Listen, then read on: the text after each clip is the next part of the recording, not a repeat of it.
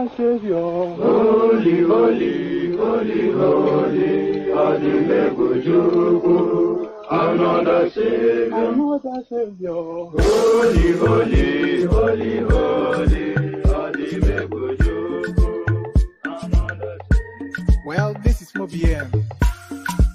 This is dedicated to the gallant heroes of the Nigerian Biafra War and IPO families all over the world. I remember the Nigerian Biafran War, in the thickness of the Biafra genocide. Hey, one man revived the vanishing hope to life. Let the great Biafran army to fight, and they were singing out, holy, holy, holy, holy, all the men will do is another Savior.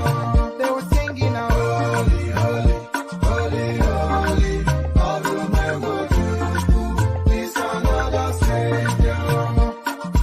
Holy, holy, holy, holy, all the men will do is another Savior. Many years after the genocide, whoa, yet another great leader has risen up now. Oh, and he's leading the Biafrans to victory. In your madika, yabika kokwanam no. Hey, anamekele mazuche mefo. Manemo, it's an honor having you on board. When I'm singing along, holy, holy, holy, holy, Mandekano is another Savior. Gonna sing along, holy, holy, holy, holy, Mandekano is another Savior.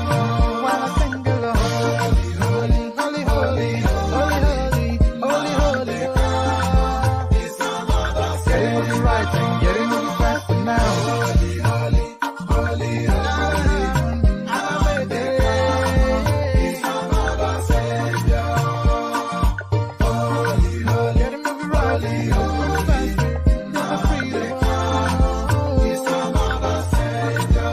Yeah, for freedom. Holy, holy, holy, holy, Nandekano is another Savior.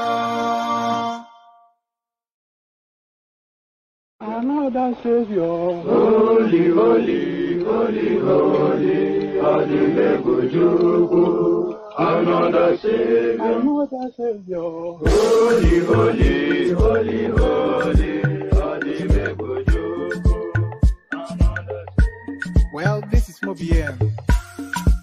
This is dedicated to the gallant heroes of the Nigerian Biafra War and IPO families all over the world. I remember the Nigerian Biafran War, in the thickness of the Biafra genocide. Hey, one man revived the vanishing hope to life. Let the great Biafran army to fight, and they were singing out, holy, holy, holy, holy, all the men will do is another Savior. They were singing out, holy, holy, holy, holy, all the men will do is another Savior. Holy, holy, holy, holy, all the men will do is another Savior. Many years after the genocide, whoa, yet another great leader has risen up now. Oh, and he's leading the Biafrans to victory. In your madika, yabika kokwanam no. Hey, anamekele mazuche mefo. And there it is. One name. There it is. One name. Good day. Good to see you again, dear friends. Good to see you again. So it's the second session just this day. So hopefully not a long-winded one. Almost certainly not a long-winded one. But there's so much happening within the Nigerian space that we almost on an hourly basis have to document. So we continue to document. So there'll be a lot of video clips played in the course of this session, and some headlines to contend with, and some headlines to contend with as well. We stand by Tinubu for Nigeria's unity. His candidacy represents equity, fairness. So who is saying this? Not an APC functionary, no. This is Seyi Makinde, who now are receiving Tinubu on a rally visit to Oyo State, Ibadan, the capital. He welcomes him then with a promise of support. We stand by Tinubu for Nigeria's unity. His candidacy represents equity and fairness. Seyi Makinde, a senior member of the PDP, by the way, a senior member of the opposition party. So there is that. Still with Matters Tinubu, 2023 presidency, Tinubu leads as State Obi, Atiku will win, emerge in new polls. So in new poll, rather, but not in new polls. Well, in new polls, it does say polls. So there it is right there. The polling continues, of course. And you can expect that the pollings will continue almost till the moment the first ballot is cast. So this now poll, a marked deviation from what we have been hearing traditionally all the way through, all of the pollings that we, very, very prejudiced pollings, of course, that we have been seeing, because actually, let me show you this, actually. Let me show you this. Somebody sent me a photograph recently of Peter Obi disembarking somebody sent me a photograph recently of Peter Obi disembarking from an aeroplane. So I'll show you that photograph just as we're talking about the pollings. So this is the photograph that somebody sent me, Peter Obi disembarking from an aeroplane. But if you look at where the arrow is pointing right there, ANAP. So that, of course, the organization that has been doing the polling that tells us that Obi will win by a landslide, sweeping up from Gombe to Sokoto and everywhere in between. So that just gives you then what you should feel about the poll. So the airline, the owners of the airline ferrying Obi up and down the country as he continues his campaign, they are telling us that they are independent pollsters who haven't polled tell us that Obi will win. So a lot of those polls. So we've had a lot of those polls, but another poll comes out again, this time telling us Tinubu will be president. So we're bringing this only because it's a departure from all of the polls that we've had all the way through. So we have a look at that. And then we have a look at this as well. Wike has officially joined APC, working for Tinubu. So this is the PDP campaign council telling us this. So we'll have a read of that as well as watch a video clip of Tinubu speaking to that space. And then, of course, just as we are trying to digest what Buhari presented to us yesterday, Rufai comes up with the reassurances. Just ignore what the man from Daura said is Rufai's recommendation to the people of Kaduna State. Ignore in totality what the man from Daura said. It is not vested in law. Continue to hold on to your old currency, and as soon as we come in, I will make you good. Rufai dares Buhari, says old notes remain legal tender in Kaduna. So there it is right there. So they've always described that the state governor is the first citizen of that state.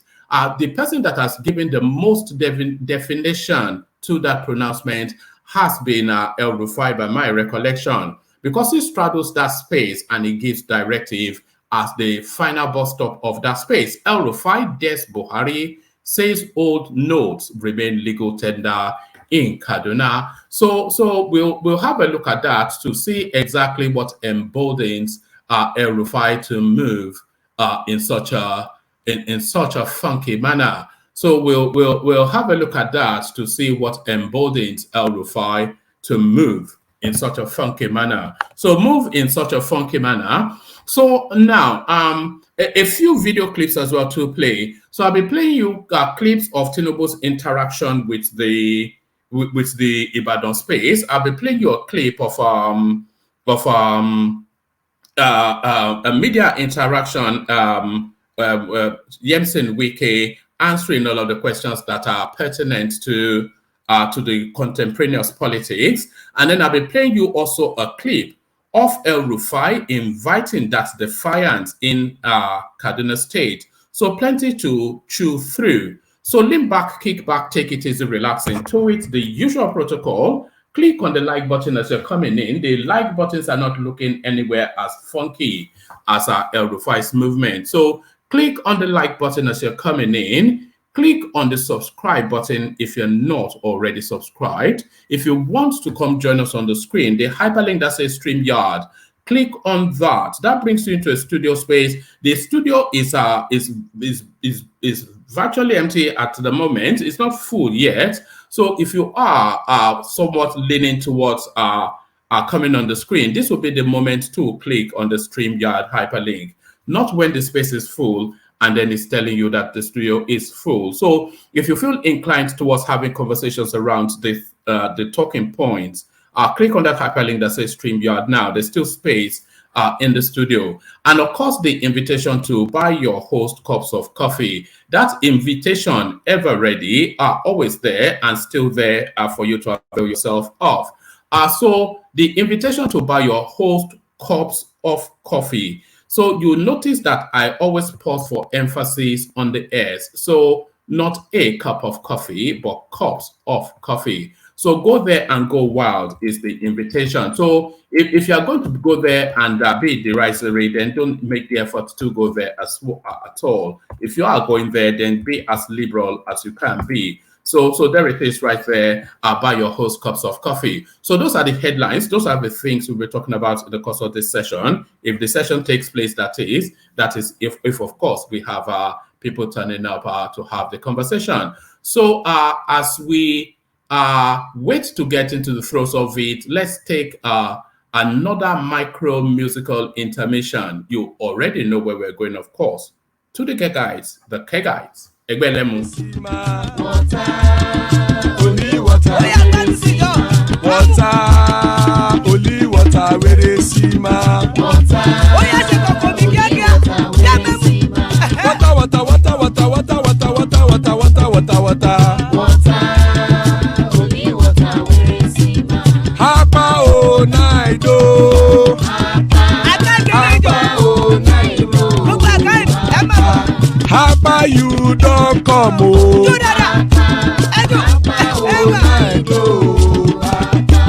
Hapa o naido.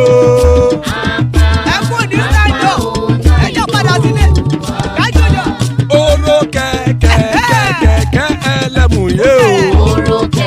Ilé sọ́díyà kẹ̀kẹ́ ẹlẹ́mùrè o. Bobby master kẹ̀kẹ́ ẹlẹ́mùrè o. Chief Wike kẹ̀kẹ́ ẹlẹ́mùrè o. Eruku lẹ̀lẹ̀ ẹlẹ́mùdé. Eruku lẹ̀lẹ̀ ẹgbẹ́ ẹlẹ́mùdódò jàre o. Eruku lẹ̀lẹ̀ Ghana ti dé ẹgbẹ́ bọ́dì o. Ọmọ ẹlẹ́yẹ ẹ̀yẹ ẹ̀yẹ o ó dilé o. Olúyẹ̀lá ẹ̀yẹ o ó dilé o. Petrosodame ẹ̀yẹ o ó dilé o.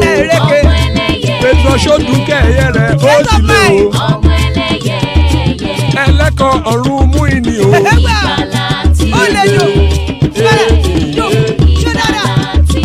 Àkùkọ ọ̀run méjìkọ.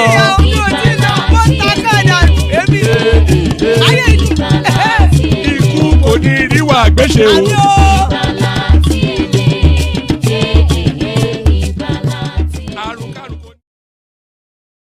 And there it is right there. You already know the meaning of that prayer. May death have nothing to do with us. Iku kò ní ríwà gbéṣe. Pardon me, a powerful, potent prayer by the Kegites.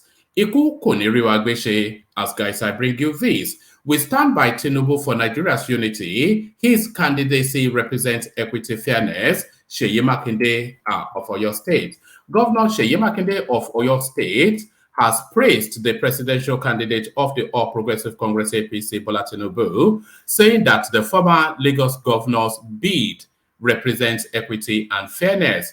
Mr. Makinde, who is seeking re-election for a second term in office, on the platform of the People's Democratic Party, spoke on Thursday whilst playing host to Tinubu in Ibadan, or your state's capital city. I will say that I wish you, Tinubu, well.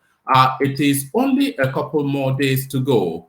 But one thing from this visit today is the fact that we will vote for equity, fairness, and justice. So feel free to pass your message to our people, the Oyo governor added. The APC presidential candidate was in the ancient city in continuation of his campaigns. He was accompanied by staunch ally Bisi Akande and other party chieftains. Mr. Makinde had joined forces with fellow party man, Governor Yemson Wike, to oppose their party's leadership and its presidential candidate, Atiku Abubakar. Their dissent stemmed from the aftermath of the PDP primary election, where Mr. Abubakar defeated Mr. Wike to clinch the party's ticket. Speaking further during Tinubu's visit on Thursday, Mr. Makinde said that the unity of the country is paramount, despite the division in political aspiration. He said, in the integrity group, we are saying that if we have to choose between the unity of this country and our political aspiration, we would choose the unity of this country. I look at the sacrifice made by our colleagues, the governors of APC from the northern parts of this country, because they also built up your emergence and they sacrificed for the unity of this country. He added that for Nigeria to move forward as a country, we would have to be involved in the system in such that there is fairness, equity, justice in how we run this country. So there it is right there, and there it is right there. So that's somewhat a lot of people interpret to be an endorsement of what's his name. That's somewhat some people interpret to be an endorsement of Tinubu. So that's interpreted to be an endorsement of Tinubu, and that remains consistent with the understanding that the G5 group, their preferred candidate is Tinubu indeed. But then there's another video. There's another not a video clip. Hold on, just hold on 1 second. Yes, there's another clip that I'll be playing you shortly, though, that deviates from that. But as far as Oyo State is concerned, it looks as though, in fact, it doesn't look as though it's with certainty now that Seyi Makinde has effectively declared for Tinubu. But what does this mean is the question. What does it mean is the question. But I'll be playing you a clip on Yemson Wike as well, which deviates somewhat from how Seyi Makinde has positioned himself. Our 2023 presidency, Tinubu leads as states Obi, Atiku will win emerge in new polls. A new opinion poll conducted by the Nigerian human rights community, consisting of 134 organizations, has tipped the presidential candidate of the All Progressive Congress, Senator Bola Tinubu, to win the 25th February 2023 general election. The group, at a press conference addressed by its Secretary General, Taiwo Adeleye, let's take that entirely again. A new opinion poll conducted by the Nigerian human rights community, NHRC, consisting of 134 organizations, has tipped the presidential candidate of the All Progressive Congress, Senator Bola Tinubu, to win the 25th of February 2023 general election. The group, at a press conference addressed by its Secretary General, Taiwo Adeleye, in Lagos on Wednesday, February the 15th, where it released its poll results, projected that Tinubu will win based on the analysis of the preferences of 19,365 persons that its researchers polled in January. So that is the widest expanse yet in terms of this, the quantum of subject matters that were harvested. Let me put it that way. The quantum of subject matters that were harvested, which is to say, that is the largest amount of people that have been polled so far. The largest amount of people that have been polled so far. The NHRC poll revealed that Tinubu holds a magnificent lead and is in course to win the 2023 general election. As the results show, the second place is a two-horse race between Atiku Abubakar of the People's Democratic Party (PDP) and Peter Obi of the Labour Party, whilst Rabiu Kwakwanso of NNPP came a distant fourth. The poll revealed that 7,940, which is 41%, of those interviewed across the 707. And by the way, we have to wait. Although you know how much we disregard polling in this space, but we still have to be looking at the quantum of the polling. We have to be looking at the quantum of the polling. So the quantum of this polling in terms of the subject size, the quantum of this polling in terms of the subject size is 19,365. So that's near around 20,000 people were polled. So that's a quantum right there. So that's something that you want to hold on to see if it gives credence to it or not. The poll revealed that 7,940, 41% of those interviewed across the 774 local governments. So that's another quantum right there. So every single local government area was polled. But how many people were polled? So whoever is good in mathematics can divide 774 by 20,000 just to give us a feel of how many people would have been polled. But however many people were polled, the fact that the whole local government areas in the country were polled is quite significant. The poll revealed that 7,940, 41%, of those interviewed across the 774 local government areas in the 36 states of the Federation and Abuja said they preferred the candidate of the APC. 5,035, 26%, indicated People's Democratic Party's Atiku Abubakar. 4,067, 21%, supported Labour Party's Peter Obi, whilst 1,743, 9%, rooted for the New Nigeria People's Party's Rabiu Kwakwanso. The other parties' candidates collectively got 1,162, which is 6% of the respondents. So those are quite significant and seismic. Those are quite significant and seismic figures right there. And these are landslide figures, projections. So you want to, as ever, know who underpins this, because for balance, we have to understand that we have to, actually, we do know who organized this. It's because they told us from the onstart. So they said a poll conducted by Nigeria's Human Rights Community, Nigeria's Human Rights Community, consisting of 134 organizations. So that tells you then the spread of that space. All right, let me take that paragraph again and run through. The poll revealed that 7,940, 40% of those interviewed across the 774 local government areas in the 36 states of the Federation and Abuja said they preferred the candidate of the APC. 5,035, which is 26%, indicated People's Democratic Party's Atiku Abubakar.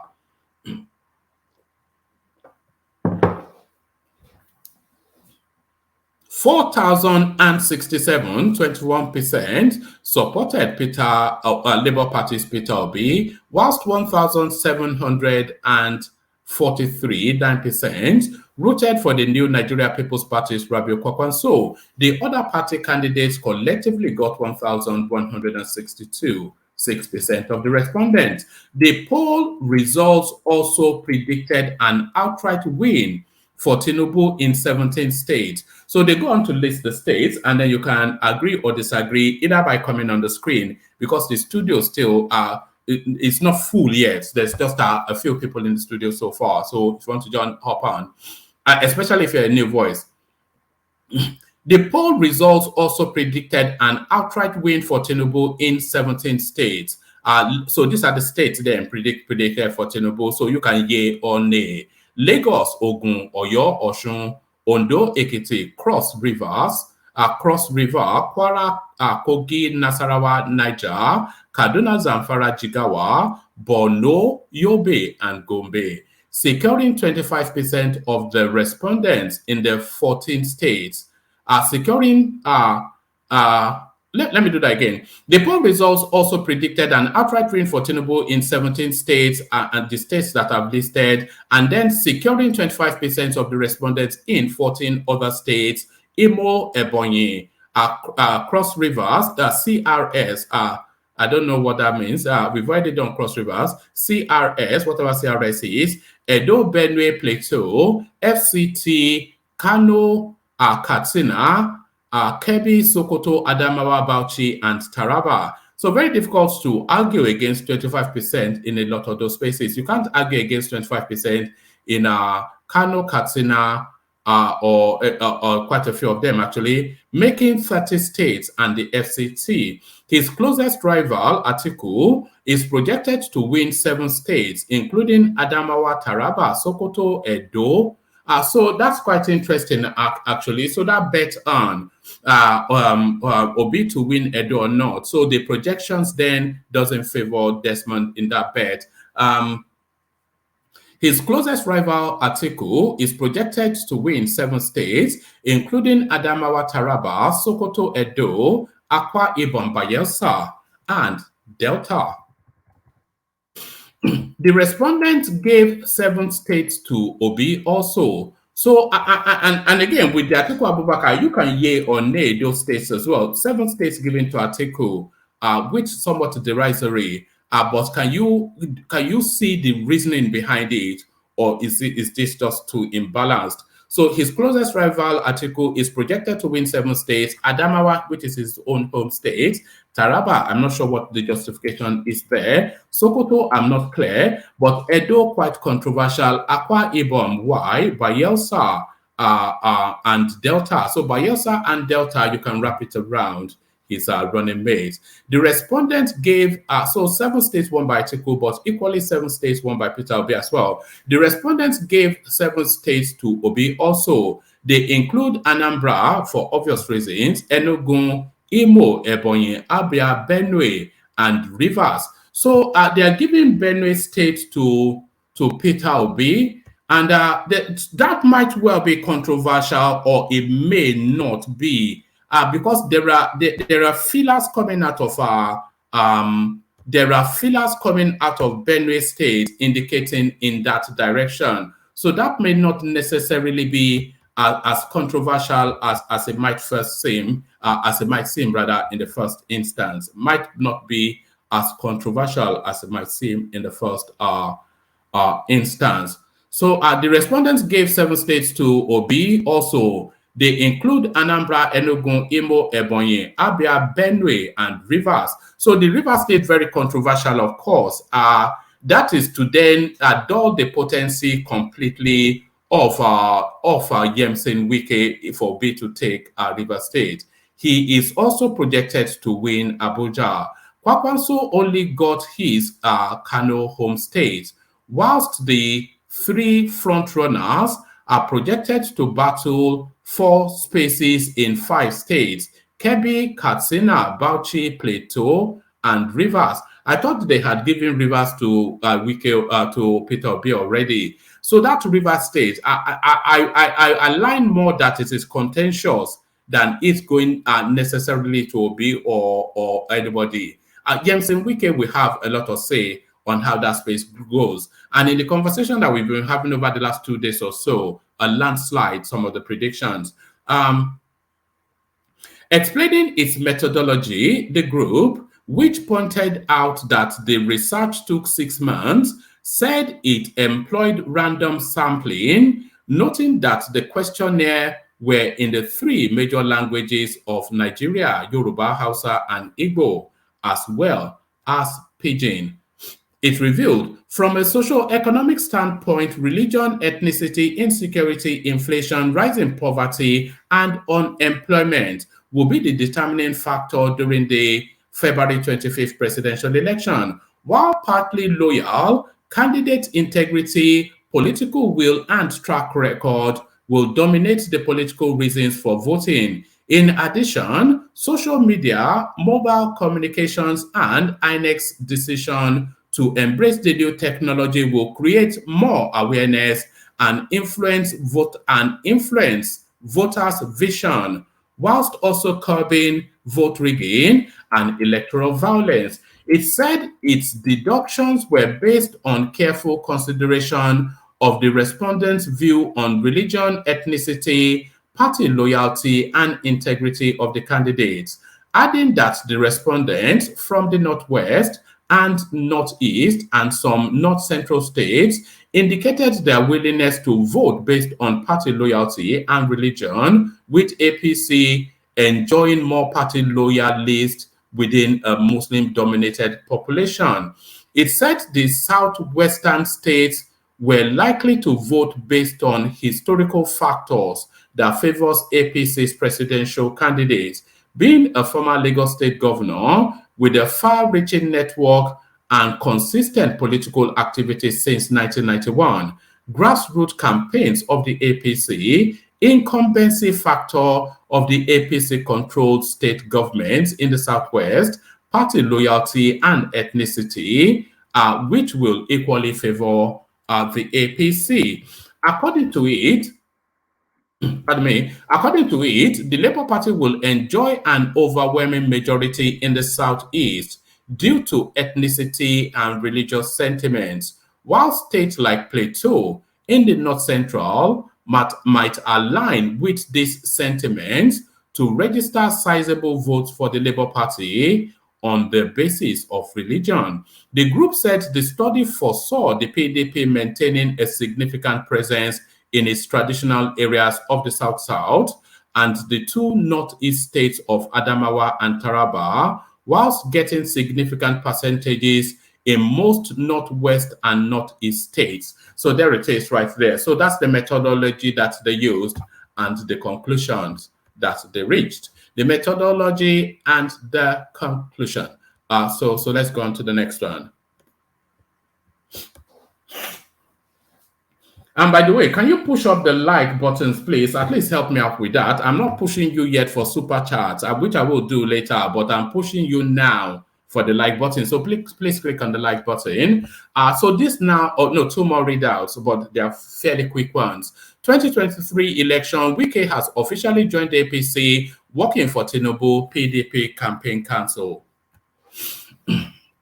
The Presidential Campaign Council of the People's Democratic Party in Rivers State has accused the governor of the state, Yemson Wike, of officially joining the All Progressive Congress in the state. The Atiku Okowa Campaign Council in Rivers State stated that the visit of the presidential candidate of the All Progressive Congress, Bola Tinubu, at the government house on Wednesday, after the APC flag bearers campaign rally in the state, ends the speculations by Nigerians and denials by Governor Wike of his current political stand. Spokesperson of the Atiku Campaign Council in the state, I won't attempt his name, said the current situation has justified the consistent position of the state PCC that Governor Wike is engaged in anti-party activities and has criminalized the mandate of the PDP, despite offering him the platform upon which he was elected as governor.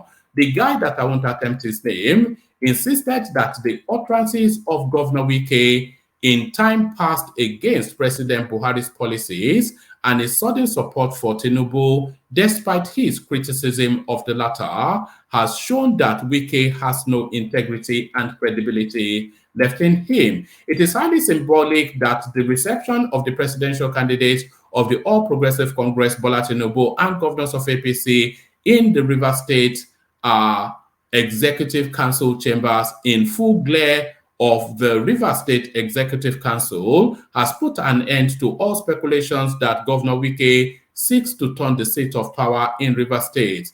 that is owned and was instituted by the votes of the people for the PDP to the APC. And of course, over the month, Governor Wike has been hypocritical. And of course, over the month, no, hypocritical, not hypo. Sorry, I misread that. And of course, over the months, Governor Wike has been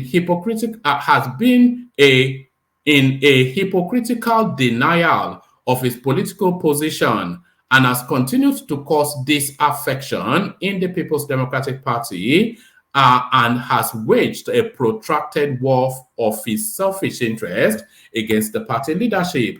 But today, it is clear that Governor Wike's actions is simply not for the interest of the South-South, nor for the national interest, but has always been for his personal interest. So it goes on, but essentially that is what it has to say. So let me now give you this final readout to see if anybody is in the room. So breaking, Rufai dares Buhari, says all old Naira notes remain legal tender. Governor Nasir El-Rufai of Kaduna State has dared President Muhammad Buhari on the Naira redesign policy, saying that the old note remains legal tender in the state. In his national broadcast early Thursday, Buhari had declared that the old 500 and 1,000 Naira notes are no longer valid. He had asked Nigerians to take them to the central bank and designated places. But in his statewide address on Thursday night, El-Rufai said the notes remain legal tender until the Supreme Court of Nigeria decides otherwise. For the avoidance of doubt, all the old and new notes shall remain in use as legal tender in Kaduna State until the Supreme Court of Nigeria decides otherwise. I therefore appeal to all residents of Kaduna State to continue to use the old and new notes side by side without any fear. The Kaduna State government and its agencies shall seal any facility that refuses to accept the old notes as legal tender and prosecute the owners. So there it is. And there it is right there, and there it is right there. A few video clips to play you, but first let's welcome Kolapo, who joins us. Thomas from Australia, ever ready. Kulata makes an appearance. Desmond, I wonder if he's still in his truck. A man of prestige, no doubt here to shout abuse at us again. So there it is. So there they are. There they are, and there it is. So. Let me acknowledge Alexander Gomez's super chat first, which he uses to kick off the super chat space. So I want the comment section lit up like a Christmas tree in super chat, multicolors. So Alexander kicks it off, engaging and educative with well-educated individuals. One man went to Mo Kuisheo. So thank you, Alexander Gomez, the chairman of the platform. So the chairman of the platform. So just in deference to him being a new face here, let's welcome Kolapo. So Kolapo, good to see you. Where are you joining us from? Unmute. Okay, good. Are you hearing me now? Yeah, perfectly. Good to see you. Same here, one man. I've been seeing you a couple of times on Hold Off Show. This is the first time I'll be joining you. Oh, so, brilliant. Yeah. I'm joining from Australia, Sydney, per se. My God, so there are two of you now. Thomas, Thomas, your fellow tribe man. Look at that. That's brilliant. Good to see you. Of course, actually, let me play you a clip. Let me play you a clip. Yes, Thomas, you have a chat with him in a moment, but let me play you this clip. This clip I'm about to play you, Kolapo. It comes after Buhari's public broadcast just yesterday or early hours of this morning. So here is El-Rufai responding to it. On behalf of the Kaduna State government, I wish to assure you that none of you would lose the money you have in old notes. Let no artificial or illegal deadline frighten you. Whether you live in towns, villages, or in isolated rural communities, do not feel stampeded to deposit your old notes into the banks. Hold on to them.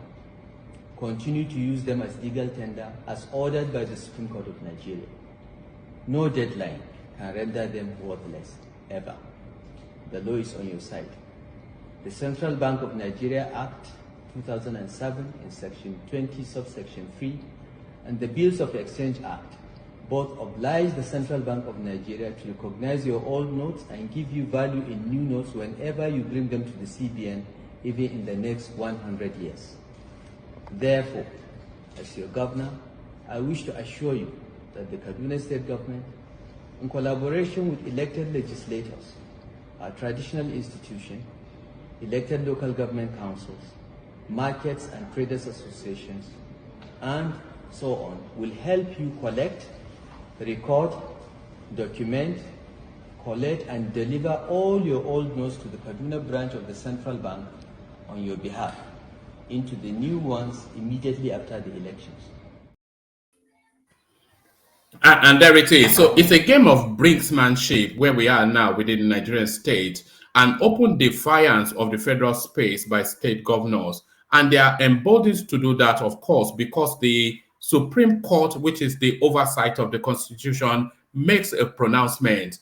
But the government central space, they think to the contrary. So what are you then making then of that broadcast by El Rufai, Kolapo?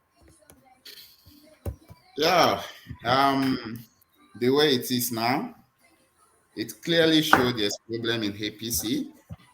Or don't let me say clearly. Maybe there is problem. Maybe they are trying to play some games. For El Rufai to be talking, to be contradicting what Buhari said yesterday, it sounds somehow to me. But let's leave Buhari on the side. Let's leave El Rufai by the side too. This has to be between CBN and the Supreme Court. I'm not a lawyer. I don't know under which jurisdiction CBN falls.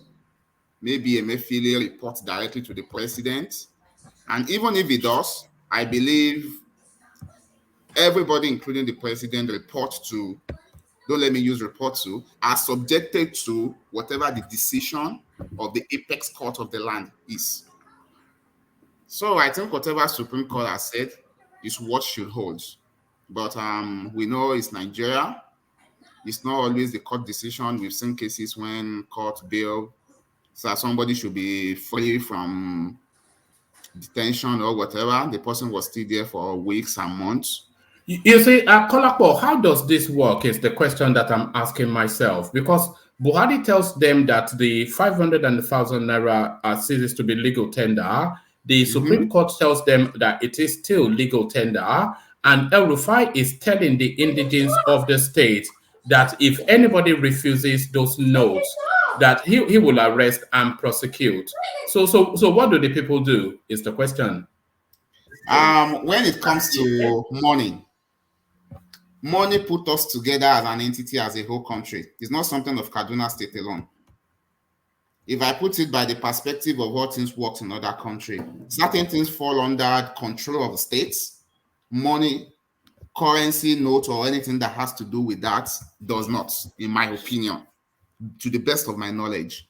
So I believe whatever the federal government or the agency that speak for the federal government in that regard says about it is what should hold. Naira, they won't accept it in Kaduna, they will accept it in Kaduna. Go to Ekiti, go to Anambra, go to anywhere. Naira is Naira. So I believe if I'm in Nigeria, for example, I will go by whatever the federal government has said about it, not the decision of the state government. All right, but if you don't go by the decision of the state government in Kaduna State, then you're liable to prosecution. So what do you do? That's the thing. What do you do? You see, it's a bit dicey if I'm in Kaduna at the moment. I will go by what El Rufai said, not because of El Rufai pronouncements, but because of the pronouncement of the Supreme Court. You get what I mean? Because if I'm charged, everything will still go back to court. I'm acting based on what the Supreme Court has said about this money is still legal tender in the country. What Rufai just said now, he quoted a law to back it up or whatever. But Supreme Court just had a pronouncement, was it last week or how many days ago? So 2 that days ago.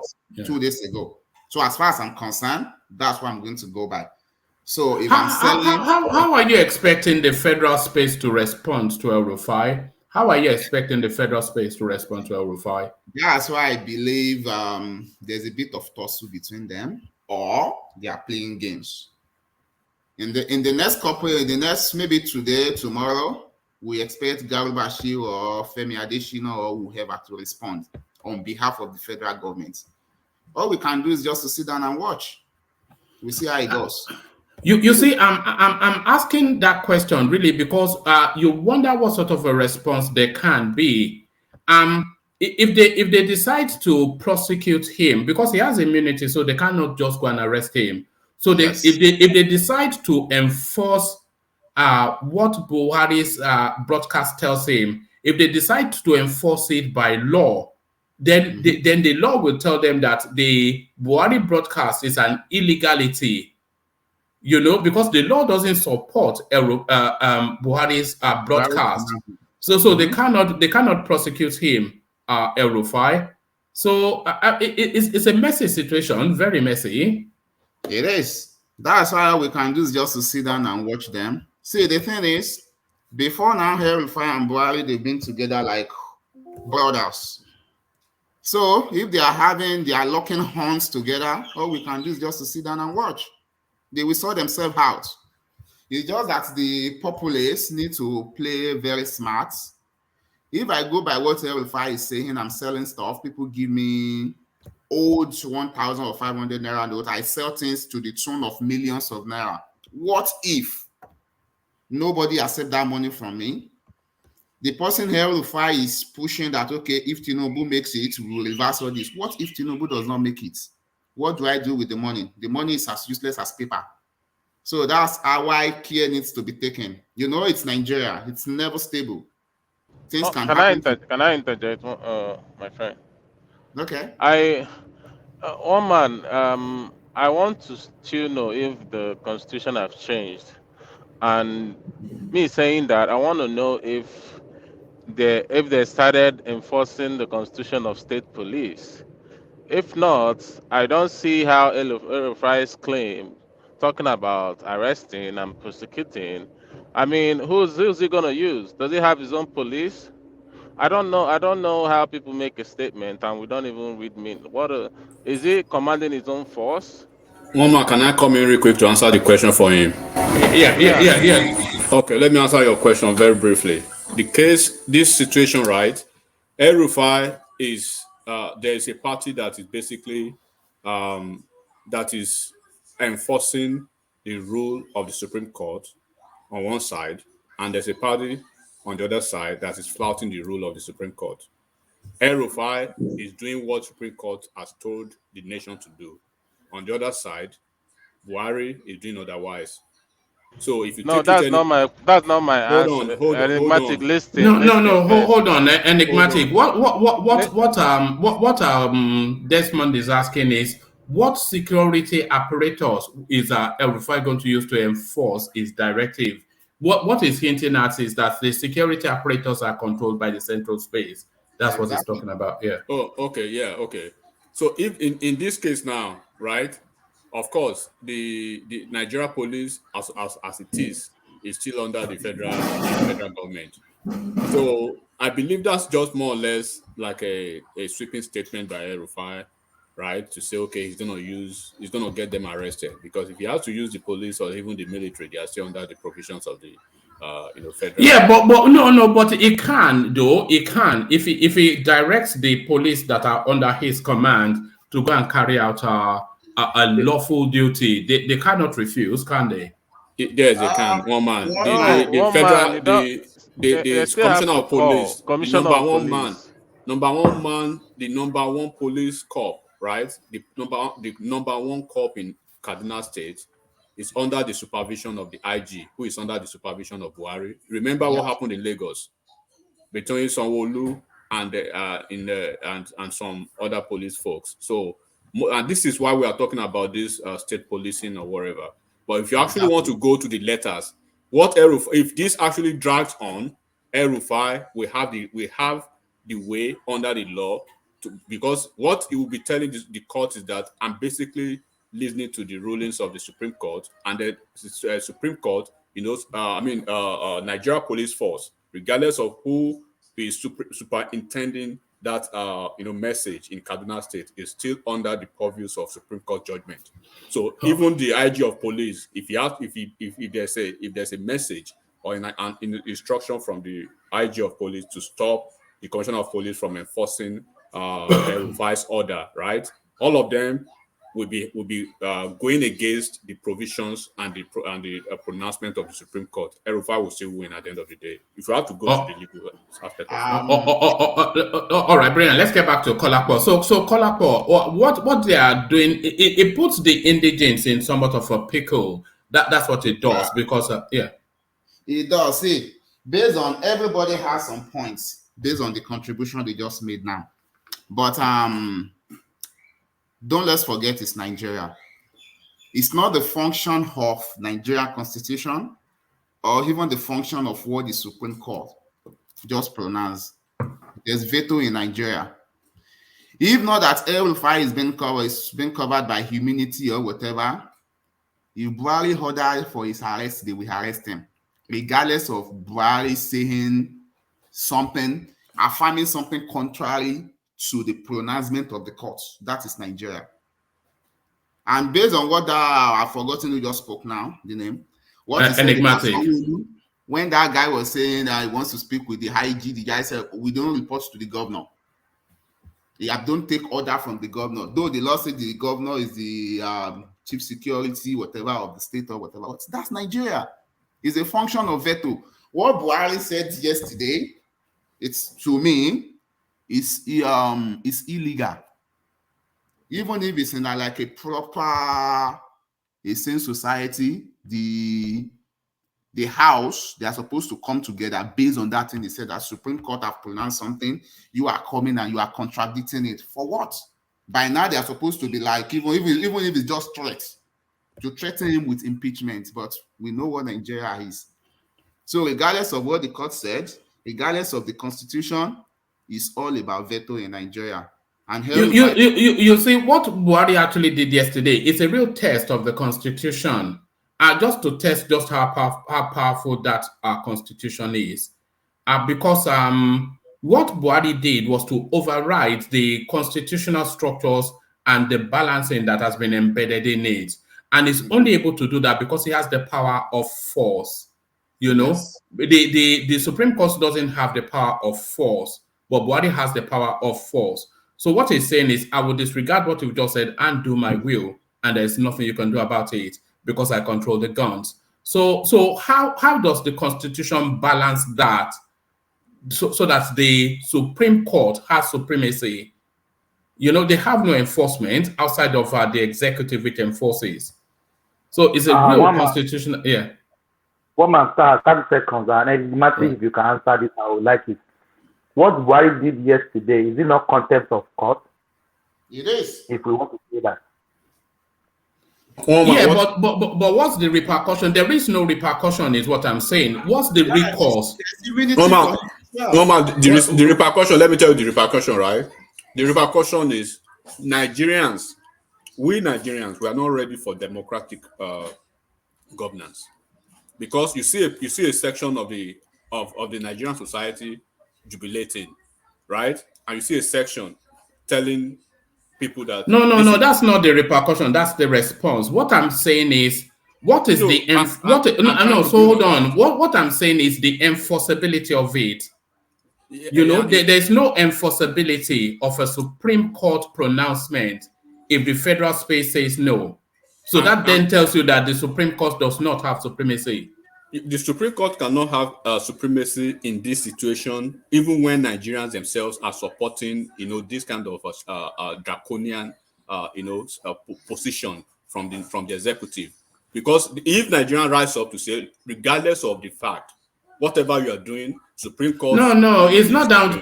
Sorry, it's not down to Nigerians to rise up. It's down to the system to put checks and balances that balances it. So there's no balancing it. It's not the will of the people. Unfortunately, we are not there yet in Nigeria. Unfortunately, yes. So that's a major fault line in the system. I've always said this constitution should be thrown out of the bin. It's not the constitution of the people, and the high time we realize it, the better for us.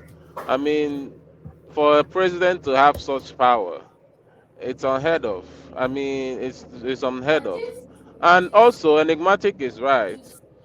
Even if the constitution is stupid and is useless, if the people in its own way come out, you can't try such in the United States. Everybody will rise up on you now. You can't. And in the United States, it won't even get to the point that it's able to try it because the system has baked-in checks for it that it doesn't even have it wouldn't even have the thought to do it because the system has balances baked in. You can't get to that point. A lot of people has their own mindset. The thing is that you don't have such people. Trump would have been that kind of people that will go against the law. Yeah, but Trump would have been able to. He would have done it if he was able to, because Trump is an African-style dictator. Which but unfortunately for him, he did, right? All right, let's not get too wrapped in the American. I think you gave us that earlier on. Let's get back.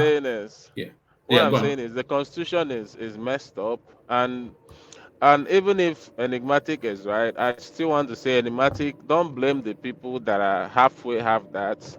I mean, it's more of, I would say, hypocritical if there is a lot of, when Buhari was doing all that stuff and we are castigating stuff that Buhari did, you guys are like trying to make Buhari the hero of Nigeria. No, there's on the contrary. Let me give you this. Finish. But now these people that you guys have been trying to convince that Buhari has done a good job. You are going on that route.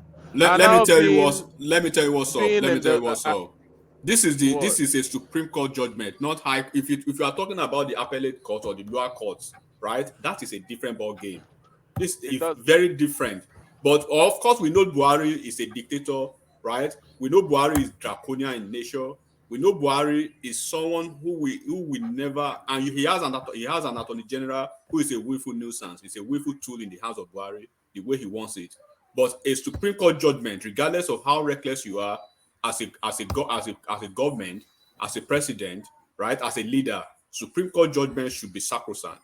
And this is probably the first time I'm hearing that a Supreme Court judgment in Nigeria is being flouted like this. I've not seen it. I'm saying. All right. What is good for the good? It's nothing to do with Nnamdi Kanu. It just explains to you now that Nnamdi Kanu's case is at the appeal stage. It's not a Supreme Court judgment. That's what is being explained to you. But let's get back to Kolapo. Kolapo, back to you. Yeah, you say Supreme Court pronouncement or whatever. Don't let's forget who Buhari is. From at the age of before 30, people like him, Obasanjo, they've been federal commissioner. So it's in them to take the absolute power regardless of whatever. I will say Obasanjo will have done the same thing. Good luck is not likely to. Why? Buhari and Obasanjo, they belong to the same whatever. They were military guys. They just give order and that's it. Nobody questioned it. So that is what is happening here. And he has the immunity. He controls the police or whatever. Probably after he leaves the office, they might call an open book for him later. But for now, what he has said, I won't say it's going to hold, but it looks like that. And for the person saying because some people were jubilating or whatever too, it doesn't matter if people jubilate or not. What people think or what people feel does not matter. Just like what me and you are saying here now. What they will do is what they will do. That's him in nature. So one man is good to be on this show. I will be leaving now. I'm having a meeting in the next 3 minutes. Oh, all right, brilliant. Join us again when you can. So and Johnny, if you are still here. Thanks. All right, brilliant. All right, thank you. Okay, all right, guys. Thank you. See you later. All right, brilliant. Thank you, Kolapo. So that's Kolapo, yet another discovery by the platform. So we keep bringing them thick and fast. But of course, you already know Kulata. So Kulata, I suspect what excited you was this new poll now that has come out. So let me actually share the screen. It's more a readout than there's a space on the studio if anybody wants to hop on. Let me share the screen just so it's more of a readout, but it does give us the number. So it gives us pardon me, it does give us the number. So the first number to look at is the organization carrying out the poll is called the Nigerian Human Rights Community. So that's who they are. And who are they? They consist of 134 organizations. So that tells you somewhat of a robust space. But where they landed was that Tinubu will be the president. So that's where they landed. And how did they land there? So they released a poll which sampled 19,365 people. 19,365 people. And they've been doing that since January. So they've been doing that since January.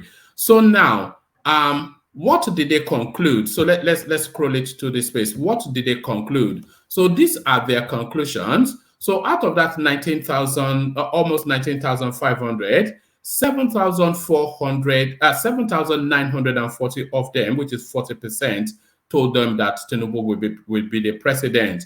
But where did they get all those people from? They canvassed the 774 local governments in the 36 states of the country, including the Federal Capital Territory, Abuja. So that's what they did. So 41% of the sampling size told them Tinubu, and then near doubled. Atiku comes second with a 26%.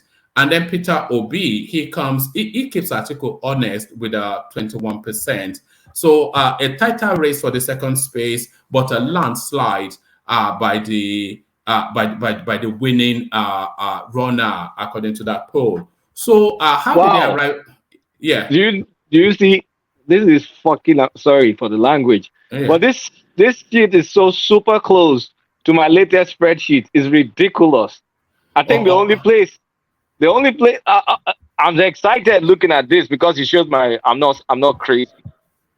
Anyway, let me calm down. Let me calm down. We'll pop your latest revised post. But let's just go through these figures, and we can and people can chime in, of course, as well. Just the states. So the poll results also predicted an outright win for Tinubu in 17 states. So 17 states. So we'll go through the states, and then people can just sort of see which one does not rhyme with reason. So Lagos, Ogun, Oyo, Osun, Ondo, Ekiti. So the whole of Yoruba land.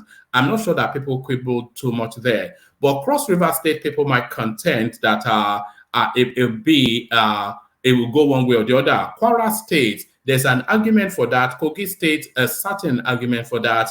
And Nasarawa may be contentious. Niger may be contentious. Kaduna may be contentious, but you cannot contend it that much. Zamfara, there's a question mark there. Jigawa, you might query that. Borno, you struggle to query that, it being the home state of the VP. Yobe, Mia Malabuni, and Gombe. So those 17 states, they are through their canvassing, they are telling us Tinubu takes them. But then he goes on to take 25% in 14 states. Imo, it takes 25. I'm not quite sure what they mean by CRS here. Imo Ebonyi. Cross Rivers. Cross Rivers, yes. So Imo Ebonyi, Edo, Benue, Plateau, Federal Capital Territory, Kano. So I'm not quite sure if 25% will be the lot of Tinubu in Kano State. Wait, hang on a second, because it's winning Cross Rivers, but then there's CRS. What the hell is CRS then? Because yes, Cross Rivers. Yes. I think maybe I'm not sure what they are doing. I can only speculate. Maybe they said it will win. I don't know. But yeah. So Plateau contention. 25% they're saying Abuja, Kano. People will even feel it might well win Kano. Katsina, Kebbi, Sokoto, Adamawa, Atiku's own home state. So maybe people will query that, Bauchi and Taraba. So making 30 states. So he's going to put up a performance in pretty much the whole of the country. Essentially, this is what they're saying. So they're giving, but they're only giving 7 states to Atiku: Adamawa, Taraba, Sokoto, Edo, Akwa Ibom, Bayelsa, and Delta State. So you can see an argument for, of course, in fact, you probably even consider Adamawa, maybe even Taraba. Sokoto State, you might well say there's an argument there. I'm not quite sure why Edo State will go for Atiku Abubakar, so there's contention there. Akwa Ibom, maybe from historical antecedents, Bayelsa and Delta, so those spaces. So to Peter Obi, they've given him largely the southeastern states, plus Benue and Rivers. So, and Abuja, of course, but people will query that Rivers, Yemsin Wike factor. Kwakwanso stands alone in Kano State. So that's how they've concluded. Then they've given us then the breakdown of how they arrived at that. So I'll pop a link to it in the comment section. But Kulaka, what are you making of that poll? This is super close to what I did. It's amazingly close because I said, like, all right, let me stop playing these silly games and stop depressing Tinubu, and let me just put the Tinubu votes the way I really feel it should be. You know, before I just used to depress it anyhow, just to like stifle him. So I said, let me right size Tinubu. So let me see. The only place I think I'm not aligning with these guys is, it's so tiny, because I have Atiku winning. What did they give for? What did they give for Bauchi State? They gave Atiku to Bauchi. Yeah. I gave him Bauchi. What did they give to Bauchi? I gave Atiku. Can I interject 1 minute? Let me just ask this one. Who did they give Katsina? Is it Atiku? Katsina. Kwakwanso gets no. They are saying there are 5 states that are too close to call, and those are Kebbi, Katsina, Bauchi, Plateau, and Rivers. Too close to call. Okay, I think the only place we depart, I gave Atiku Katsina with a wider margin.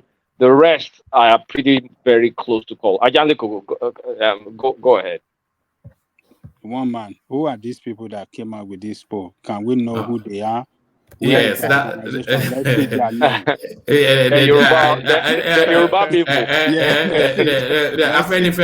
Afenifere Fashion Naughty branch. They are called the Nigerian Human Rights Community, and they consist of 134 organizations. Yeah, let's see them. What's their that name sounds dodgy. That name sounds dodgy. Yes, that sounds generic name. That sounds like their headquarters is in Bodilion. Let's look at it. Okay, let's see if we can find them. One man, what I will say about this poll, right? I want to see the states they've given each of the candidates, and we can have, if first of all, I don't believe in all these polls anyway, just to go by that first. Are they not stupid to even say that Atiku will lose in his home state for Tinubu? They didn't say that. They said they will win the state.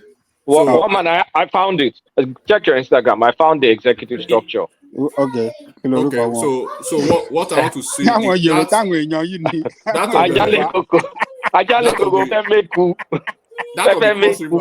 want to call your attention to Cross River. Anybody on the platform, that of the Cross River is what I thought I'll be speaking about yesterday, but I couldn't. What is Cross River is, how would I say it, is bleeding now, right?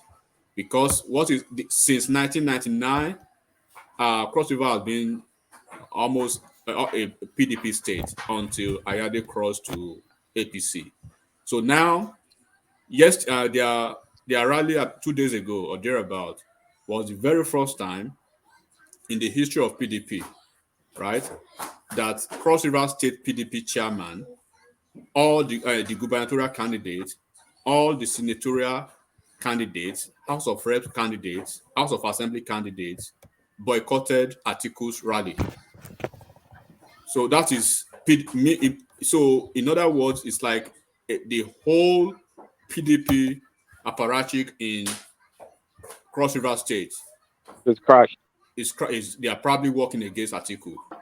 So if that is the possibility, it means we should be looking for a possibility of APC versus Labour Party. Whoever can have the probably have the pragmatism to push, to have the influence to push forward within. But it's like Atiku is dead in Cross River. So Cross River, take note of Cross River for Obi and Tinubu in Cross River. Enigmatic. Right. Cross River is APC. It's not Obi, it's APC. Kolata, just to fulfill righteousness, let's document the people behind this polling as Ajale Koko draw attention to. So that's their name. Enigmatic. Yeah. Yeah, you remember there was a day I said it on this program that it's Wike that is sponsoring the Cross River PDP. So it's part of Wike's PDP faction. So anything he says, anything he does, they follow suit. So that's what is happening in Cross River and some states as well. All right. All right. Can you hold steady for a moment, John Smart, just for us to document the people behind these polls? Because we did that with all of the other pollings. I've posted the link in the comment section, but here are their names. Abdul Rauf Motajo, so there's one. Tayo Adegbi, so that's another. Mrs. Stella Nwosu, that's another. Hajia Muani Saliu, so that's another. Sheikh Abubakar Umar, so that's another. Kudu Abubakar, that's another. The Gifa Werinpire, or whatever that is, that's another. Obo, Obo Oronya, that's another. Chris Inderibe, that's another. And Ade Ayo, Faiz.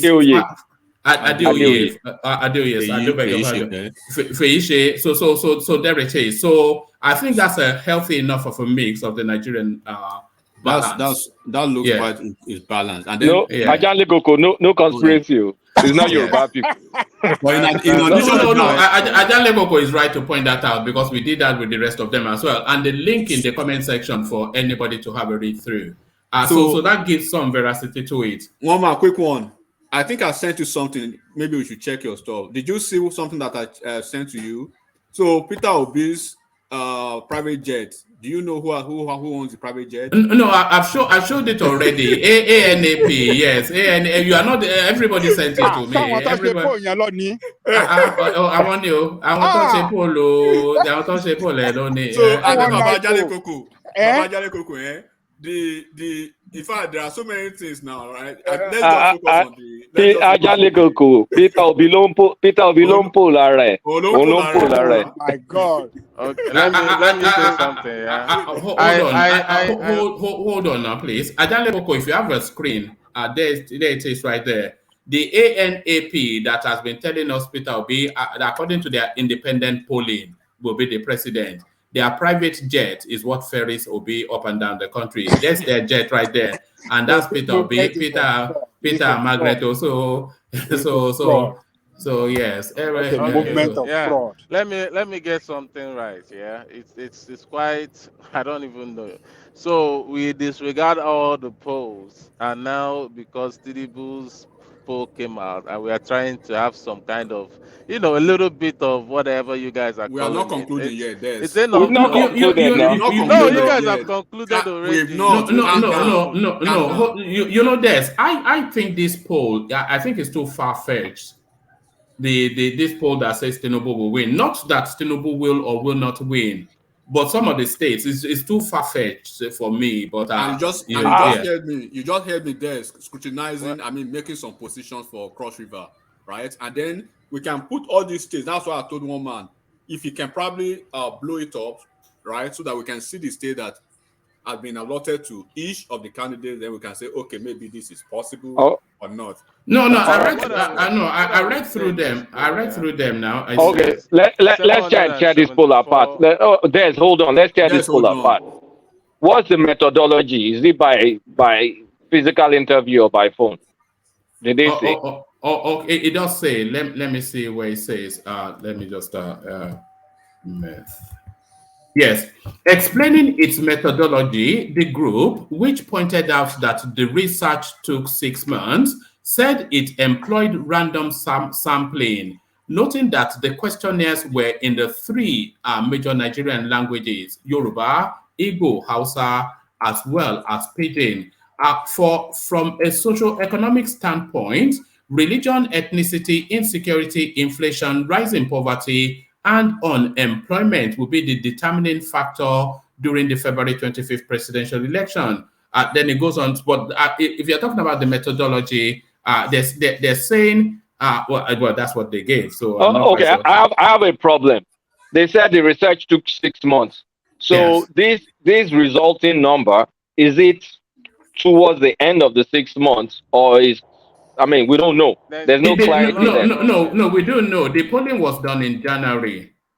January. Okay, Yes. so it's closer to when people have started suffering from this currency matter. It says as the group at a press conference addressed by its Secretary General Taiwo Adeleye in Lagos Wednesday, February the 15th, where it released its poll results, projected Tinubu will win based on analysis of preferences of 19,365 persons that its researchers polled in January. So that's still the biggest sample size.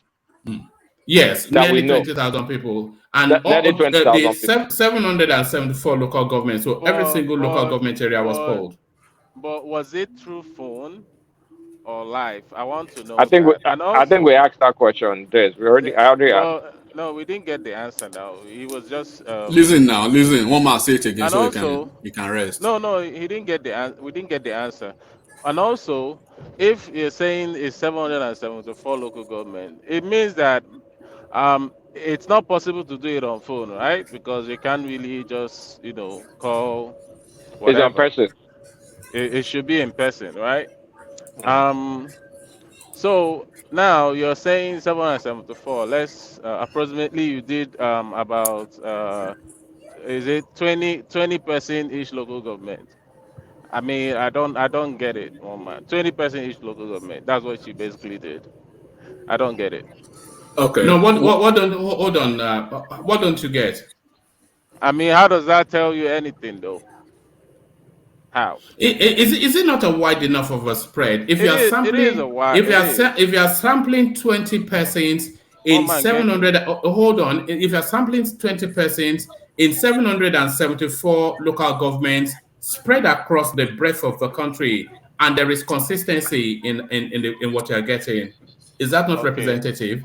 It's not really, because no. Let's now take it Des, please. Population. Des, we have 774 local governments in Nigeria, and they polled across all the local governments in Nigeria. So when you want to criticize, make it make sense. That is 20% or 20 whatever each, right? That's what I'm saying. Each local government, yes. Yeah. So but those 20% in Ugeli local government and the 20% in Jigawa local government and all of the 700, there's consistency in what was being fed back. Do you not get it? You don't? He doesn't get it. God. I get you. Yeah, I get you. No, but does it make sense though? It's not that it's still a rubbish poll, by the way. We cannot say that this one is. Well, maybe it's not even rubbish. We don't know, but certainly it seems more robust.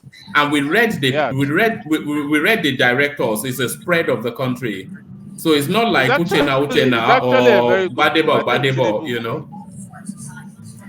It's still rubbish. I think Tinubu it's actually the best. Wait, there's some things missing. Wait, is that sarcasm? Is that sarcasm? How many people refuse to answer, or how many people have not chosen any candidate?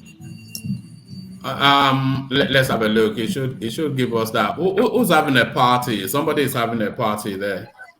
Ajane Koko. Yeah, Ajane Koko. Yes, the discotheque in the background.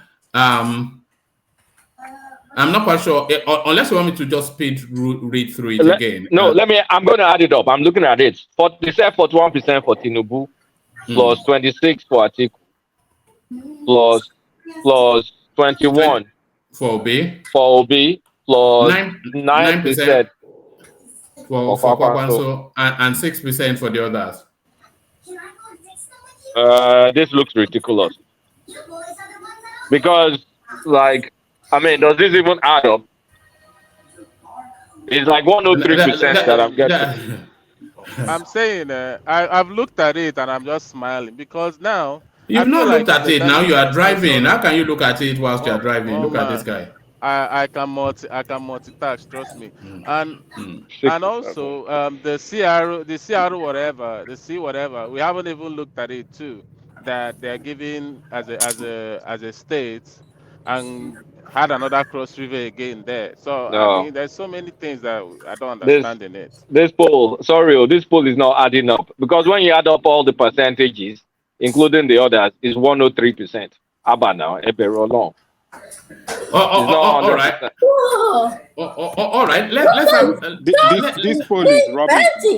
It's a rubbish poll too. Because if you say you poll like 20 person per local government, Lagos State, for example, with a population of 20 million, you poll like 400 million. I mean 400 people, and you want to use that to justify the position of where people gonna vote in Lagos.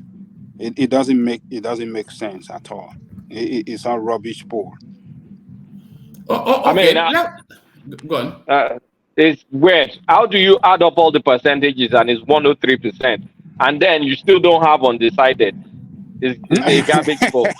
It's a garbage poll. It's a Tinubu people's poll. This is Tinubu poll. This is garbage. To fight back. I'm suspecting Mr. Patrick now from Canada, maybe. Yes. He did promise us, didn't he? He promised us that he was going to do some magic. It's a poll to counter that OBAAN.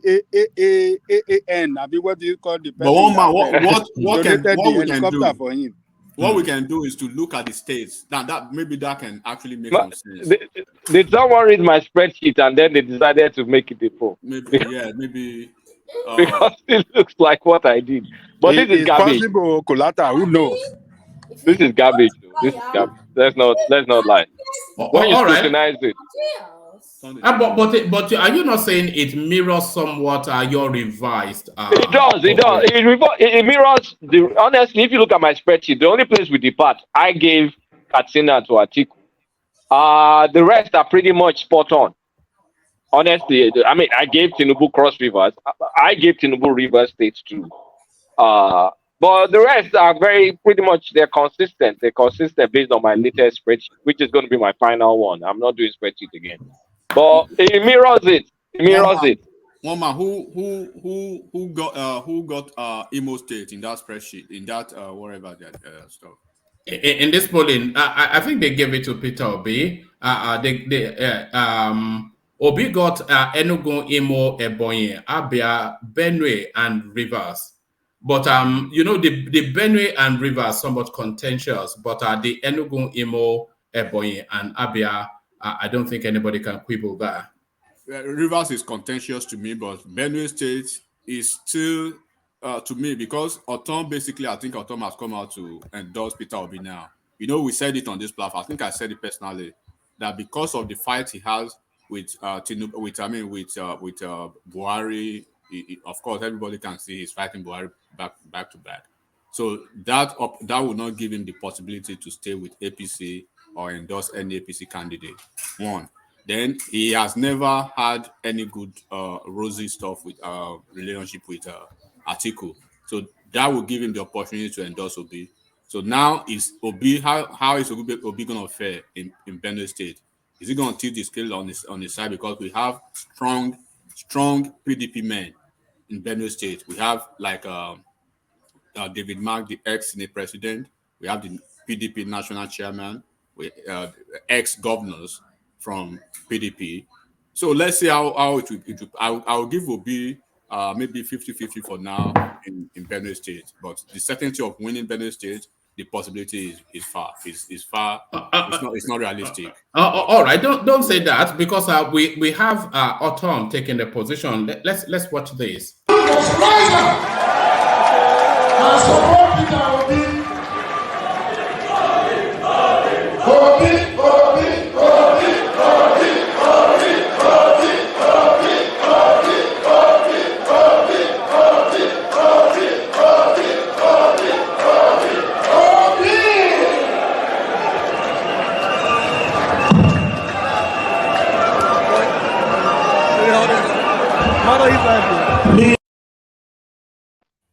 That sounds like an endorsement to me from the number one citizen of the state.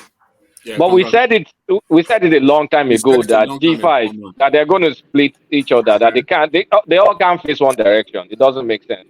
And it's an intelligent political move, one man, if you look at it critically well, because now, except probably people just want to be deceived. Wike basically is going for Tinubu. The same day, Makinde, tacitly has endorsed Tinubu in Oyo State. Same day, Autumn has endorsed Peter Obi. So we can.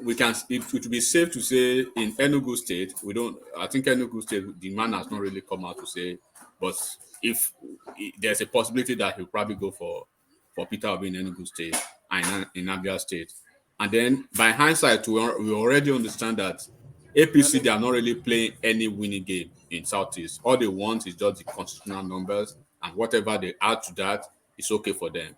But that River State, I don't want to believe Obi will take River State. No, there's no indication. But the funny thing. Do you know the funny thing is, I look at this and I'm like, if I'm not privy to some information, I will be so confused. Say it to us now. If you are, that's why we are here. That's why we are here. These people are just playing.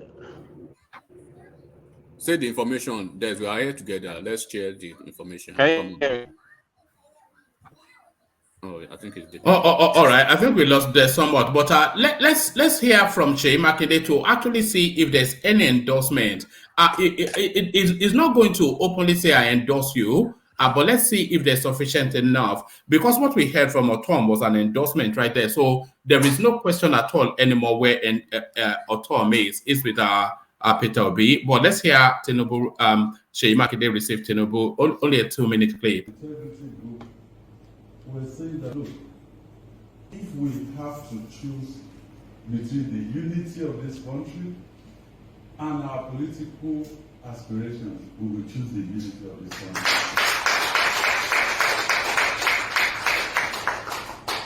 So I alluded to the sacrifices made by our colleagues, the governors of the APC from the northern part of this country, because we also we are emergent, and they sacrificed, certain things for the unity of this country.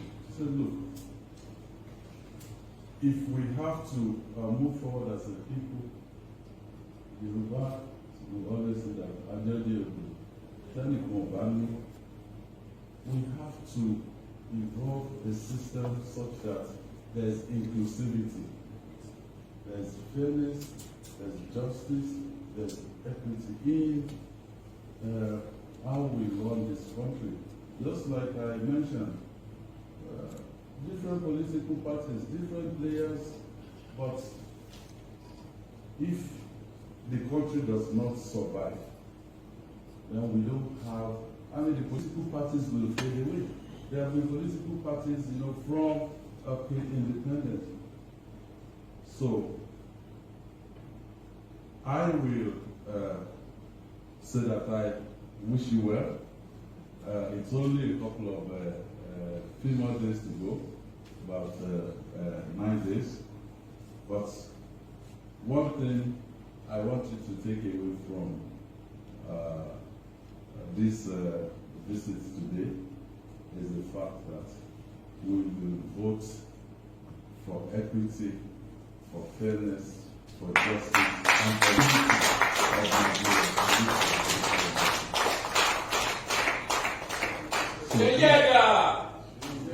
so please feel free to pass your message to our people, and February 25 is the date with history. Thank you. Are we interpreting that to mean an endorsement? Let Des, was that an endorsement? Would you say by Makinde? Oh man, I didn't really hear your audio, but what I would say in this space, because I've always said I don't want to talk too much about this space. Just take it. The more you look, the less you see. Just take it like that. That's the only thing I'll say. That has no meaning now. The more you look, the less you see. I don't want to say anything. One man. Anything can Go to another person. anything can happen, and you say I told you so. The more you look, the less. No, you've not said anything now. The more you look, the less. I don't want to say anything. I know why I said this. Please. Okay, all right. There's for the benefit of this platform, right? We are just, we are sharing political ideas and generally.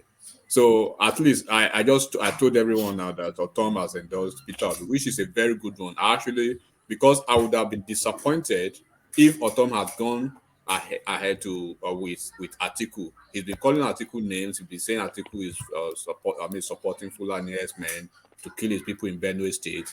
Same way he's been lamponing Buhari and APC from time immemorial. So the most convenient thing for him to do is to choose either of Peter Obi and show rest off. But he has chosen Peter Obi now, which is a very good one for Otom. So if you go by the body language, right, political language, and the tacit endorsement that this guy has just done, he said 25th is a date with history. When he said we'll be voting with the voice of equity, justice, and fairness. What does that mean? What does that tell anybody? And then he says, go out there and tell our people, and be free to tell our people or your message or whatever. So what we are seeing now is that the G5, they've not come out, except probably Otom now, who has been, of course, he has the latitude and is very free to do that because he has no bones with Atiku and the APC. So the two other governors that we are looking forward to now are Ugwuanyi and then the other one. Are we really looking forward to them? Because wherever they place their support is not likely to shape anything. Well, wait, this guy, the kerosene governor, is going back to PDP because his governorship candidate died. Exactly. So he needs to go back. But regardless of that, Kulata, and what I was trying to say that we are looking forward to what they will do is those two governors, they are in a more precarious situation than the other three governors, one man. They are in the heart of the Southeast, right? So they have to find a way to dance to the tunes and to show support for their kinsman, Peter Obi from the Southeast.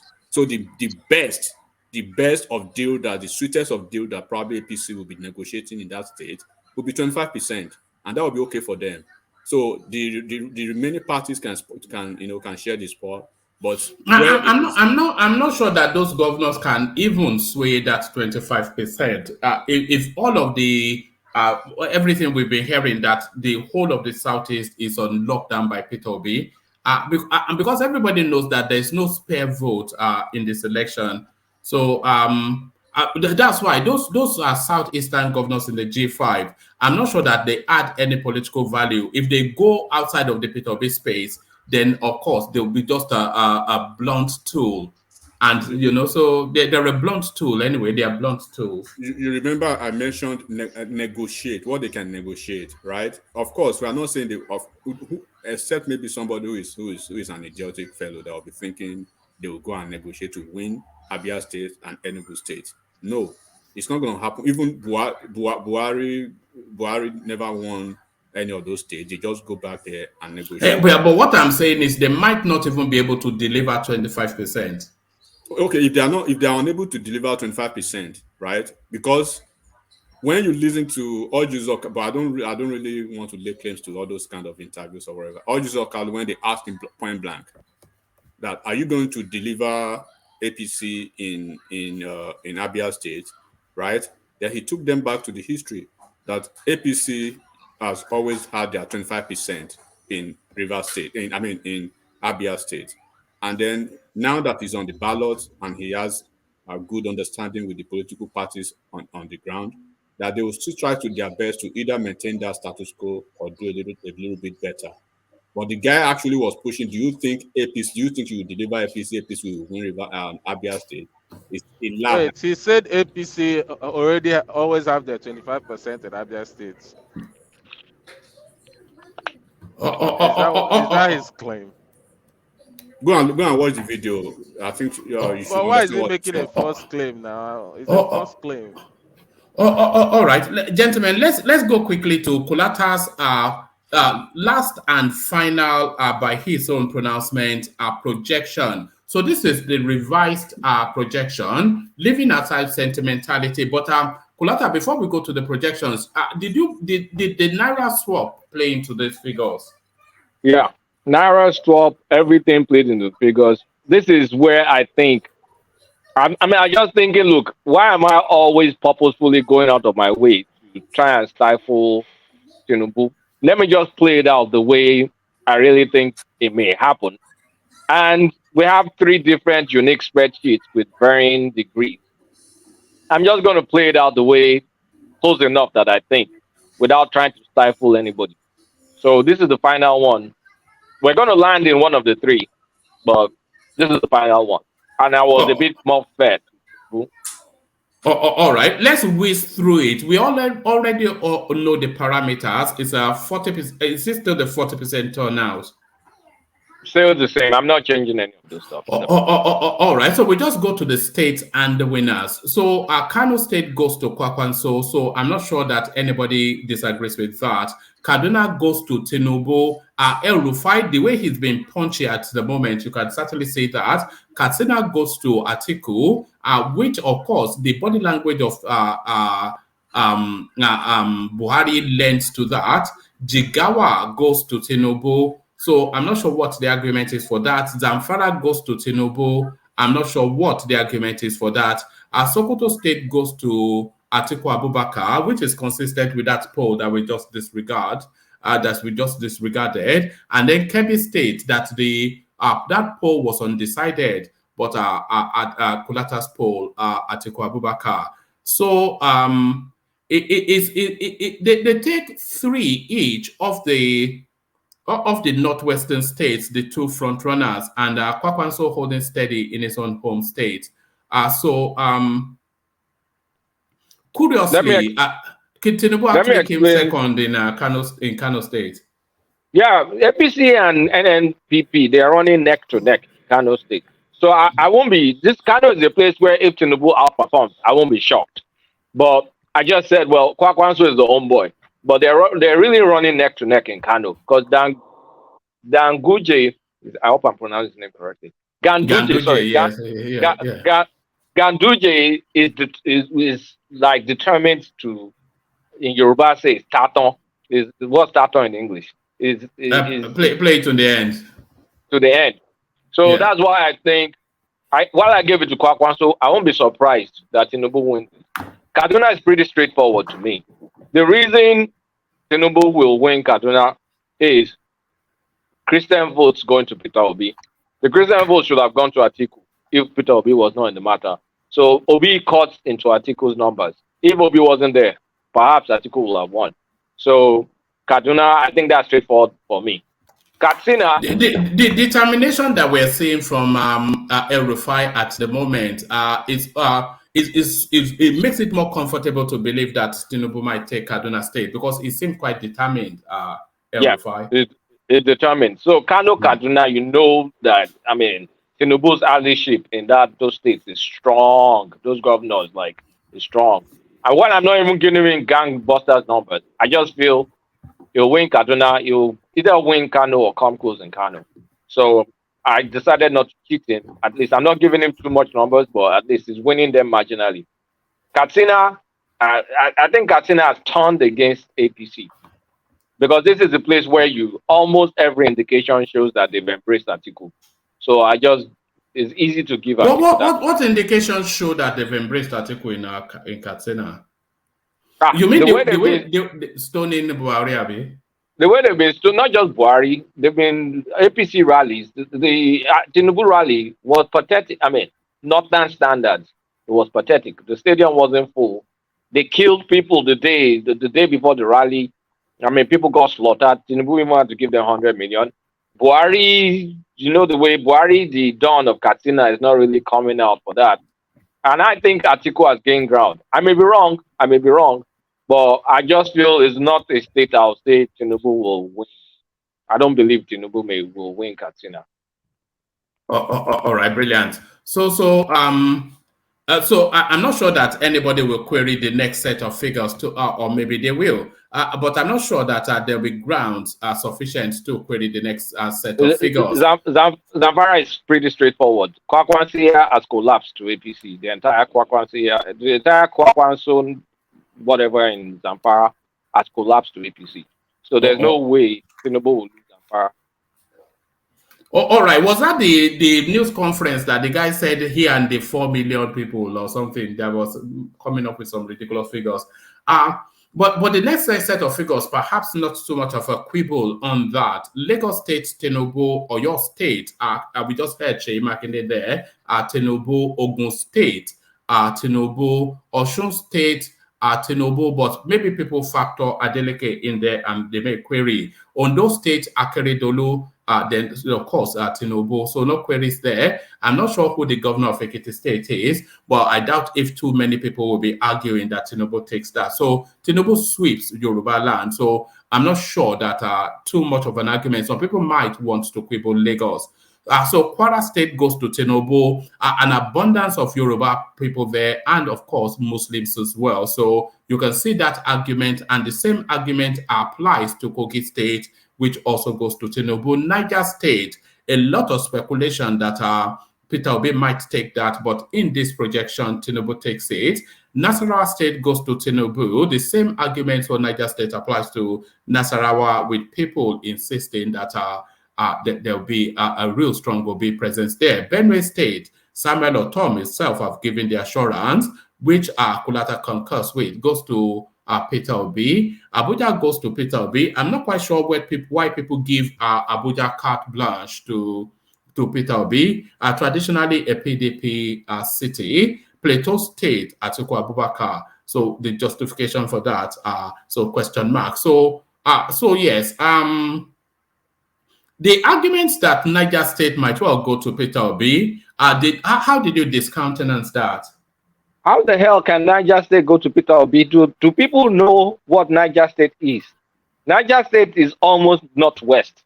Niger State is full of Nupe people, what's the name of this group? Gwari people, Hausa people. It's closer to the northwest than even the north central. So there's no way in hell that Peter Obi will get up to 5% in Niger State. Not even win. He won't get up to 5% in Niger State. My opinion. And the same argument applies to Kolata. I've always told you what's wrong with your spreadsheet, but you didn't actually correct it. But I'm gonna say. Don't worry about that. I'm gonna say this. The way you're boxing yourself on a corner, I hope after this election, your political spreadsheet relevance will still hold. To be honest, But go on, my brother. You're doing a good job. Thank you. All right. You slaughter him and then you say he's doing no, leave him. His money's on it now. No, you don't forget. I have his 1K in my pocket. And look at that. We'll use it to eat suya. But there it is. So we go to the south. River State, Tinubu. And every indication, we'll be playing a clip of EMC Wike in a moment. It's about 5 minutes. So a real interaction with the media space where he really opened up. So River State to Tinubu. And I think when Zita came in, she was quite adamant, having been born and grown up in that space, knowing the political structures and the intermixing of that space. She cannot see anything beyond Tinubu. And I think Kulata agrees with this polling. Akwa Ibom, Atiku. So I'm not quite sure why Akwa Ibom goes to Atiku. You'd have thought that Peter Obi has a presence there. Cross Rivers to Tinubu, what justification Akulata will tell us in a moment. Bayelsa to Atiku, I think that is where his running mate comes from. So now, this one now, another $1,000 on this courtesy of our in-house resident. Then in the earlier session, somebody described Des as the coolest guy on the platform because I tried to jar him, but he refused to be faced. So Edo goes to Tinubu. So that is another $1,000 that drops out of Desmond's pocket, this time landing in Enigmatic's wallet. Delta State, Atiku Abubakar, which is where Ifeanyi Okowa comes from. So that. But how does Tinubu take Cross River State, Kulata? Cross River State is now an APC state. So what's the name of this current governor right now? Ayade. They successfully demolished the PDP structures. And the remnant PDP structures belongs to Wike. So before even Wike, APC has made a lot of gains. Almost all the local governments in Cross Rivers now, they're APC. So the local governments in rural areas, the local government that determines the election. So there's no way they will not vote APC. So Cross River is one of those states that has gone APC. But Bayelsa too is a state that actually went APC, but they cheated them for the governorship election, because I won't be shocked if Tinubu outperforms this 28% I'm giving in Bayelsa. So South is going to be a shocker for many people, because Tinubu will come either second or third, and it's going to be close. If it comes third, it's going to be very close to the second. But South is going to be, in fact, the top three people in South, their numbers are going to be close. There's not going to be like an outright winner. While Peter Obi may get the highest number of votes out of the South, but he's not even winning any state. You've not given him a single state. That's what I was going to say. How do you justify giving Akwa Ibom to Atiku Abubakar?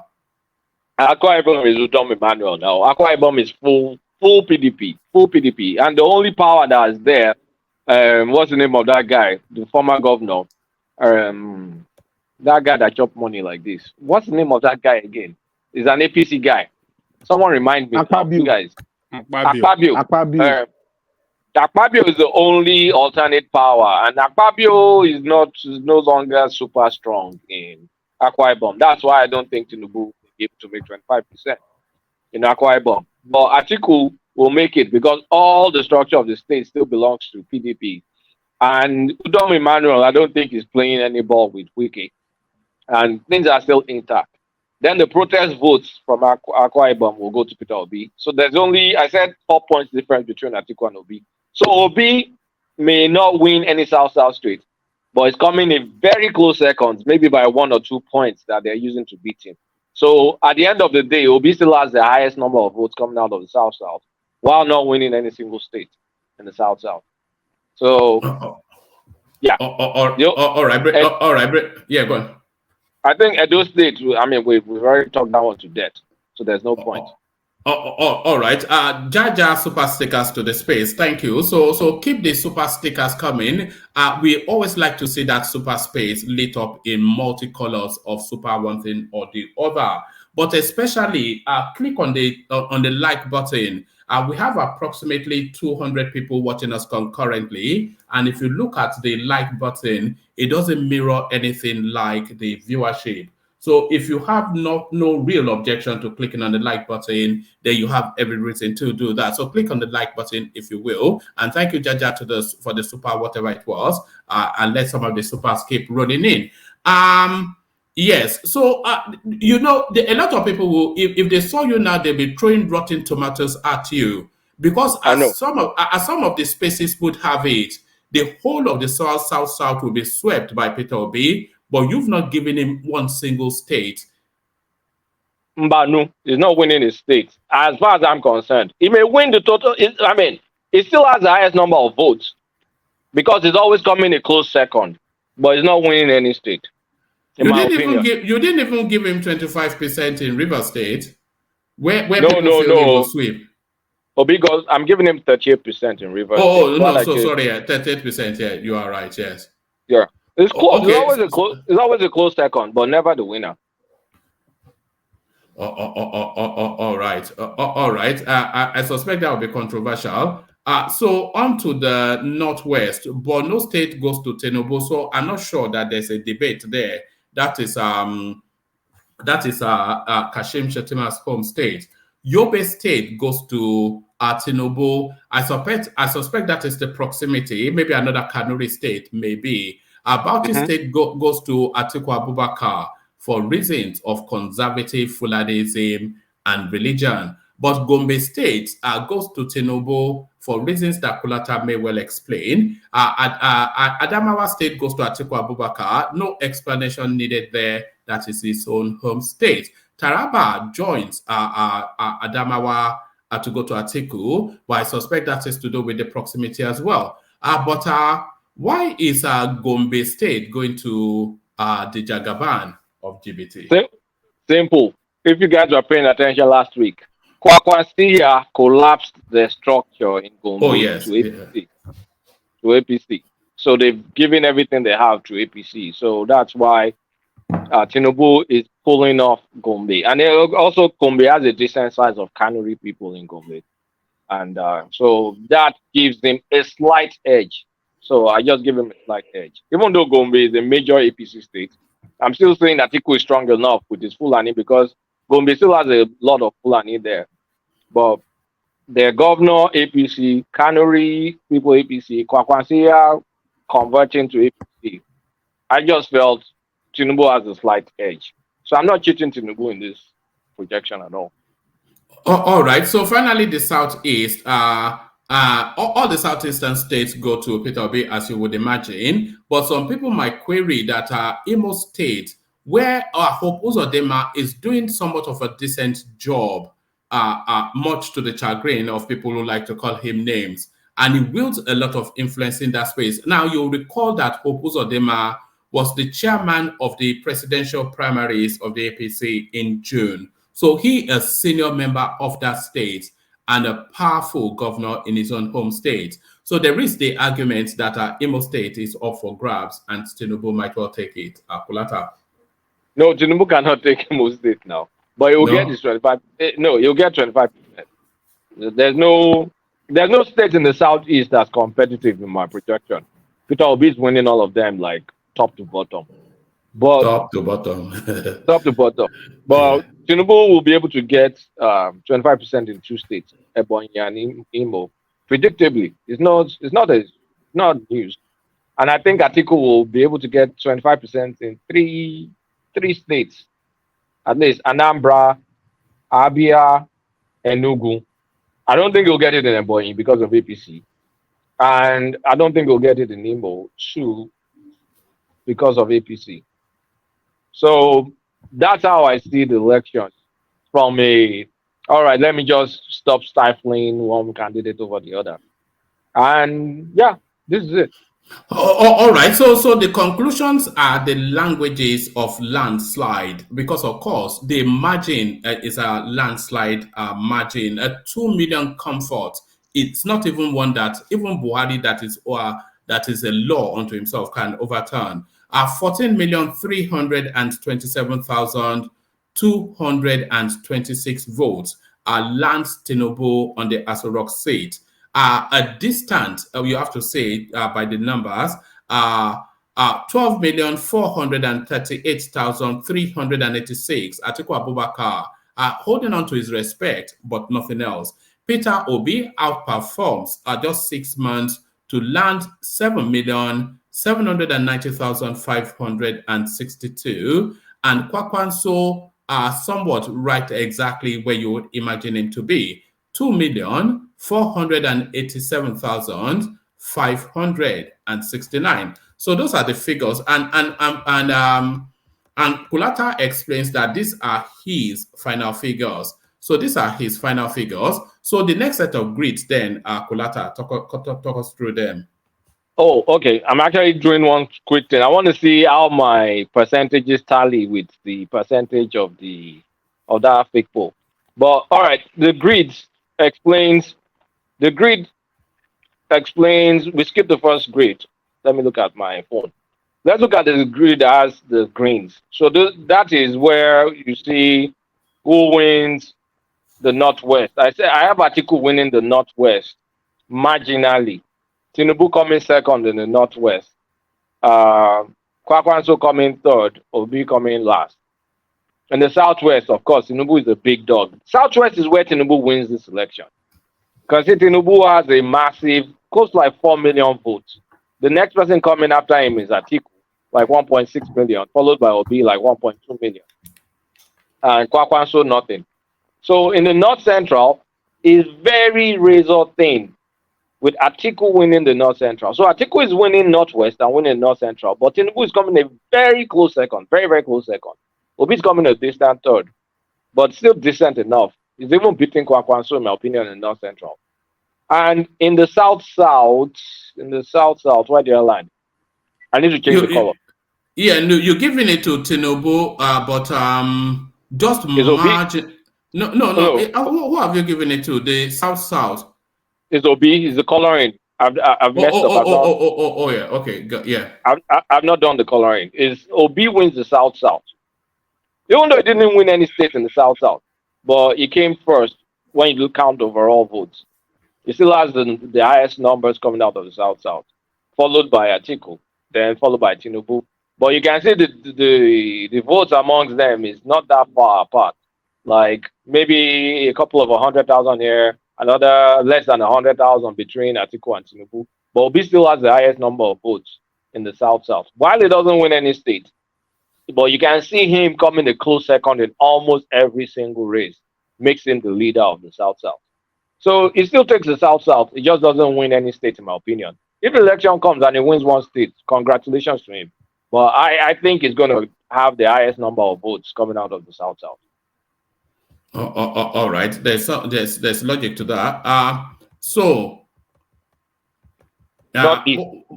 Yeah. What are we looking at with this next set of grades? So Northeast is a tie between Tinubu and Atiku. Their numbers are almost identical. Only like 1,800 votes separate them. So that's a tie in the Northeast. Obi comes distant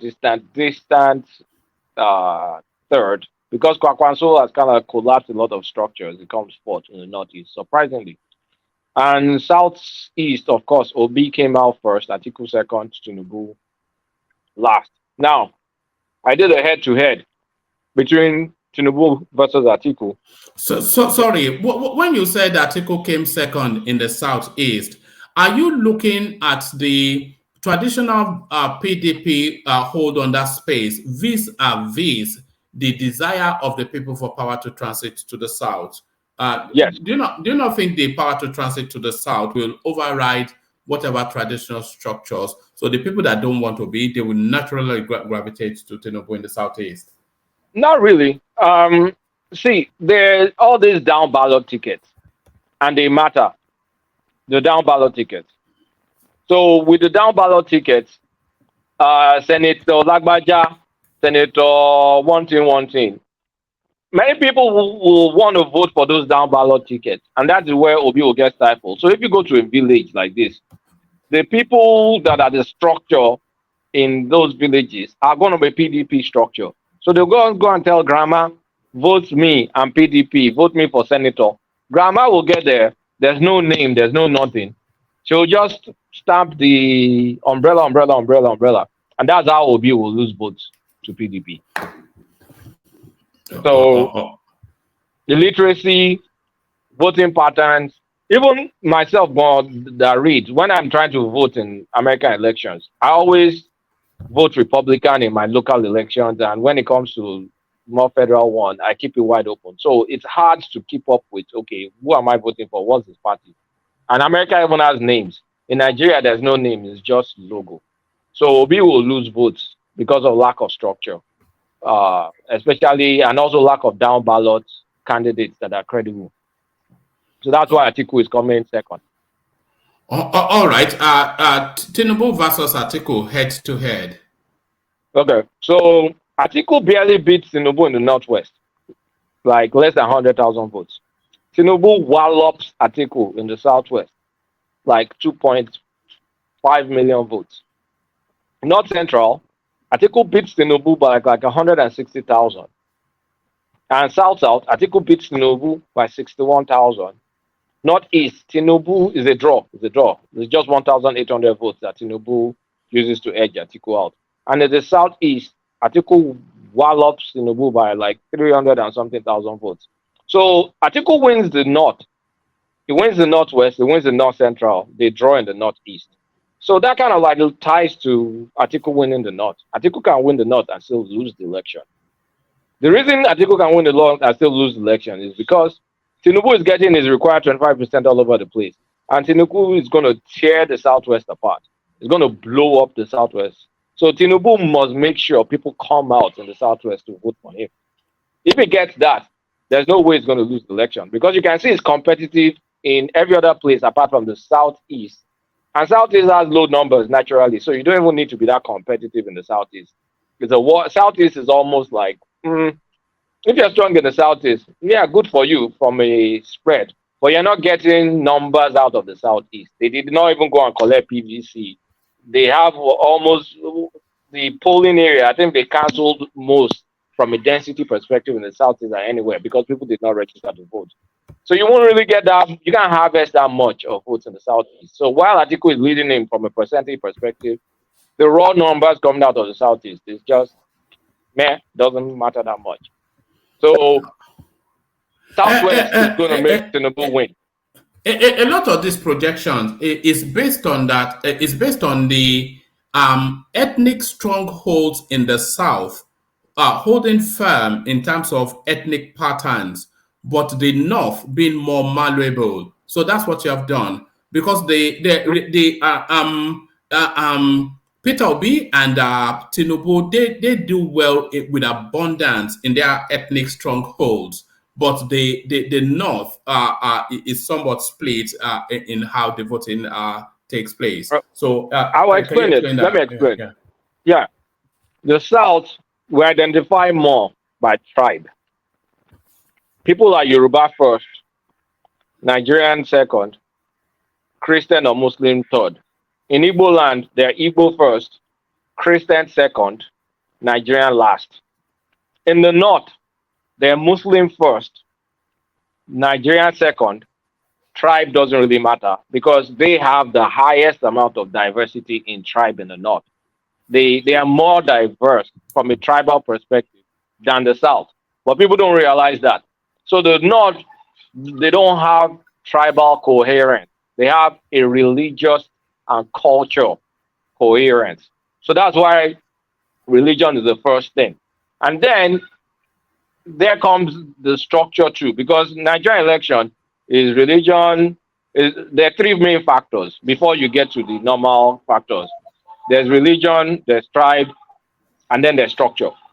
So with the North, religion first, structure will matter. So that's why the North is very competitive. And Atiku just can't blow up the numbers just like that. And you can see the governors are with Tinubu. If the governors are not with Tinubu, yeah, we'll be saying something different. Maybe we'll only win Yobe and Borno in the North, and maybe Kogi, the North Central. Then he will lose everything. But because the structure is intact, the governors are still with him. The governors are fighting for him like against an incumbent president. That's crazy. So you cannot tell me the governors are going to abandon him. They're not abandoning him. So the North is competitive because of structure and because of religion. Oh, okay, so in the next grid, you've done Tinubu versus Atiku. Rather, in the next grid, you've done Tinubu versus Atiku and Obi. So is it your argument that even with it'll still beat the two of them combined? No, he loses badly. If Atiku and Obi combine, they're going to beat Tinubu by 6 million votes. If they combine. And now the grid after that, if Tinubu and Kwakwanso combine and Atiku and Obi combine, Atiku and Obi will still beat Tinubu and Kwakwanso by like 3.4 million votes. So Tinubu, what I'm trying to say here is Tinubu is lucky for having Obi in this election. I think that's what the story says. I did say yesterday that Peter Obi is Tinubu's greatest weapon. People were querying that why has he not been attacking Peter Obi? He has no. He shouldn't be attacking Peter Obi. He should be sending him flowers. Yeah, I mean, he should be glad that Peter Obi is in this election. Be glad. If Peter Obi was not in this election, Atiku would beat Tinubu silly. In my opinion, he will beat Tinubu silly.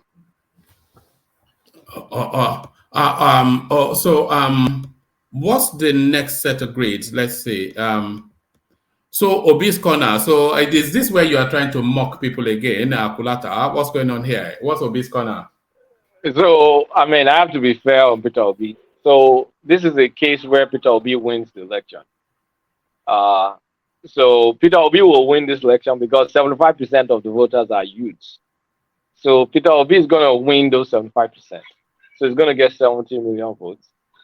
And Tinubu is going to get 5. Are you talking about the youths in Sokoto and Borno and Gombe? I said Nigerian youth. We will shock you. This is we will shock you projection. We will shock you. Yeah, it's not going to be business as usual. That's another. No, there's BBN. We will shock you. The youths are for B. You never tire for your tired. I mean, you're tired. You'll be tired of your tired. What else do they say? Yes. If Oshibajo was in election, it will be a different story. I cannot vote for Opudozima. What else? I won't vote for Rochas, but I will vote for Rochas. Exactly, the normal BS. Yes. So that's this space. Yeah, this is BS. This is BS space. Are we done? Are we done with the whole BS? Then let's get on to the show because this whole thing is just BS. This is Des's corner. This Peter. No, yeah, it is my corner. Yeah. So your final figures are Kulata. 14,327,226 votes makes Tinubu your next president May this year. Atiku Abubakar, he goes back to Dubai with 12,438,386. You combined Obi and Kwakwanso, but because we have to give Obi his proper props. We have to keep reminding ourselves that Obi is only 8 months into this process, and he's already just as strong. 7,790,562 maintains Peter Obi's respect and even enhances it. So a strong performance by P to B. So there it is. That's the full and final agreed by Kulata. So that's how Kulata has it. Des, I know you can't wait. Yeah. I don't even know. Yeah. Oh my God. Next time, I beg, if Kulata want big spreadsheet, give me a heads up so I can go and sleep small and wake up. We will shock you. If Kulata wants his spreadsheet to be a reality, he should actually call Tinubu to start begging Buhari right now. Because if in any way Buhari brings out his police and forces out in that election that, like you said, is going to be, I'm sorry, it's going to be dreadful for Tinubu. It's really going to be dreadful. So let him start going and start. Sorry. Are you saying the police will prevent people from voting? What would they do? No. The police will actually enforce and stop a lot of shenanigans that probably go on in that election, which is rigging, which is vote buying, which is a lot of stuff. So if Buhari hold on. Are you saying it's going to require vote buying for Tinubu to win Kaduna? It's going to require a lot of stuff. Hold on. Let me ask you the question. Are you saying it's going to require all of this, what you described as shenanigans, for Tinubu to win Kaduna State?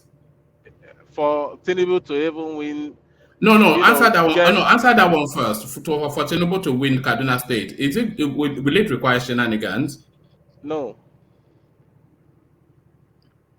Actually, if to win El Rufai State, it will require shenanigans. Yes, it will. Borno State, will it require shenanigans for Tinubu to win it? All right. Okay. So we know where you are. All right. Brilliant. One month. One month. 1 month. Yeah, coming uptown. If this election meets this threshold of not 100%, threshold of just 60% free and fair on all angles in terms of voter suppression, intimidation, and vote buying and all that. If it meets the threshold, have we lost you? I want to hear that because I want to hear where. So sorry, you're breaking up. Can you move around a bit so we can hear you better? Are you there, Uptown? All right. Uptown is not there. Like, is exactly what he said is what I'm saying. No, I want to interrogate the space. So if it meets that threshold of 60%, free. No, we can now. So yes, you were saying if it meets a 50% threshold of free and fair. So what will happen if it meets that threshold? Are you there? All right, we can't hear you. Yeah, the network is bad. What he's trying to say is what I said on damages and here a long time ago, that if it's over 60%, Peter Obi will have a good night. We won't know what will happen. I think that's what he's trying to say, which I agree. No. What he said is if it meets it's here now. It's here now. Yeah, Uptown. Can you hear me? Speak now. Yeah. Uptown. All right. Your network is letting. I think he said if it's 50% free and fair, that Tinubu will come a very distant third. That's what he said. No. I wanted to walk through the logic of that reasoning with him, but it's not there. Simple. One man, like I said. We can hear you now. One man, can you hear me? Yes, we can now. Yes, carry on. All right. You where you were was if it was up to 60% equitable, then what would happen? Yes. So if this election is up to 60% equitable, both in terms of voter suppression, vote buying, and intimidation, if it's up to 60%,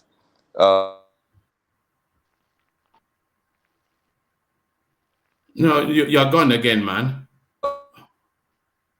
Have you gone to the village again? All right. No, we can't hear a word. There's.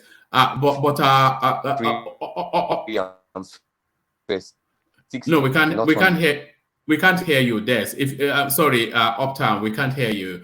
Let's hear from Man of Prestige, who is only going to rubbish Kulata's effort. So. Man of Prestige, it's all nonsense, isn't it? Kulata is a Tinubu Baptist something, isn't it? Man of Prestige.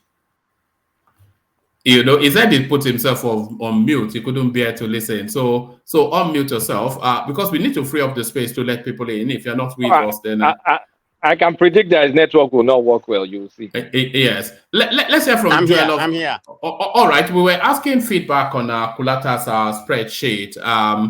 Because this is the final spreadsheet from Kulata. In previous spreadsheets, if there was a question mark or any factor, he drastically reduced Tinubu's number, but he removed all of that now to give us the purest projection that he can come up with 8 now days to the elections. So Kulata tells us then by a margin of nearly 2 million, Tinubu comfortably rolls in a limousine to the large gates of pillared walls of Aso Rock.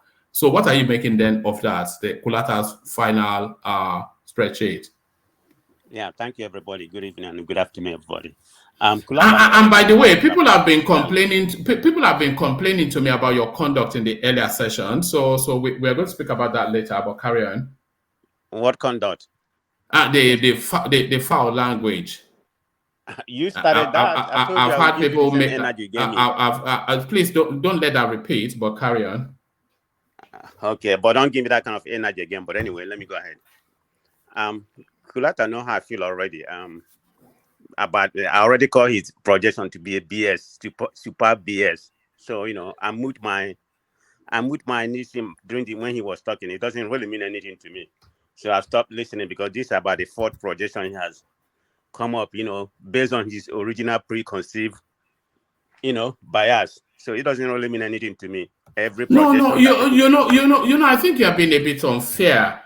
Just to disregard it because it lands in a space that doesn't align with your politics. Are you interrogating the figures to say that they don't mirror with reality? No. Let me line. Kulata knows me. We interact good. We body, so it doesn't really matter. I mean, I'm not gonna. But I'm saying be fair to the spreadsheet rather than just say because it doesn't tell you B, then therefore it's rubbish. No. I told him I give him about 80% for the effort, but all the projection, is just a gibberish to me. So I'm being fair to him. I give him 80% for the effort. I'm not going to have time to do all this, and he's more analytical in that area with me anyway. So, but anyway, he's good for what he said in his own opinion. So, forget what I said. Forget what I said. Where is Obi supposed to win that they did not win in the spreadsheet? Look, I don't have time for that. Well, I don't have time. I don't have time for that. Why won't you have time? When it comes to Nigeria, what's going to better Nigeria? Obi is gonna clear South. But it's winning South. Hold on, guys. This is my turn.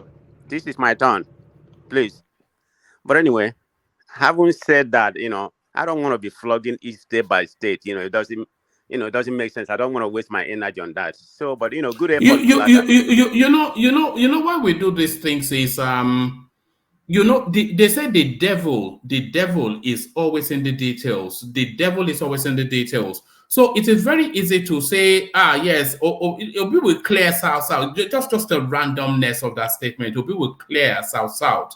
But then when you bore into the figures and the politics of that space, it doesn't quite align with that. So it's just somewhat like daydreaming. Some of the things we hear, just randoms.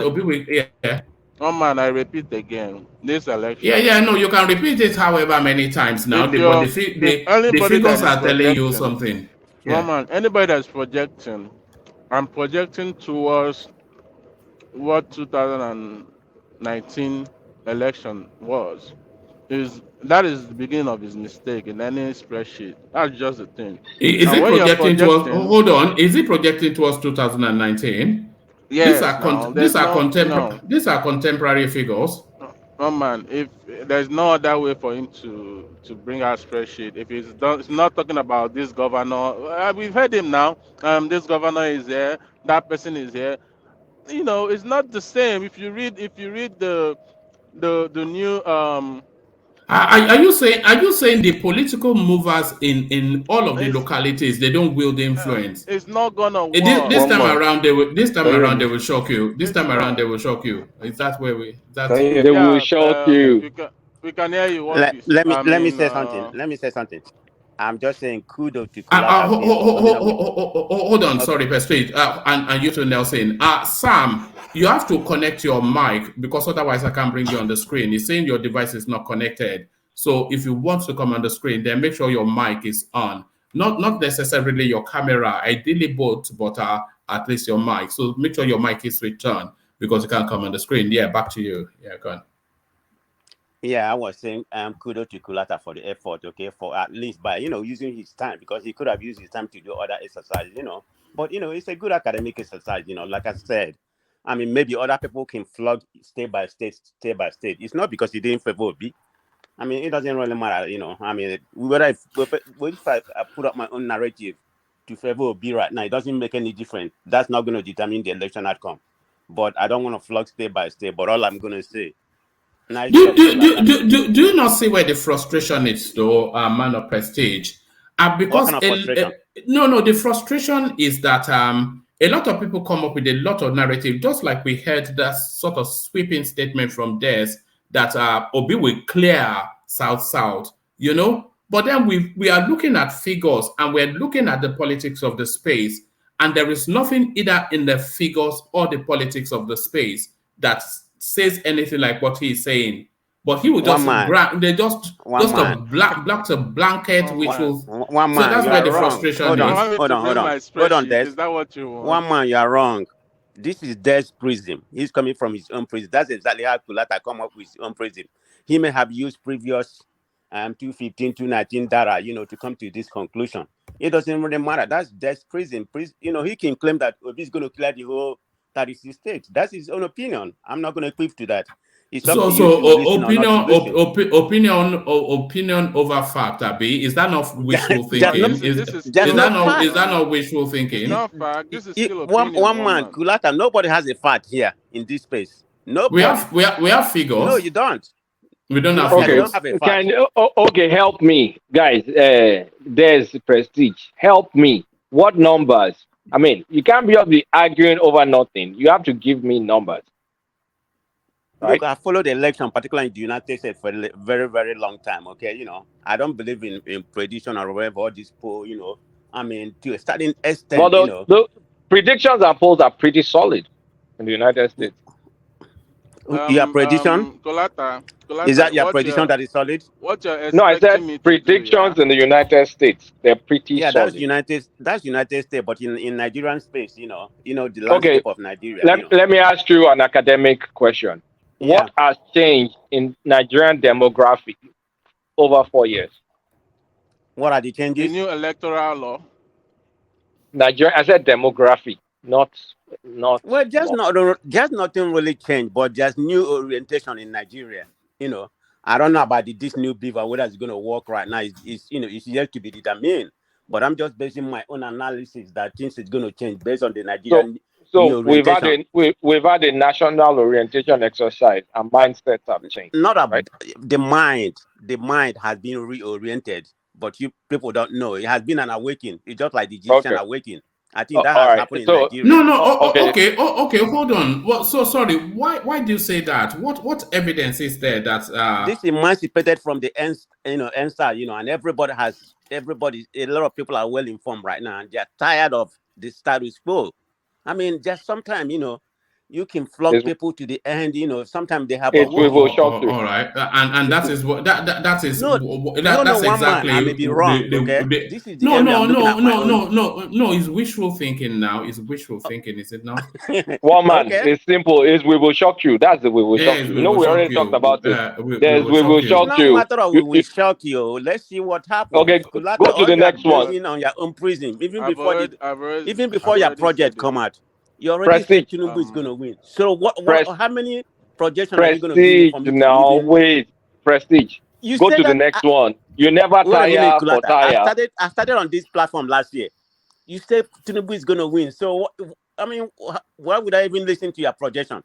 No, but Kulata is not saying Tinubu will win. The figures. No, Kulata said that last year when I entered the. There's something that will say, if you talk too much, you can't be saying like, I mean, Colata brought out a lot of spreadsheet, right? And if you keep bringing this is the fourth one, and this is the final one. And you're ending on the same prison you started. So because it's not changing now. What do you want me to do? That's what I'm saying. What's the point if the first one and the second one and third one is change? Why bring the fourth one? We already know the whole thing is the same thing. No, because hold on, Michael. Because some parameters were removed. So this is the most authentic of all of you. Remember that in all the previous spreadsheets, Kulata added the proviso that it was quite heavy against Tinubu. And anything that did not suggest anything that favored Tinubu, he just decimated it. So he decimated it totally against Tinubu. But he has now pulled everything together to now this final list. And it still tells us pretty much the same story. But when Kulata first started, he claimed that he's been very conservative to Tinubu and very liberal to Obi. I mean, maybe it took like about 1%. Added it to Obi or Atiku. It's come out at the end. They come to the the same prison that he started with. That's what I'm saying. What difference does it make? But it's good effort. There's nothing wrong. We are talking here. It's an academic exercise, so I'm not quarreling with it. No, it's not a quarrel now. It's a conversation, not a quarrel. Well, there you are. To me. All right. I think you asking me one man. I'm here. Okay, good. Stay steady. Let's hear from Michael, who wanted to chime in. Michael. Yes, I've been following this platform. I've been following all Kolata's spreadsheets. I think I can remember when Kolata made his first presentation. He never said he's not coming out. He's not bringing another presentation. That is just a projection. So I don't see any reason why we are arguing about this projection. He said another projection will still come out. All right, there you are. So there you are. Thank you, Michael. Yes, you wanted to push back again, or did you? Let's hear from you, Uptown. Yeah, Uptown. Yeah, hopefully a better connection. One more. Yeah. Yeah. Sorry. What did you ask? No, you were in the middle of giving us a narrative, Yeah. and then your sister. Yeah. I just said, if the election was gonna be free and fair, 60% equitable. 60% equitable. Yeah. So, Tinubu is gonna come distant third. He's gonna come distant third, and Obi is gonna win the election. So hold on. Let's carry on. Yeah, carry on. Yeah. So why I say this is because there are a couple of unanswered questions. I think you've asked this question two or three times. You've even asked Madam Zita the question. She avoided to answer the question. So now I'm helping her to answer it. Now, what you asked actually is on a case of a free and fair election, who's going to win? Now, I'm actually answering you that it does not even have to be 100% free and fair election, just about 60%. And okay, so talk us through it. 60%. No, you said that. Talk us through it. Talk us through the reasoning. The reason is really very simple, and what is going to play the highest major role on that space is not necessarily vote buying, because people think it's vote buying. So that's why when they talk about currency design and vote buying, it's going to affect Obi. It's not going to affect Obi. Obi is winning already. I don't know who thinks it's going to add anything to Obi. But then the space that affects Obi massively is not vote buying. The space that affects him massively is voter suppression and voter intimidation, and it will affect massively in the southeast, in Akwa Ibom and Cross River areas, in River State and in Lagos.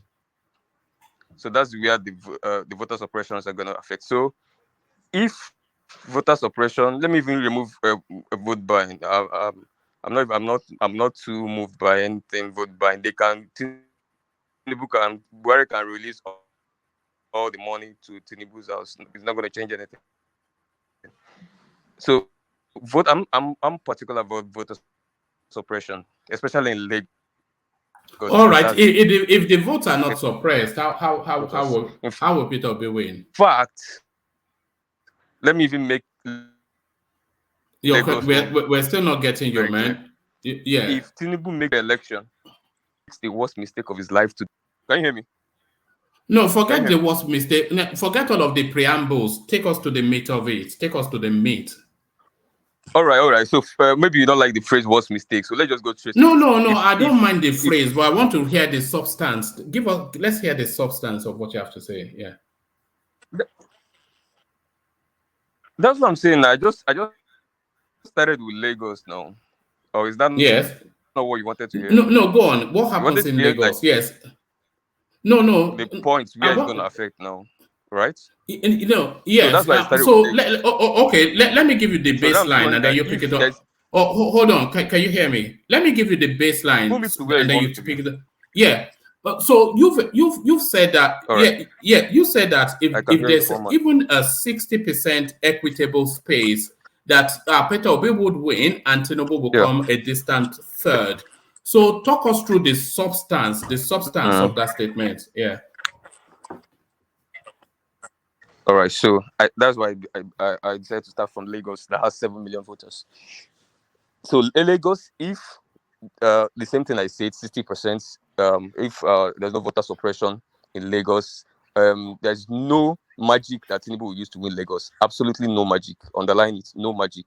It's not going to win. if there's no voter suppression. It's not gonna happen. In River State, if there's no voter suppression from Wike and his band of merry men and the 200,000 whatever it is foot soldiers, if there is no voter suppression, there's no way he will be able to deliver that 25% to Tinubu. It's not possible. It's not going to happen. Atiku is even way down the ladder in River State. In the Southeast, if they don't, which I'm hearing stories about, but if they don't, if they desist from hiring those undercover IPOB agents to suppress a major key areas in the Southeast, and then there's no voter suppression there, Obi is going to churn out the highest Southeast vote that has ever been churned out by any president or any candidate was 2011 by Goodluck Jonathan. We saw the numbers that came out from Southeast. Obi is going to pull that place down. He's going to churn out the highest number Southeast have ever produced in their life before in voting, if voter suppression does not go through there. And these three spaces, I note that these three spaces I just mentioned now, they are Lagos, Rivers. Those are the voting block of the South, except from Oyo. Oyo is coming third, but Rivers and the same thing with Delta. So if Okowa is not going through with his Lakadiaska, with his nonsense attitude, probably intimidate Labour Party and what have you, same thing is going to happen in Delta. Obi is going to win landslide in Delta. In Delta, Okowa State. Yes, he's going to win Okowa in his state. Yes. All right. Just to be clear on what you're saying, it's beyond laughable. But just to be clear on what you're saying, Peter Obi is going to destroy Okowa in Delta State. Okowa being the vice president under PDP. Yes. And then Peter Obi, hold on, and then Peter Obi is going to destroy Tinubu in Lagos State. Tinubu being the stalwart and the Peter Obi is going to win. Use the word I used. He's going to win Tinubu in Lagos. It's laughable. All right. Win. No, it's not laughable now. Woman, you know the thing. Yeah. The same thing. Woman, you know the thing. Watch what Playtown is talking about, right? And you see the first thing you asked me, and I told Kolata about what if Buhari does this, forget it. And this is exactly because Playtown is on ground, and me, I have voter suppression. Forget about vote buying. On the ground. So I'm telling you with information that I know. That's why I don't get information that you know. I just take it from the top. You know what information? What information do you know? Let me just round up on that space with one sentence, and then you guys can continue. The reason why voter suppression is the only thing that stands between Obi and Aso Rock, the reason is because Obi's base can hardly be bought, but they can be suppressed. In fact, they are very malleable to suppression. So that is the reason. Simple. So one man can continue. All right. So before Playtown goes, so we already have a baked excuse for Obi losing, voter suppression. And another question for one man: has Playtown ever sent you his projection on spreadsheet? He has never done, but remember, Kulota, remember that's it. Hold on. Another question, because you confused me with Lagos State somewhat. Tell me how Peter Obi wins Lagos State. Actually, I should repeat what I said before. You want? No. I mean how? I mean, more details. How does Peter Obi win Lagos State? All right. So Peter Obi is going to win Lagos State. Why? Because there's a combination of a lot of factors, and as well, Lagos is the commercial heartland of Nigeria. That means it has a high numbers of elite voters and informed voters, and also it has a high margin that allows for high turnout if somebody is able to squeeze out that. So it has 7 million. That's the biggest in the country. You know what I'm saying? And it has one of the one of the states that has one of the highest voter turnouts in every election. One of the lowest voter turnout in every election. That means it's a highly apathetic state. So if someone is able to churn out those and most, and again in the demography of that 7 million, most of those people that come to vote are like the lowest of the lowest in the ladder in terms of social class, in terms of exposure, in terms of everything. So that means that the bulk of the 70%, 75%, I think even up to 20%, except from Fashola's election, that bulk is largely within the elite space. You get what I'm saying? So that is Obi's primary constituency, the elite space. You know what I'm saying? And in that space, we also have the other tribes. Are you listening to yourself? Are you listening to yourself as you're speaking? Yeah, I can hear myself very loud, louder than you can. All right.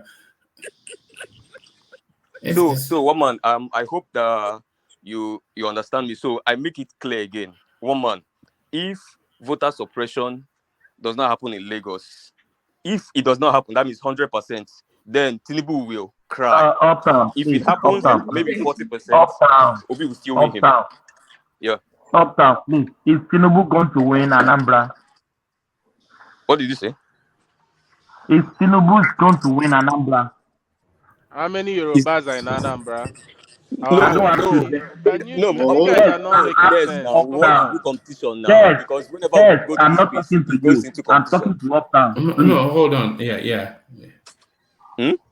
All right. I think you were just being. He says Tinubu gonna win Anambra. That's what you have. You know, there's so many far-fetched. Tinubu, leave Anambra. Leave. I think it's just been 5%.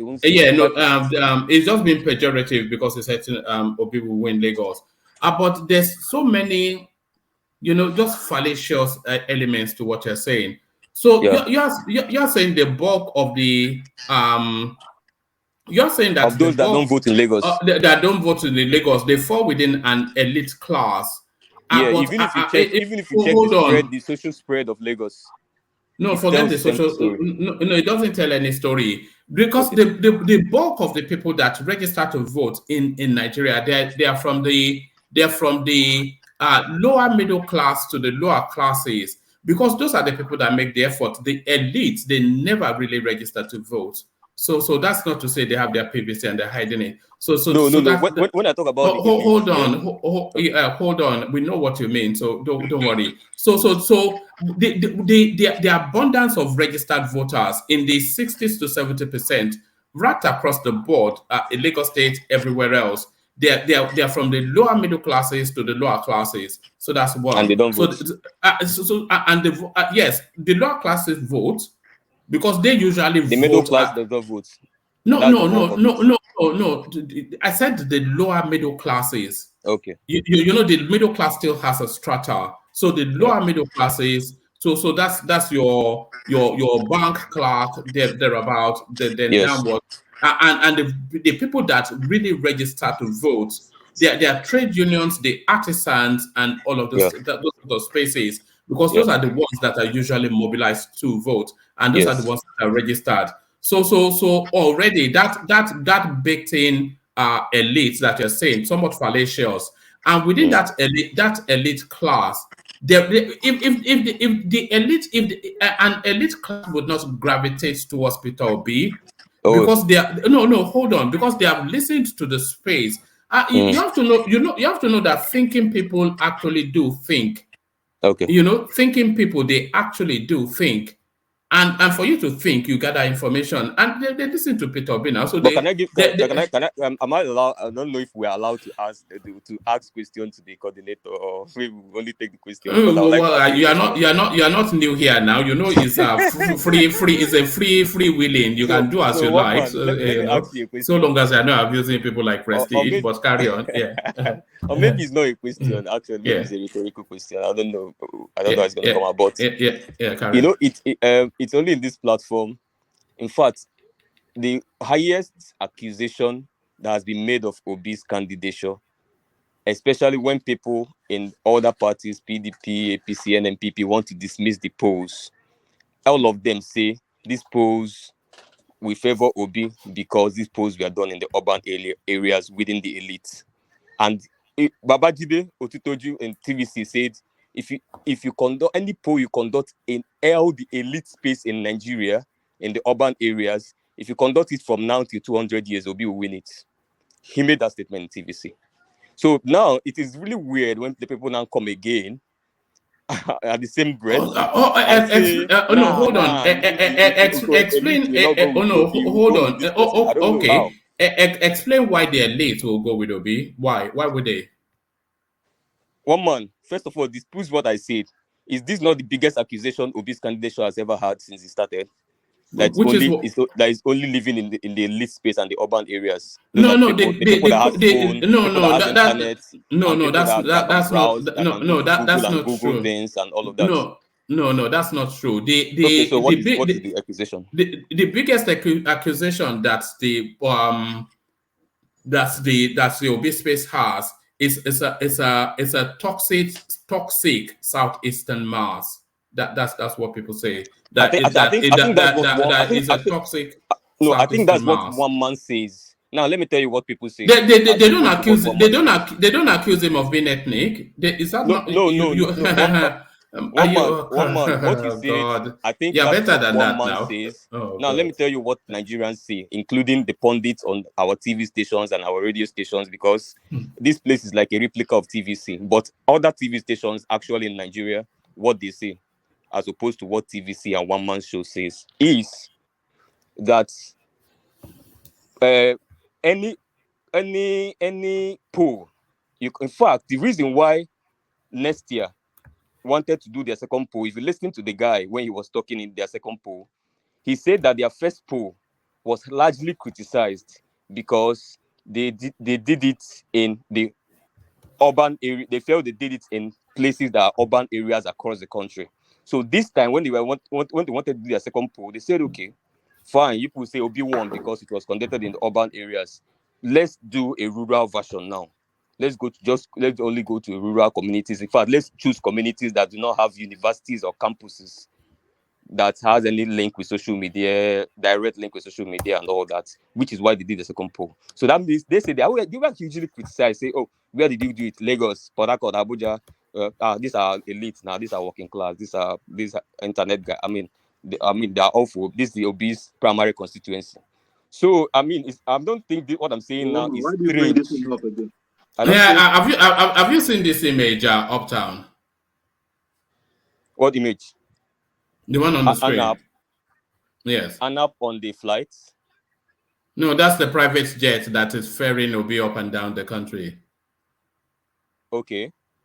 Yes. Okay. So what are you inviting me to? That's the pollster that is telling us Obi will win by landslide. That is the misconception we keep having. ANAP is not a polling company. Right. ANAP is not a polling company. ANAP is a consulting firm. Now, the polling company is NOI, and is a global company recognized outside the country. Now, the only thing ANAP does is that they pay to commission. Now, one man, you can actually go and do the same thing ANAP is doing in NOI. Just that ANAP bought a franchise with NOI when they started in 2000 and I think 2010. That's when NOI floated their company, and in collaboration with there's this foreign. I think that's the highest reputable polling company outside Nigeria. I can't remember the name at the top of my head now, but they're collaborating with that. So NOI poll is the most reputable polling company in Africa. You can Google it. I think whether in Africa or West Africa. So now, the only thing NAP does is to commission them and takes the bragging rights if their prediction comes out as true. Obviously, they took the bragging rights in 2011. ANAP took the bragging rights in 2015. They also took bragging rights in 2019. So if their prediction also works now, they will also be the one to beat their chest and say, NOI will not come and take the bragging rights. They are only being commissioned. It's you that commissioned the poll. So if I have the money to commission a poll today, and maybe somebody does not have an exclusive franchise of NOI, I can go to NOI. If I have, it must take a lot of money. If I pay them and commission them, they'll give me an exclusive result of their polling, and I will release it under my company name. So somebody coming to suggest that ANAP is a polling company, it's not. That's why we all have Google to go and research these things. Which one is it? Which one? So when someone say ANAP polled, ANAP didn't poll anything. ANAP does not poll. Is it's an economic strategy company and consultations and so many other things they do in the business world. You get what I'm saying? So this whole idea of this thing I just said, where we want to deceive ourselves to fit our own narrative. All right. Thank you. Stay there. Let's hear from Joel of Nashville, who has been unusually quiet. Joel of Nashville, what's happened? One man, I decided to stay quiet because I don't know. I've been inundated hold on, please. Yeah. So inundated with all the stuff going on, on your show. So, but I want to say thank you to Kulata for always, coming up with something when we really needed it most. And he mustn't be right. It's just his opinion, and I'm not thinking that he's trying to force it down anybody's throat either. So, but I think that poll is wrong. I think Obi is going to do much better than he thinks. But it was quite generous to Obi, No. 7 point something million. A lot of people, because somebody like Thomas, for instance, he insists that Obi will not get 3 million votes. Anyway, Thomas has never made any sense. Thomas does not really come as somebody that I will look at and say, okay, I will take what he says, because already you know where he's coming from. All right. He's always told you that he's Yoruba first. So, and I respect his opinion. So, you understand what I'm saying? So it doesn't matter. It doesn't matter if it's a surrogate or not. But I mean, I'm just saying what I have to say. I follow people's pattern. Like the last time before I was booted out, I told you, one man, that you're biased, and there's nothing wrong with it. You have a leaning. What do you mean I'm biased? Where are we going to? We're talking about the polls, man.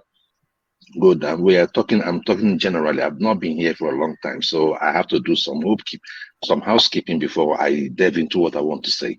So, one man, what I'm just trying to tell you is that, look, you don't have to attack the space every time you come now. Everybody, I'm not attacking the space. Have I attacked? Okay. All right.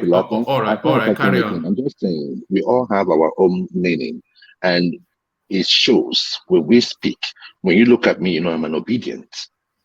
It is nothing wrong with yours. But what I do not do is that I wouldn't want to try to bully any person to vote obedient. No, I will only tell you what's the facts out there.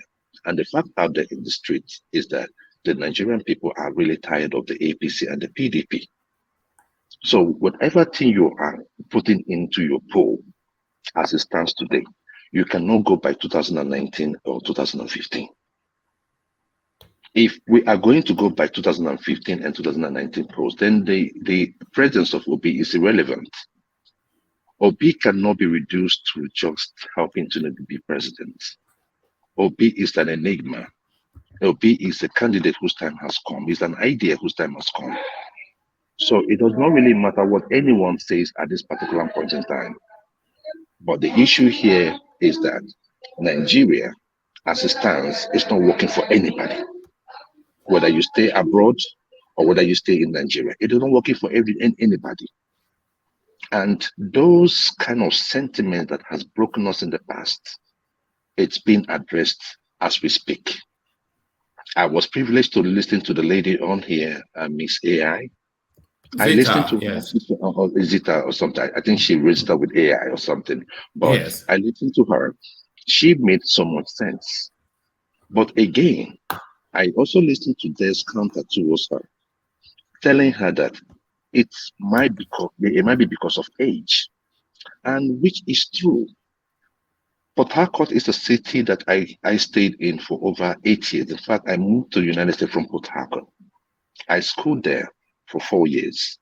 So when she was making all those claims, I wanted to really come in and really let her understand that yes, we might have had our squabbles in the past. Now talking about the Igbos and the Ikweris, we might have had our squabbles in the past. But the issue there is that, you see, they say time is the greatest healer. Well, and the accusation I'm sorry I'm taking you guys out of what you guys are discussing, but I mean it's the poll. We have seen 1, 2, 3, 4 from Skolata. So let me just use my time to just keep some history and education. And also want to cover you one man that before the election, if you can dedicate a day, every day we come in here, we throw jabs at each other. I would want us to, before the election, come out one day and let us tell ourselves what each tribe means to you. And Iboma, positives, no negatives, just positives. Positives. And if time may even permit, we can also ask, okay, what is the negative thing that you feel about this group, about this tribe? I mean, I'm just giving you something to think about. If it's what you want to do, probably. I mean, we can do that. We can do that post the elections, because we still have to wrap a conversation around our gatherings. And because I'm already in the process of researching the Igbo language, which is because I'm looking at the history and its origin, which is going to be one of the spaces we'll go to, and then the culture of that. As you know, and you may not know, I'm sure you do. One of my favorite things is Igbo culture. So I want to delve deep into that. And for me, one man, it's more about what we feel about each other. What is the good thing about this person? Because we know they have fine babes in the Southeast. We know that. No, one man. It goes beyond the women. Yoruba women have fine women too. Yoruba women have fine women too. What we're just saying is about the substance.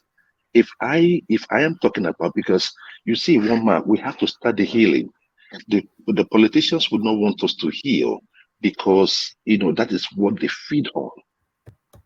That is where they feed on. The issue where we were talking, Miss Zeta was talking the other day about the Ikwes and the Igbos. It's so unfortunate when things like that happens. Like you say it's unfortunate, but you said you grew up in Port Harcourt. Is it factual though? No, I did not grow up. I did not grow up. I said I schooled there. And all right. You spent sufficient enough time there. Is it factual? Exactly. What Zita was telling us? Is there some truth to it? Yeah, there's some truth to what she said, especially in the abandoned property. When we talk about abandoned property, it did not really happen in the Yoruba states. It did not really happen in the northern states. Abandoned property was mainly in the South region. Why was that? And if we now say, because why I keep talking about each other is this: when you say somebody is dominating you, what do you mean by dominating? If I come into your space, the Nigerians today dominate the healthcare space in the United States. That is a given. But we have also seen people here saying, oh, if the Nigerians were not here, they would have paid us more. That is a concern for the indigenous people here. Now, if you go to the reverse area and you say, or you go to the south area, okay, how has the Igbo dominated you? Oh, they come in here and they buy stuff. Am I not going to buy stuff? I have never seen one person in the entire Nigeria that says that the Igbo man went in and sacked them, or Igbo man came in and dragged their property. They always buy. So if someone is buying, then it's an investment. Now, if the numbers are too much, number of people buying them are too much, then it is just because they have the money to buy it. We are just Nigerians. It is not a question of trying to dominate anybody. So one man, these issues, we need to start telling ourselves the truth so that we can still tell. You see, we come in here, we talk about how the Northerners, right? The northern minorities. Why do you think P2B is pulling up well in the North? It is because of the minorities. Because the people that come to grab their land don't come to tell them, hey, can we buy land? They are coming to tell you, hey, we are going to live with you or give us this space. Let us stay in this little space. And what happens afterwards? All right. Those are certainly, those are certainly spaces we can explore in future sessions. Uptown's assertion, Uptown's insistence that in a free and fair election, Peter Obi will take Lagos State. Is that something you would agree with?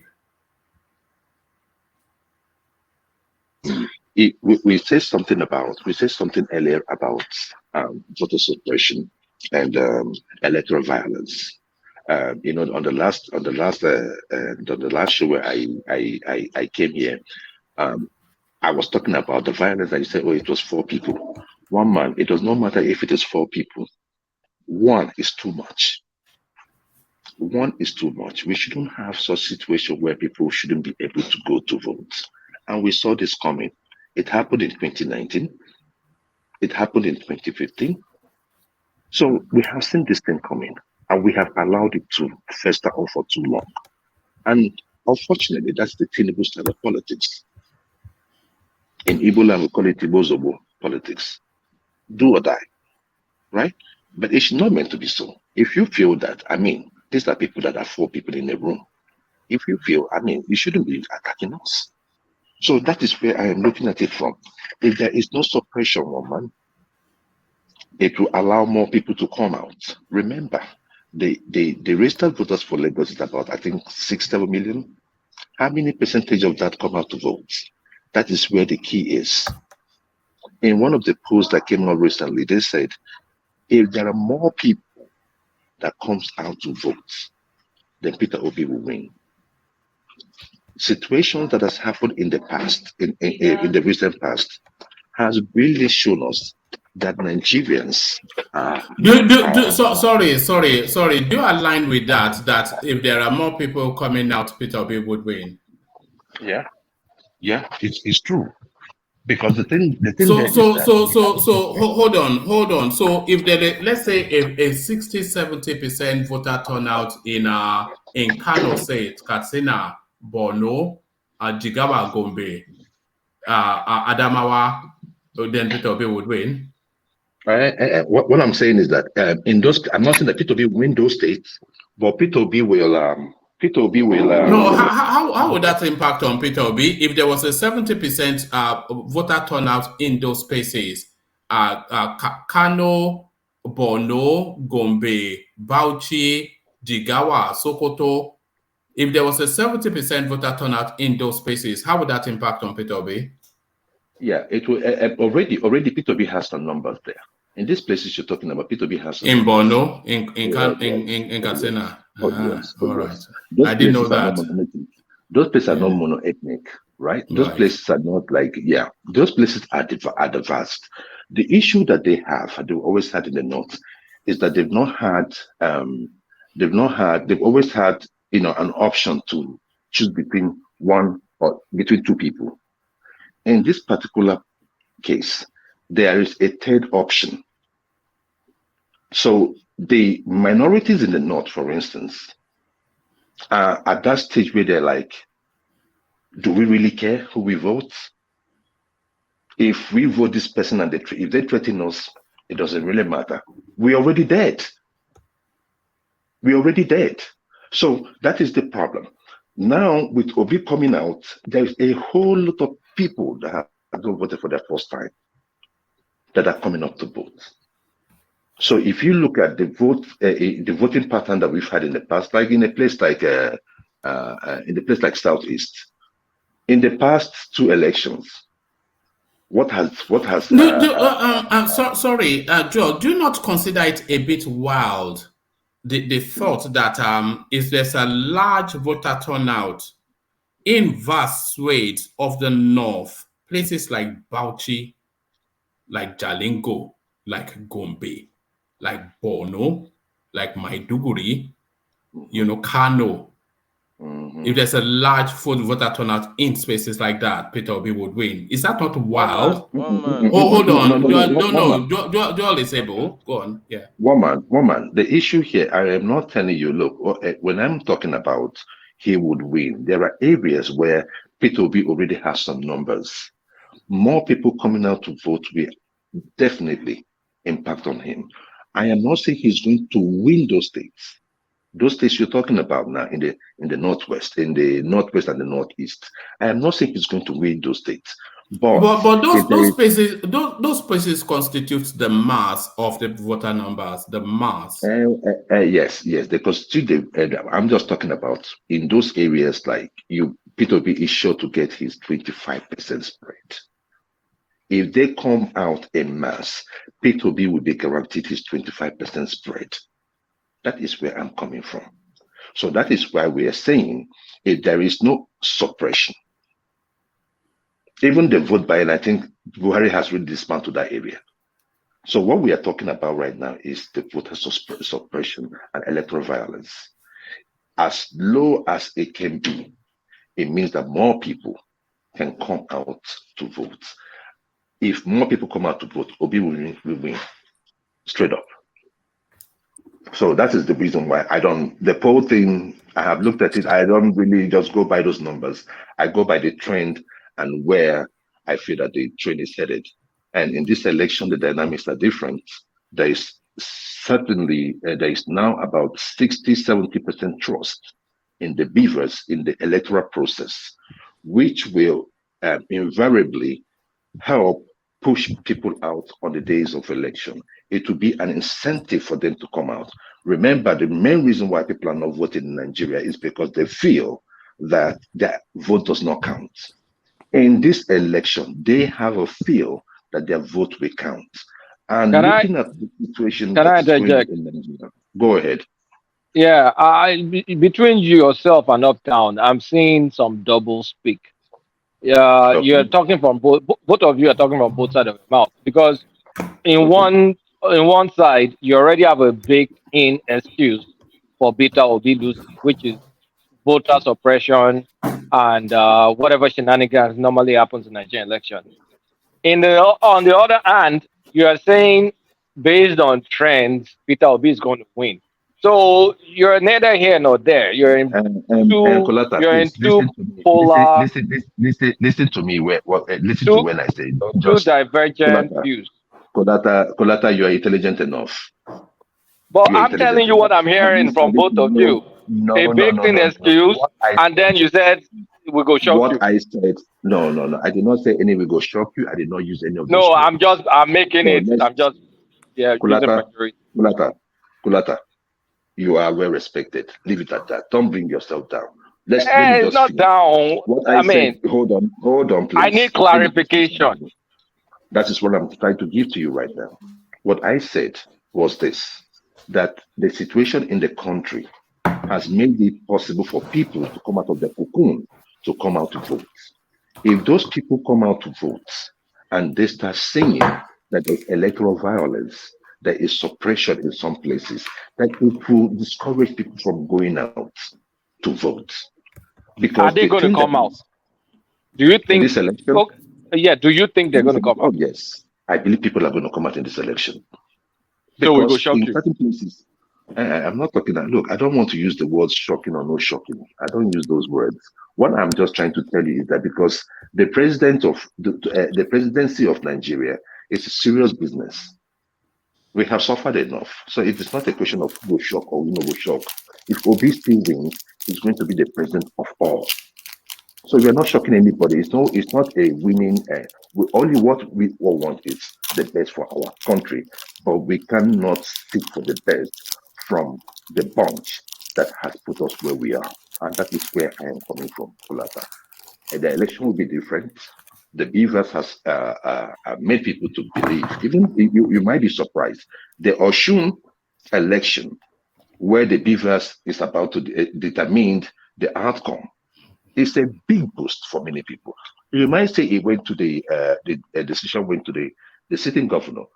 So, if the people of his state likes him, he should continue. Why should he be cheated out of the seat?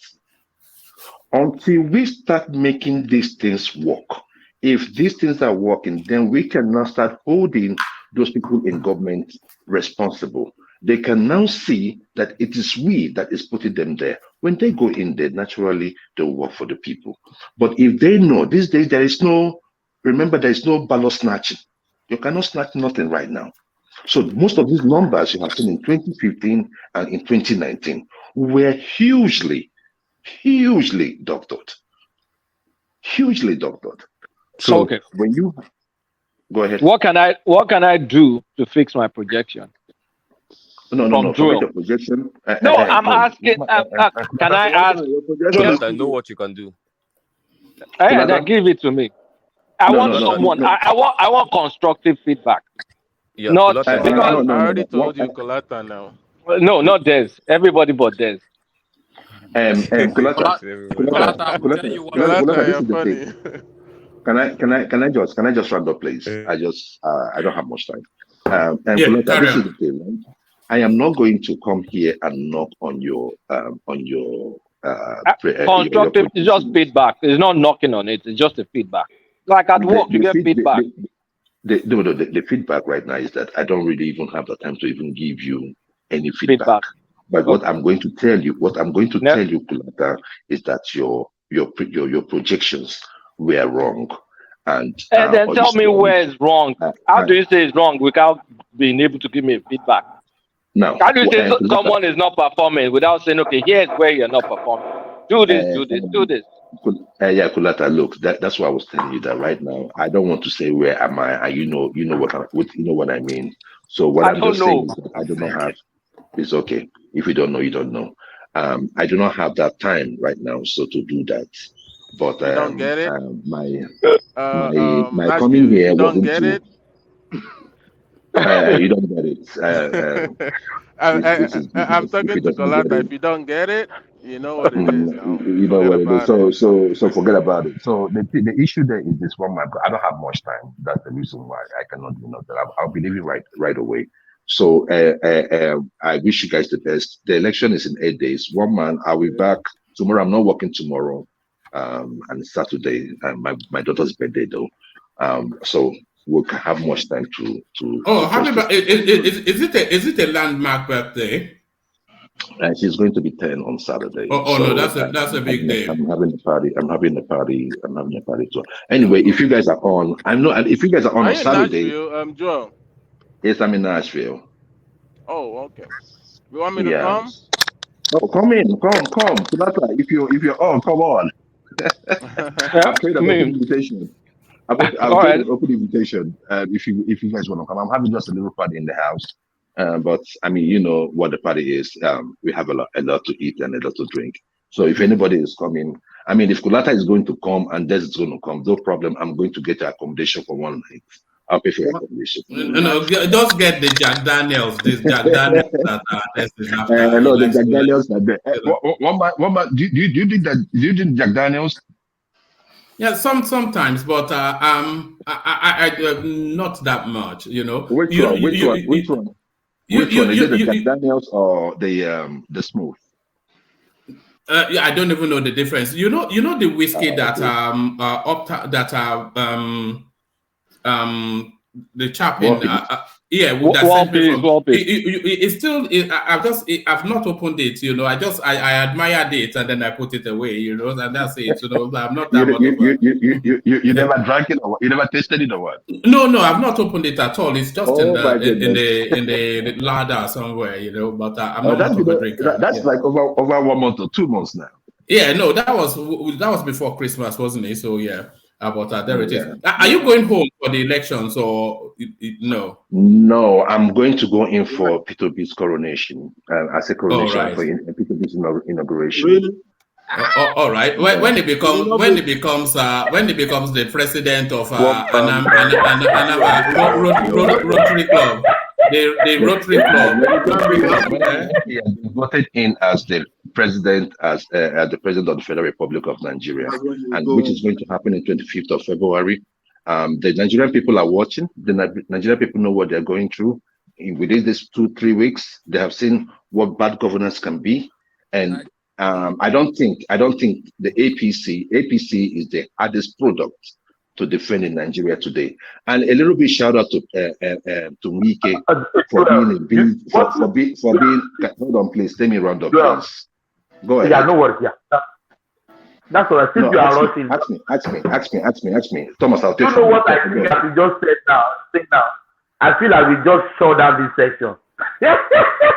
No, I did not say that section. I don't say the section. But Thomas. No. Thomas, Thomas, one quick stuff. Wike and Tinubu, I saw the exchange. One man, Wike is dead. His political career is finished. Opinion. I do not know how he's going to revive it. I mean, in his presence, Tinubu called him a chameleon, and he was laughing. He doesn't even know. Look, you see, when you're dealing with Tinubu, you should know that you're dealing with a deity, right? You're dealing with a deity. Tinubu is a deity. So you know? You say? You know? Why not go know? Okay. Oh no, I know. Tinubu. I was under Tinubu for 8 years when he was governor. I know. My own thing is that, like I've always told people right here, he was my governor for 8 years. But one thing I do not like about Tinubu presently is the vehicle with which he's going to Aso Rock. The people around him, I always take that into cognizance. The Shetima he picked up, it's a no-no for me. There's a whole lot of people around him. These are career politicians. So there is no way we're going to get the change we need with the people around Tinubu. Career politicians, people that believe live off politics. The same thing for Atiku. So we cannot keep going that route. We need something new. We need an Peter Obi. Thank you very much, and God bless you all. All right, brilliant. Thank you, Joel. Always a delight. That's Joel of Nashville. So Joel of Nashville. So thank you, Joel. We've not heard from you for a good while. So that was Joel of Nashville. So from Joel of Nashville, let's hear from Sam O. So Sam, really the conversation is wrapping around. Really, we started off with El Rufai's commentary in Kaduna State that they should continue to spend the old Naira and it will see them good after the election. So that was where the conversation started. But Kulata has now presented his full and final projections, which he has pruned down everything, left out all of the sentimentalities, and given us all of the figures as he understands them. So you saw Kulata's presentation. Which bits of it do you not agree with? Which parts of it do you disagree with? Now, let me start from, I've been following you guys for a while now. And I want you to know that coming on this platform, every one of us should just know one thing, which is, we should be the number one thing we need to have we need to be sensitive. That's number one thing. And we need to come neutral. Like, you know who you support, you know your candidate in your heart, but you still need to be objective. It's very, very important here. Now, one man, the Joel of Nashville, I think my brother that just left the platform now. He said a lot of things I don't agree with. Now I'll go to Kolata. Kolata did a good job. Like someone said, they don't have that time to sit down, bring spreadsheet. Even the Excel is one thing I hate so much. So, but he did a good job. Now coming down with all his sentiment aside and everything is becoming light and everybody is being objective. Let's not forget that this is politics. They did do a good job telling us that Tinubu will win Rivers State, where a lot of the thinking is that that space is up for grabs for Peter Obi. Yes. Kolata, I'll go back to where I have my pen. Rivers State. Now, pen it. Rivers State is a state that we are not certain. I use that word now. We are not certain with Rivers State. Anything could happen in Rivers State. It's a 50-50 thing. It's a game of chance in Rivers State. Now, you saw what happened today. Was it yesterday when Tinubu was there? Obi was equally there, sometimes away.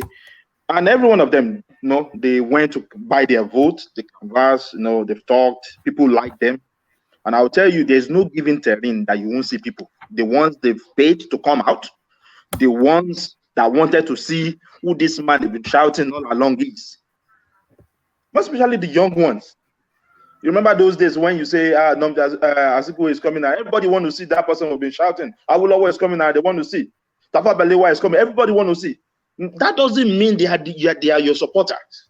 That doesn't mean they're going to vote you. I saw a clip today when they asked a woman, he said, yeah, I will vote if they give me money. And she actually named the money she wanted. So coming to Rivers State with the political terrain, presidency is all for grab in Rivers State because the governor, sitting governor. Now I want Wait, hold on, one man. Can you just show my numbers in Rivers State? It's a 50-50 number I gave with 50-50. a slight edge, but Tinubu is just 2 points. Yes, It's just 2 like points I said, separating him. I'm not condemning what you did, Coletta. You did good because what we have on ground in Rivers State now, anybody can take the day. Now, the Rivers State governor has said he's not campaigning for his presidential candidate. That simply means he's going to set some machineries in place when it comes to presidential election. Who knows what's going to happen? Now, the will of people will also come in there. And also, let's not forget that this word trending, like my last speaker used, does not work in election.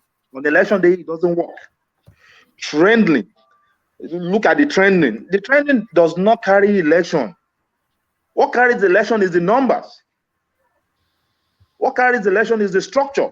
Let's not forget that. How many people is running for Senate up to go to Senate under Labour Party? How many people is running in Delta State for Senate under Labour Party? When someone said Delta State will be taken, the Labour Party will take Delta. Are you sleeping? Wake up from this number. When you have Incuben, who is the vice president, chair candidate, and you have Omagege there, who is battling for the soul of the state. These are things you need to look away from sentiment, away from me being Yibo or being Yoruba or being Hausa. If we want to sit on this platform and analyze, you need to come with clear judgment. Someone says Lagos State, Obi will take Lagos State. What is Obi's stake in Lagos State? What investment does he have in Lagos State? Whose interest is he going to protect in Lagos State? Let's be sincere with ourselves. We need to come straight and come no corner on this issue that is on ground. My brother, I just left Delta State. So if you say I don't know what's happening in Delta State, maybe you tell me when you visited Delta State last. Hey, your Delta, you might be prompt in what is going on in Delta. I'm not tripping about Delta. But what I'm saying to you is, if I am as the sitting governor of a state, and you are telling me I don't have any impact, this is what I'm going to. People might be just like I didn't say you didn't have impact. My brother, I'm supporting you. And I am the chief executive officer of the state. And you are telling me I don't matter. Yes. I matter. The security vote of the state is with me. What are you talking about? Now, we were talking about Lagos State, taking Lagos State from Tinubu. Even Tinubu is on which year, you cannot take it. Free and fair election. Tinubu will lose massively. Where?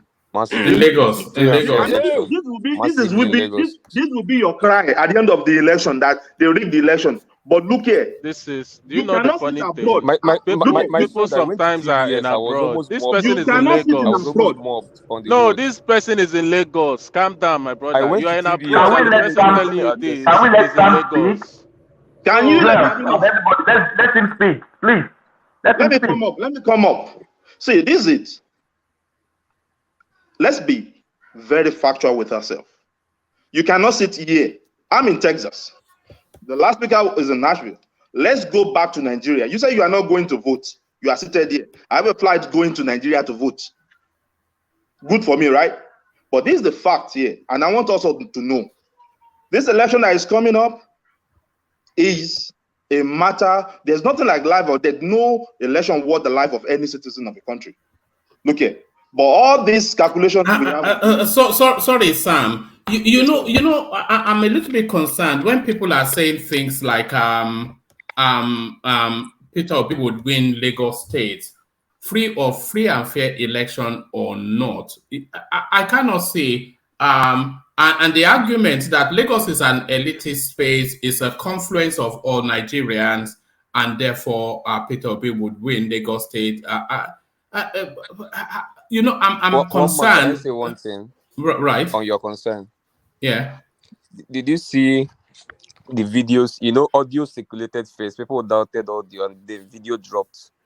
about how the heads of polling units awards and Lagos are warning that if people vote Labour Party and all that, that the lives of his kids, his children, and his family and his destiny is on the line if he No, loses no, this. I've not seen And that, but sorry, that doesn't really matter. the That's video is like already circulating. no, no, no. Audio leaked first. Audio I'm not leaked this. first, and then Hold video on, came after it. hold on. I'm not disputing it. I've not seen it, but I am not No, if they disputing think it. they will win on a free and fair election, No, they win without the spirit. That's the point. Anyway, anyway, let me tell you what my concern is, and you can hear it now. You see, that is curated reasoning. You know what it means to curate? That you hang this picture, they mirrors that one, and then it paints a nice frame. So this is curated reasoning. So it's like a potpourri. They pick one here and they pick one there and merge it to the group together, and therefore it's so wild. Some of these things that you hear is so wild. That's Peter Obi will win Lagos. Hold on. We've heard. No. We know where you're coming from. Hold on. Somebody said to you, I know it's fine. All of those anecdotes. Yeah, no, and I'm sorry. Hold on. All right, okay, but that's the thing, though. It's just so wild. But my real concern is that this potpourri, this curated reasoning that they've merged together to paint this narrative, and you can see how strongly they feel it. When the reality hits, how will they respond? That's really where my concern is. That's Peter Obi will win Lagos State. We don't have to wait. Peter Now. Obi. Reality is on ground already.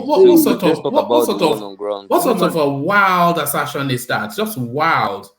One man, let me ask him a question. Lagos State, as we I talk, can hear you, my brother. APC is running a re-election campaign in Lagos State. They are running, all the senators are going back in Lagos State. House of Rep members are going back in Lagos State. All of them, if you are the one who put your money into campaign, you're going to tell them, when you vote all these people, just leave presidential seat alone, or just vote Labour Party. People sinking their money to campaign. You think money does not go with election? Where we are, when my brother, can I respond? You will talk. Is my floor? No, hold on. Yeah, let Sam land. Carry on, Sam. You were talking as if people, Nigerians, I'm not Nigerian, I'm proud to be one. Look here, do you think it comes like, oh yeah, everybody come out? People get interest. There are people who will not vote if they don't see money.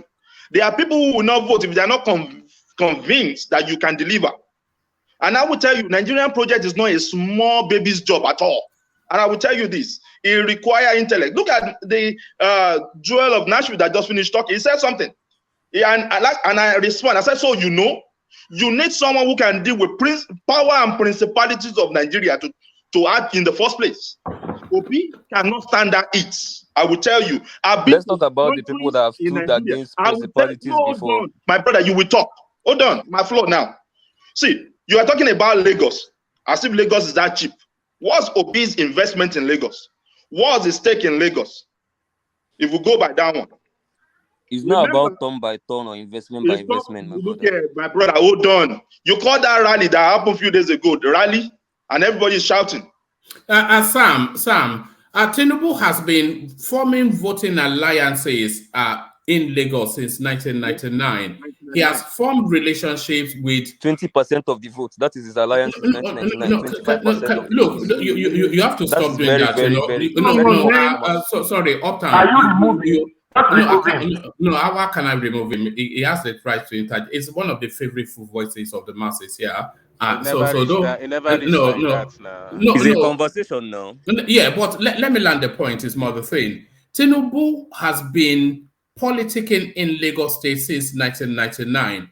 He has formed voting relationships. 93, not 99. He's formed voting relationships, alliances. He's invested in people who are political movers of the space right across all of the ethnic divides of the space. And he has successfully, they'll say, oh, it's Aguero, it's MC Oluomo. This guy has successfully politicked in Lagos, successfully for 2-3 decades.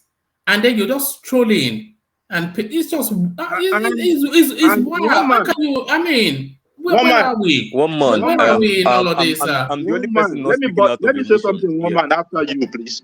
Yeah, This carry on, happened. sir. You just mentioned Lagos State since 1993 as a senator, now run back 1999 after the whole thing, became governor.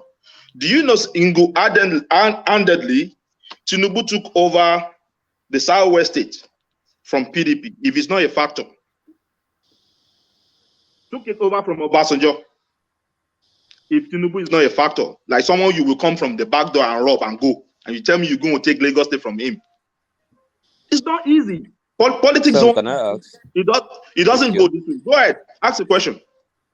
Okay, so I'm going to ask two questions. So maybe allow me, don't interject, just let me just go through the two questions. One,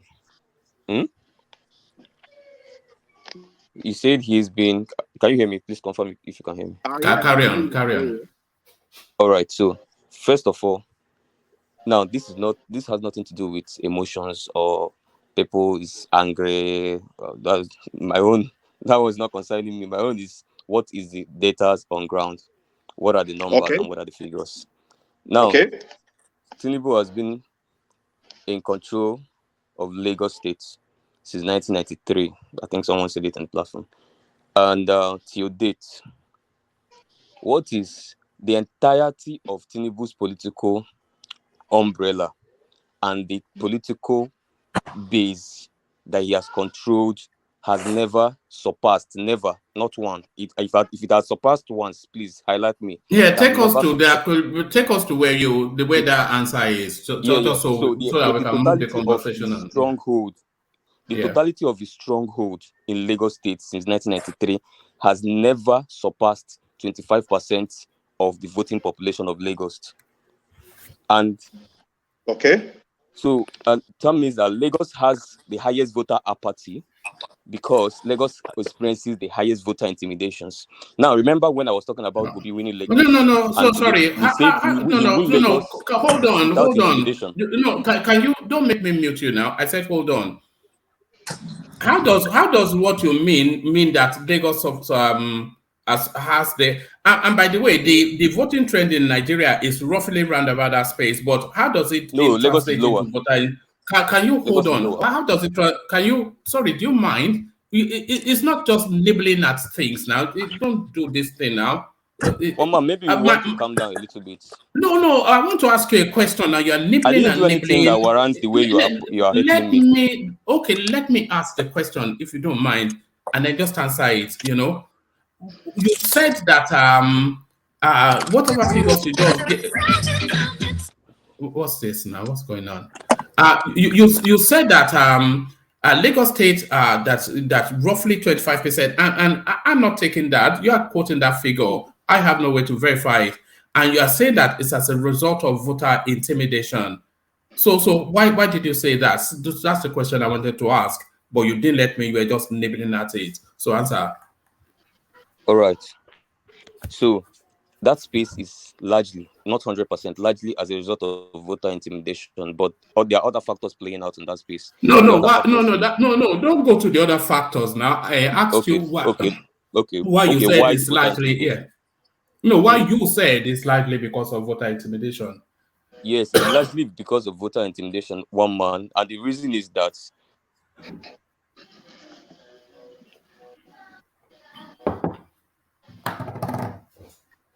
go ahead, we're listening. The campaign in Lagos. Lagos is my primary base. It has exposed me to why exactly Lagos has remained in the hands of the APC in the last 23 years. And its last space is largely intimidation. It is a link, is a chain. It's a chain of it, and it springs from word to word. And it's really very when I think about it, like I sit down for like 30 minutes and think about it. That is one of the fears I have. So sorry, are you saying it on empirical? Are you saying it on empirical evidence, on your anecdotal experience? Okay. From my experience so far, one man. The intimidation in Lagos, I don't think any democracy should allow this kind of thing, but nobody's talking about it. All right, brilliant. It's shocking, one man. Shocking. All right, brilliant. Let's get back to Sam, who had the floors. Sam, carry on. Yeah. What he just said now. One man. Are you on a special diet today, one man? What do you mean on a special diet? I want to ask a question, and it keeps chopping me up in bits, and I'm saying, allow me. In the afternoon section, I asked you this. It's like you're on a special diet. So it's like the diet is still in your system. All right, let's hear from Sam. I wanted to mute and not talk again. I almost feel stifled. You feel stifled? You've not stopped talking. How can you feel stifled when we've not heard anything other than your voice? Okay. So all right, let's hear from Sam. Before I leave, let me say this. See, we have our sentiment, and it's good we set it aside. Politics is a game of number. All this my brother just said, when talking about your base, because your base, intimidation. Look here, there's no place that you don't have issues when it comes to election time. I saw a video. We were talking about Southeast earlier. I don't know how this is going to be possible, even. When they said election day, some people say, a group of people say it's sit-at-home day. And you guys are coming here to tell me Obi will take Lagos when he can, his own city and town. It's not even refreshed. Hello, Sam. Can I say something? Is that... No. Let me finish, please. Let me just drop my point. Now, I saw that video. I was like, why on net? That's voter suppression, whatever you want to call it. But that's away from me. We have, when you have, this is a country called Nigeria, right? If you stand up against forces that maze the republic, you know what might happen. Okay, so that one being said, elections going forward. Kolata already brought these templates out, like these spreadsheet. And a lot of things are very clear on this spreadsheet. Now, do you know polls don't work for us? There's always a saying that you only see me, you see my face, you don't know what is inside of me. It's a saying in politics. But whoever knows that, that's one. Two, they are states. When someone said, Kolata said, northwest. This is where I'm going for Kolata. And I said, north central. Okay, did you say northwest or north central? I didn't get that very well. I think you said north central. PDP going to take it. Kolata, if you are hearing me, speak up. Yeah, but one man, bring it up so you can look at it. It's the person that win and total number of votes is different because each state has different numbers. So don't look at it like that. One person like this, people they distribute northwest. Between candidates, but when you count the number of votes, it's different. Kolata, I'm very open to being educated. And that's where I think many of us are here. We learn from each other. Now, we need to break this thing down for as much as we can. I stayed in the northwest for a little while. I said north central. Let me say north central. When we're talking about, Where? I worked in Kwara, Kogi. That's Nasarawa. Stayed in Lafi. Benue Makodi is my even. Plateau is my. So I think I know a bit of these people. Now we have some things here. When we said Kwara, if you look at the runoff of Kwara might go for APC. I have that. Yes. Kogi, the way they're going, might end up with APC. I have that. Okay. Now coming to Nasarawa. Now we see LP and APC on ground. But I want to tell you something. Like there are some places in Nasarawa which they are because you need to know them with who they are. Like Kefi. Kefi is a real base. And when we talk about some factors that matter in this election, look at the chairman. Okay, I think that's where the chairman APC came from. Coming to Doma. Some of the past governors came from that end also. Not talking about Kwanga. You need to look at people who reside in those places, who they are. That state I'm looking at is going for APC. That's my own opinion. I have that, but slightly. Because all this rousing you see in Labour Party, it's just a show. One man scroll up. I think we're missing the details there. I can't see it from So here. sorry, where are we? Which state are we? We're talking about Nasarawa. Nasarawa. Oh, sorry. Oh, scroll up. Yeah, yes. Scroll up. Yeah. Wait, Nasarawa now. That's Nasarawa highlighted. Yeah. Okay, Nasarawa. Now, these are peculiar things I know about, like the Wamba. There's a place to call Wamba. These communities, those are the people. If you're running up for a governor, whatever you're running up, those are places you want to make sure your votes came from, because they carry and they have sentiment between their the race there, the Alago, the whatever they call themselves. All of them, they have sentiment, but you need to look at who carries the order of the day, who is actually in power. APC is the APC state. So I won't rule that out for APC at all. Now, Obi might do good because of the former deputy governor they have there, who is actually running for AP. Where actually, the eastern part of the state will do good for the part close to them. Let's see what we can come up with there.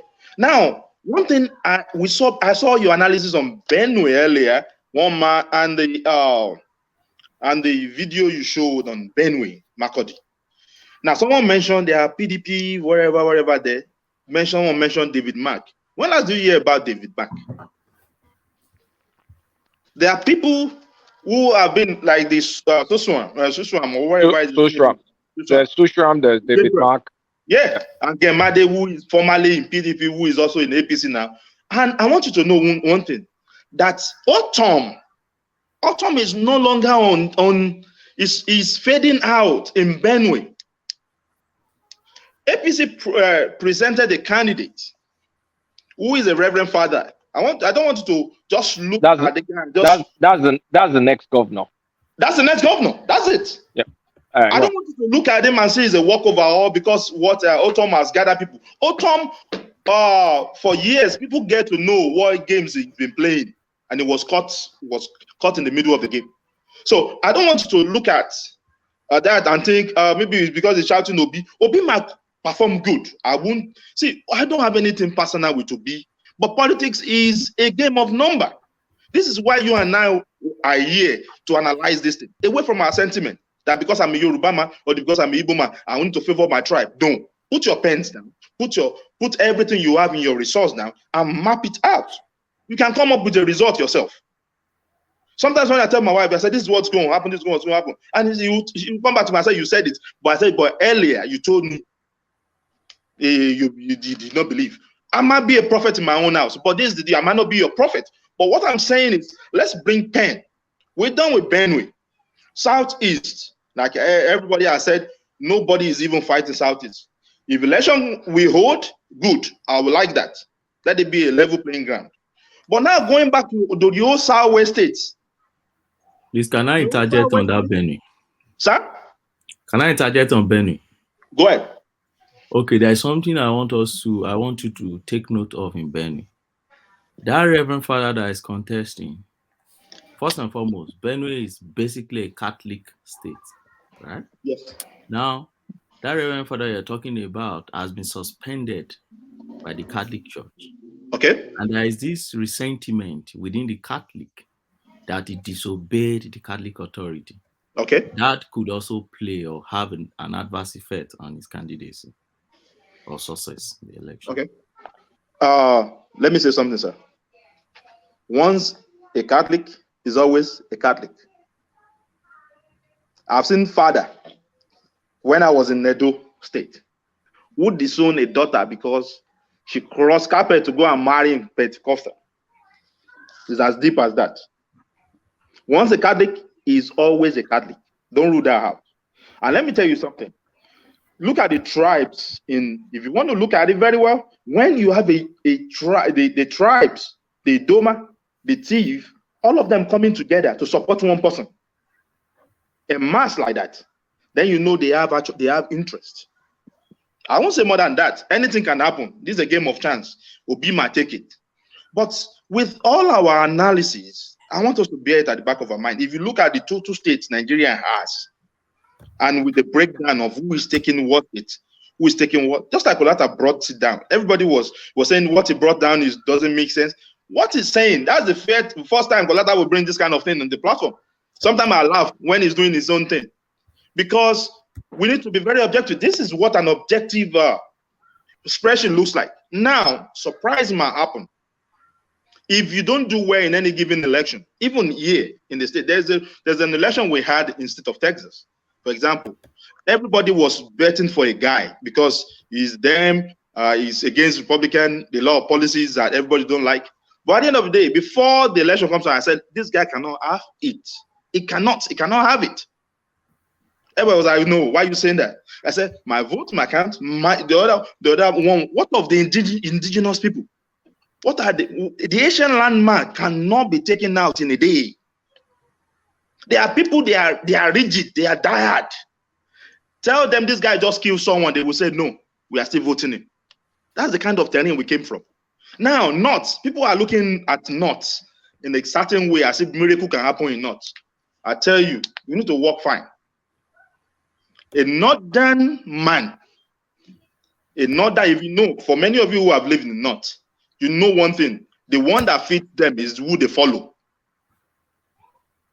It's not about your education or my education. Sometimes when I walk in the street of Kanu, in the street of Maiduguri, I ask one question. I say, are we actually from the same God? Because the way we reason is different. If the guy who feed them say, go in mass and go and do this, they will do it. They don't care. They don't even want to ask why. Those are the kind of people we're dealing with. If Tinubu actually is sure that he will have vote tomorrow from North, if tomorrow something happened and the people who is feeding these people who is going to vote and tell them go another way, they will all go en masse. That's the kind of environment we find ourselves. So I stand to be corrected. With all these polls, I see Southwest going to Tinubu, regardless of what anybody says. Lagos is a walkover. Oyo is a shot. Ogun is a shot. Someone said Oshun APC. Let me say something. Said PDP. Oshun is going solely for Tinubu. There's nothing they want to do here. Talking about Ondo, Ekiti, everything is gone. Just like Southeast is gone for Peter Obi. Now, you want to get me on this. I don't know. I can't see very well on this one I'm using, Kolata. What percentage do you give Obi in the Southwest? Because it's very, very important. It's like roughly 10%. Okay. I won't think it will go more than 10% there. Because we have problem. The problem we have as an average Nigerian is because of this tribalism. It carries a weight on us. And this is the way we should be thinking as upcoming leader, upcoming generation who is coming after these people. If we cannot do better now, we cannot surpass these people who are the options. Tinubu is not the option we have. Obi can be one of the options. Atiku is not even one of the options we have. But we are stuck because of the way they play politics. Religious-wise, they've caged us. When it comes to sentiment, that is a Igbo man and is a Yoruba man, is a Southside, is a Shekiri man, a Robo man, is an Edo man. Now we start playing our politics that way, knowing fully well that we cannot amount to anything with this kind of politics. But that's the way. Hey, the two governors said something this week. Sorry, that was Rivers and the one in Oyo today. They were talking as if maybe we don't know where they are heading to, but we know where they are heading. But one thing they said that is very, very, they were talking about power shift, what is right and what is just. What are they fighting for? They are fighting because they took the South, they mount them to nothing. They gave every position in PDP to whatever. They said that's what they are fighting for. That's why they're not supporting Atiku. That's why it's this, that's why it's that. Fine. But if our generation cannot do better, that means we are going nowhere. Religion, any pastor that stand in front of me that I'm talking to you that say vote this person, I will demand my tithe and offering from him, because you have people from different platforms in your church. You cannot tell me who to vote. Let me tell myself this is who I'm voting. But it's as amount to our pastors our imam taking bribe from politicians, now telling us who to vote, now breaking us apart. That's one of the problems we are facing. Hey, he's a Yoruba man, don't follow him. He's a Igbo. If I see a Igbo man who will do well, I will follow him because I know he has value. There's something inside of him I will go for. But the problem is, I will round up now. What I'm saying is we should learn to play our politics in a fair manner. And this will help all of us. Kolata does a good job. I know this is your last spreadsheet, but whoever is going to come up with the spreadsheet. And by the way, this spreadsheet, we shall be pinning it up virtually. That is to say, we'll be registering it as the template for the elections. So on that election day, we shall be referencing the spreadsheet as the figures come in. Yes, so is it safe to say that if the spreadsheet is totally BS, that Kolata shouldn't present any spreadsheet here? No, it will get Koboko. Koboko is not a I just needed to say it. We administer some correctional punishment. One man. Sam, can I say something real quick? Okay. Can I say something real quick? Sam. Sam, when please, just because I think you said said that Tinubu is a deity.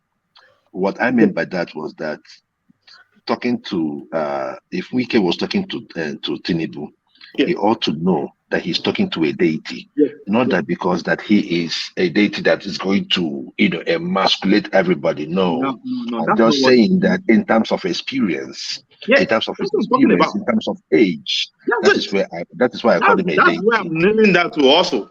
So it's not because that he is bigger than Obi or anything. No. I'm just saying that for him. No. The words that comes out of his mouth. Look at what. Can you ask? Let me ask you a question. If you hear what Wike said to Tinubu, he said, "I came to your house. I told you this route we are going again is not the right route."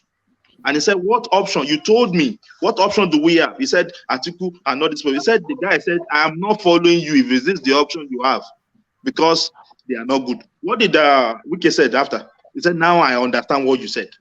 You were laughing." So these things amount to experience. He also called Wike a chameleon. Yeah, right? So that's the reason why I said.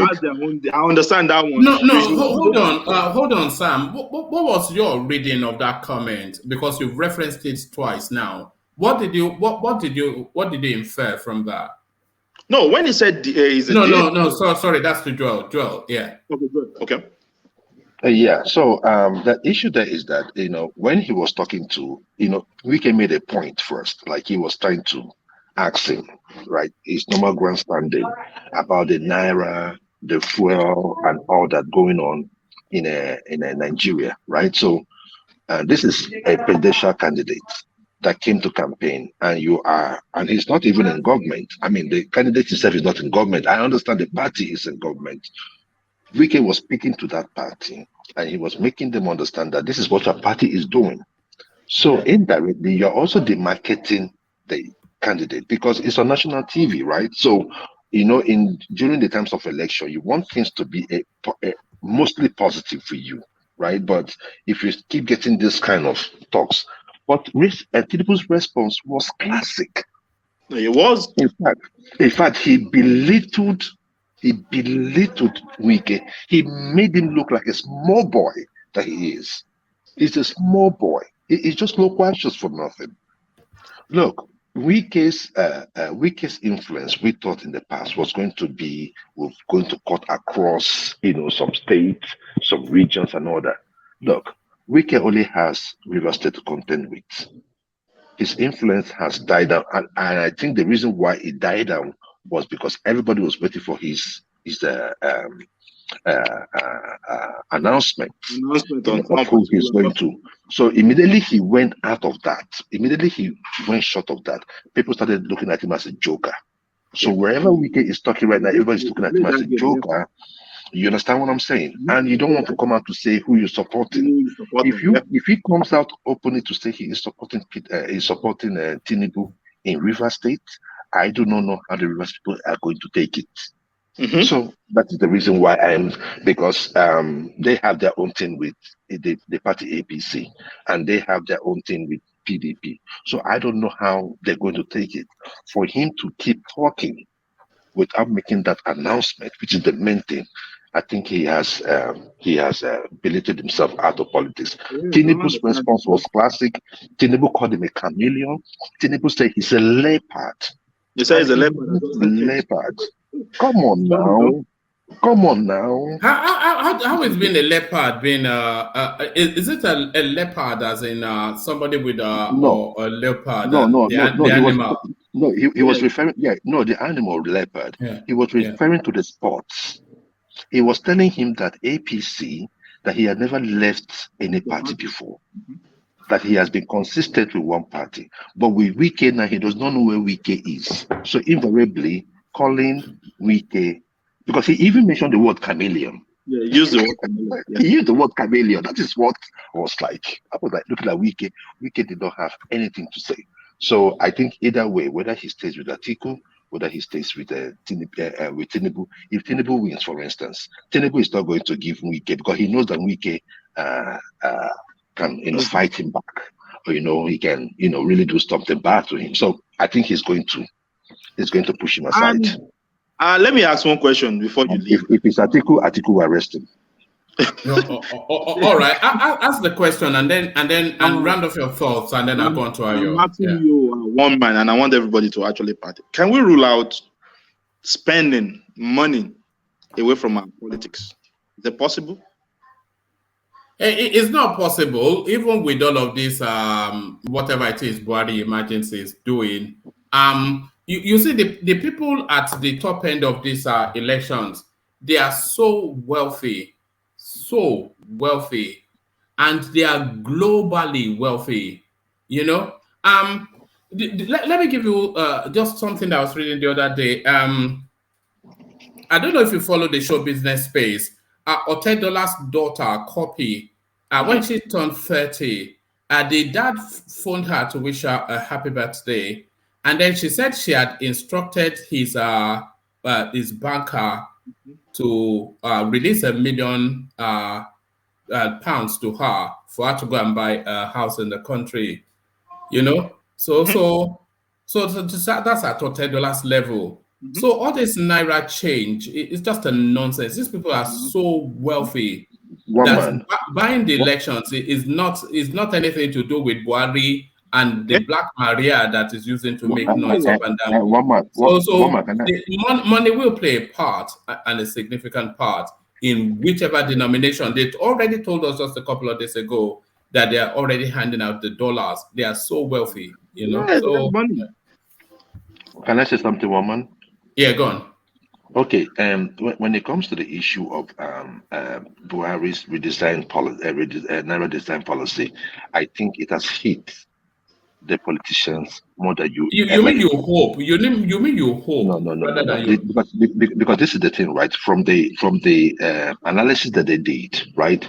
The most notes that were returned were the 20s, 50s, 100s, the 100s and the 200s were mostly the notes that were returned.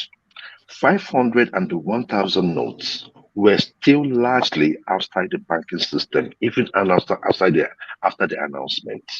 Well, that's not true. That's not true. No. I'm just telling you the fact that I'm getting right now. No. You're not getting no. That's not true. That's not true.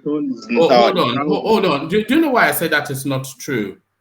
Buhari, just go and listen to his broadcast again. He told us that 80% of the monies in circulation are already back in the banking vaults. 80% of the money in circulation, they're not 200 or 100 Naira. So that's not true. Round off your thoughts, Sam, and then we move on. One man, thank you for the privilege here. This is the deal. As we go on, we educate ourselves on all these, and we just let's be objective on all this we're talking about. We talked about money change. Money change has come. That's caused the havoc is going to cause. It will continue. But the only problem I have with these political parties, the two political parties, When PDP said it's a good thing that they should not return money to circulation, they should shut it up. Labour Party is saying shut it up. Why would they say? Don't they see what is going on the street? People burning banks because they can't get their money. People they burning properties, infrastructure that we don't have. We start burning them down. Is that what we like?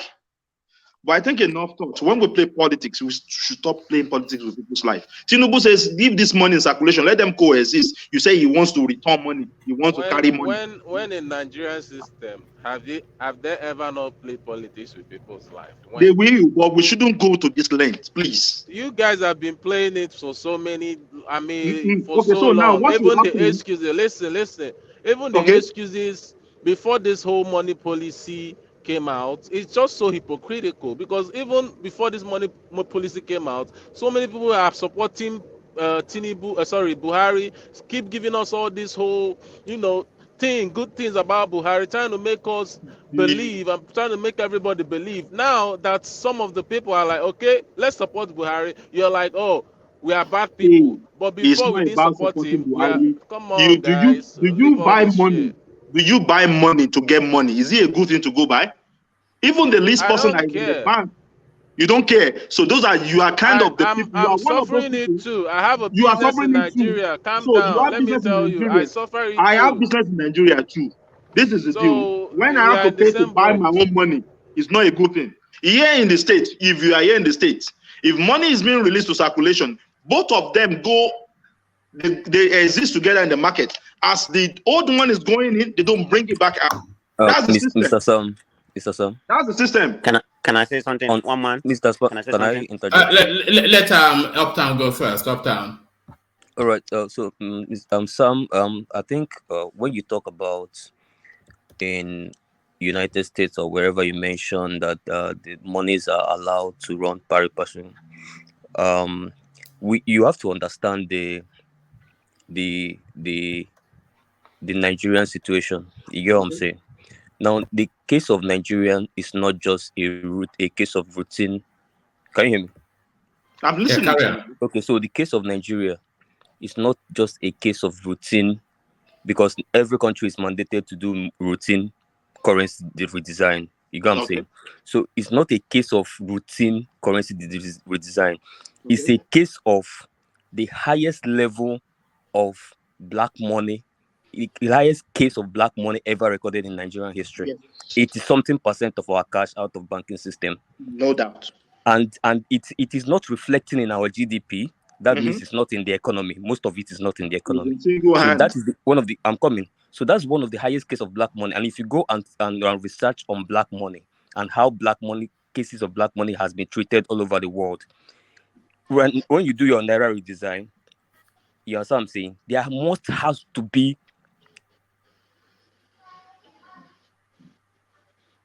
Are you there? No, I think it's lost connection. Arrest funds or shut them out of the system.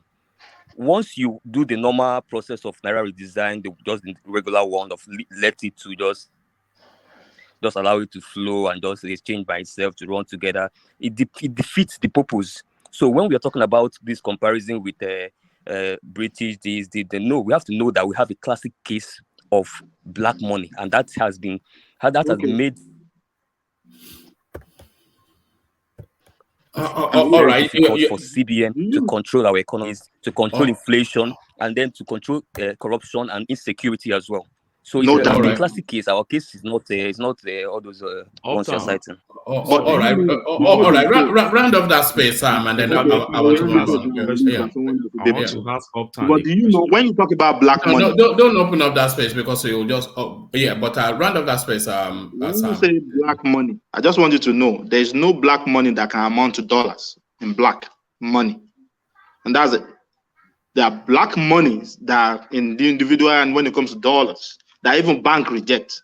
And look at when we have good corruption agencies that know what they are doing. As those monies are coming in, they can question them. That's it. If you have a standard policy, but monies won't come in. That is the problem. Why won't you come in? There's a time. Give people Time. No. They They believe, forever. because Okay. they believe they can pull the stunts they're pulling now. No, That's why sir, they didn't return the money. But when you give people all right, time they just gave us please round for up this that money, space, man. Yeah. the money, the time they gave people to get this money back into bank sector is too short. That's it. We are over 200 million. 80% of the money is back in the It's vaults, back by the now, way. so So it's I'm good. not quite So sure what It's that back even now. means. So what are you saying? 200 naira is a good No, development. that counters what you are saying. That, but let's just round up that space. $200 is a very 200 naira is a very good one to be in circulation. Even some ATMs you go up here, you only see $20. You don't see the highest currency in those ATMs. It's good, a good development. We'll start. I will join this platform anytime I have this privilege again. Thank you, everybody. But let's be constructive. Can I intervene? A minute. All right, brilliant. All right. Okay, if it's brief, just because I want to push the time. Yeah, Go on. very brief. I'll get Sam. He's already gone. I was just going to narrate to what he said about other party. Playing a different role. But like I said, one man, I told you earlier, this policy, has been tried all over the world, constitutionally, of the black money something, and he's failed. If you look at in 1988 in Miami, that failed.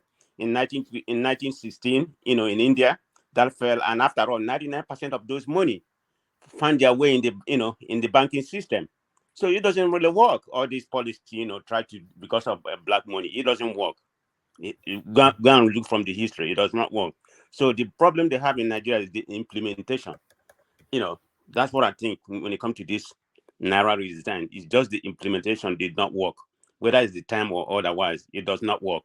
So you can't use it to deter people from not buying, Even that black money narrative is patently untrue. If you are saying 80, and we can play Buhari's clip again, if he told us that 80% of the monies has made their way back into the bank vault. So I'm not quite sure, but quick question. Yeah. How long was the deadline for people to return money back to CBN?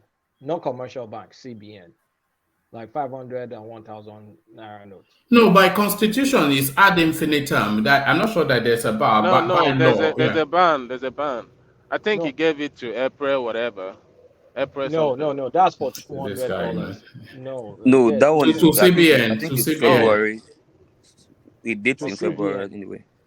The CBN one. You see, there's CBN banks all over each state, right? And then there are collection agencies. So is there a time limit that people can take 500 note, 1,000 note to CBN? No, there isn't. Even in 100 years. Can you play that video again? Play with video again. Buhari's video, because I heard him say clearly that according to the constitution or whatever, when he called the constitution of the CBN, that the 200, 500 and whatever can be remitted back with one check or whatever up until the one fill, you have to fill one form like that up until the April whatever. I think I heard something like that. So I don't know. I think he gave that a time limit. That's for 200 Naira. That's 200 Naira. No, that's for all. Wait. Even the CBN governor told us that you can continue to take your money to the CBN. You can continue to take your money to the CBN. Yes, CBN governor said that, but Buhari, what he said today I don't want to different. interject for long. Let me just talk quickly. What I'm saying is, even think about the worst case scenario. Let's say they start giving all these folks 10,000, 20,000 Naira. Let's say, they're desperate. They have all these 500, 1,000 Naira notes that they want to give. They can share it amongst those people, and then those people will organize themselves to the Naira CBN place and exchange those currencies. Right? That's it. Yes, you can do that. Yes, and by the way, Ogweni, you are the lawyer. So as far as we were told that by the CBN governor, the Rufai, everybody, that there is no time bar for you to take it to the CBN, to exchange it for new currencies. And that's what obtains internationally as well. Exactly. And nobody's going to get arrested because, you see, they have billions of dollars. They're going to share it into 2020, 10,000. And those people will take them one by one to the CBN and get their money back. But the problem, you guys are not getting the problem. If you watch the politician, they don't trust a lot of people. This thing you guys are talking is just fantasy. I'm telling you the truth. No, but Just I'm not actually fantasy. talking. It's not even about the politician, but just the law this time But around, the just the legality law of is what it. we're Yeah, talking about. We're not talking yeah. about trust or no trust. I mean, as long as Desmond hears something that you feel defensive about Peter Obi, and then you start yanning. What we're saying Yes. is, No, it's not about Peter Des, Obi. Des, Have I that's said Des, anything here? No, I haven't said Des. anything here. I'm You just can't when help someone is yourself. I wrong. mean, we've When noticed you someone here. is It's okay. wrong, I tend to correct. You Okay, no get. Colata, problem. stop that now. No problem. What It's I'm not trying to about say Obi. is, if you will even distribute these old notes and spread it around, the governors will force CBN to do a lot of decentralized collection agencies, and they'll still have to give those people new notes for those old notes. You can see that all this stuff is even a moot point at the end of the day, because it's a matter of just organizing people, letting them trust the process, and you share those notes, and of course they have the new notes too. So you see, This there's is a the difference. problem, Colata. This is the problem now. Hold on, before you say that problem, let's listen to El Rufai for a minute and 30 seconds. I think he may. I think I heard him address this. Let's listen to him. On behalf of the Kaduna State government, I wish to assure you that none of you would lose the money you have in old notes. Let no artificial or illegal deadline frighten you. Whether you live in towns, villages, or in isolated rural communities, do not feel stampeded to deposit your old notes into the banks. Hold on to them. Continue to use them as legal tender as ordered by the Supreme Court of Nigeria. No deadline can render them worthless, ever. The law is on your side. The Central Bank of Nigeria Act 2007 in Section 20, subsection 3, and the Bills of Exchange Act both oblige the Central Bank of Nigeria to recognize your old notes and give you value in new notes whenever you bring them to the CBN, even in the next 100 years.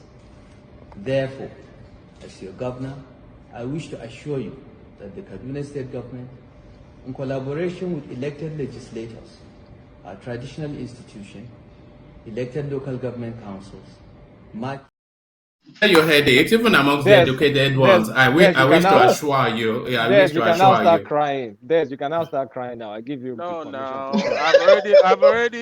I've already said that space now. I mean, this is pure muting. I don't think he's just.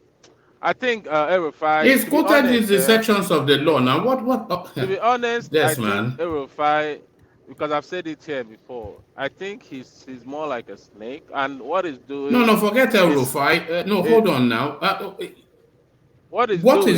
he has just told you, which is also what the CBN governor said, and everybody, is that there's no lifespan to that Naira note. The only lifespan is it being a legal tender.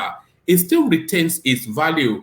1,000 Naira retains its value. That old 1,000 Naira, it retains that 1,000 Naira value 10 years from now, but it doesn't retain a legal tender I know status. that now, So one man. all I you have said to I do, know that already. One what are you arguing? One man, let if me I may tell come you in. again. I know this Oh, already. I know right, I know all this. Even last week, the CBN governor made a statement about it. right. But So I'm what are you saying arguing that against? Buhari came out and said something different. That's the problem I'm He having. didn't You say get what I anything mean? different. He said it ceases to be legal tender, but it still retains its In 30 value. days. But Do you understand the distinction? Do you understand the I distinction? understand. I Okay, understand. tell me what the See distinction what is. Buhari says, No, yeah? forget what Buhari said. Tell me The what the distinction distinction. of not being a legal tender, it cannot be used again in the market or whatever. You can't just put it in the bank, but you can't use it and buy anything. Does I it still understand all retain? that. Does it still retain its value as 1,000 Naira? Yes, which is Also, what there it is. CBN. No, listen now. This is what the CBN governor said last week, that it still retains its value forever, but it is no longer a legal tender. Yeah. But now I'm saying the Buhari's message I heard today was a bit different. That's why I said I was confused whether he's putting a time date, because this is Nigeria, anything can happen. What did you hear from Buhari? No, forget this is I, Nigeria. What did you hear from Buhari? what I heard was the 200 naira was still gonna be in work hand in hand with the old one, and still circulate for I think 3 months, whatever. Right. I don't know how long he gave about it or For whatever. 60 days. 60 days. Yeah, for 60 days. But I think he still said about something about 500 and Shall I tell you what he said? 1,000. Yeah, you can Shall tell I? me. That's what I heard. Yeah, Though. I'm just okay. saying. What it did say was that the 200 naira note will continue to be transactable as legal tender for an additional 60 days. So that is to say, you can still trade it in the market. You can use it to buy and sell. You can get it from the bank and put it in the bank. The 1,000 naira note, it ceases to be legal tender, but you can still take it to the commercial banks to exchange for the new note for 60 days. So after those 60 days, you can no longer take the 500 and 1,000 naira to commercial banks, but then you have to take it to CBN. So that's what he said. I don't You think don't. so. Yeah, I'm sure you. Can Not I what you say think is something? what he said. Yeah. Oh What did he man, I say? don't What think did that's they? what he Okay. said. What did they say differently? I think he said something about if you're trying to change the 500 and 1,000 now, you have to fill a form which the CBN governor narrated No, or no, no, no, expatiated no, no, about. no, no. Go and listen to it again, please. Because what Do you that want to feelings. play it? No, Play no. that? I'm not going to play a 14-minute video just because you didn't listen to it properly. What he No, now you said. have to skip it now. No, hold on. You go and search for where it is. Then I'll bring it up and go to the minutes. But what is the filling form is at the CBN, not at the commercial banks. So that is post the 60 days. Do you get it? You don't. All Okay, right. I think All I'll right. Brilliant. watch the video Can I say again. something real quick? Can I say something real quick? Right. The 100, Yeah. the 1,500 ceases to be legal tenders, but it is still exchangeable at the CBN. I think that is as clear as it can be. Yes, that's what I'm You cannot saying use it in now. the streets. You can use it in the street. That's what I'm What saying. Rufai is saying is that disregard what the president is saying. Let's call a spade a spade. He is saying disregard what the president is saying and use all the old notes according to the Supreme Court. So we have a battle in our hands. It's out there. So let's not sugarcoat it. That is the true stance. Thank you.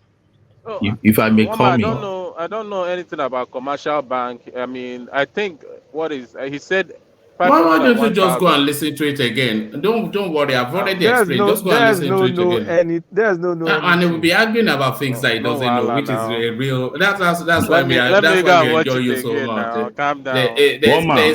I'll watch it Naivety again. and there is naivety and there is naivete. You are naivete, but Guys, go and listen to it. Stop drawing us back, please. all right. We have to move Yeah. ahead. Yeah. All right. Coming up, Gwenny. So this is my understanding of the law that relates to these issues. When you look at Section 20, what Section 20 simply empowers the CBN to do, you can redesign your currency, then fix a date when that currency will cease to be a legal tender.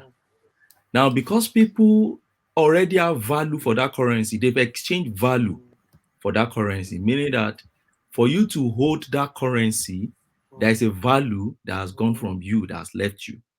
So you should still be able to get value for your currency. Now, once that day expires, then the only thing you can do is, it chooses to be a legal tender.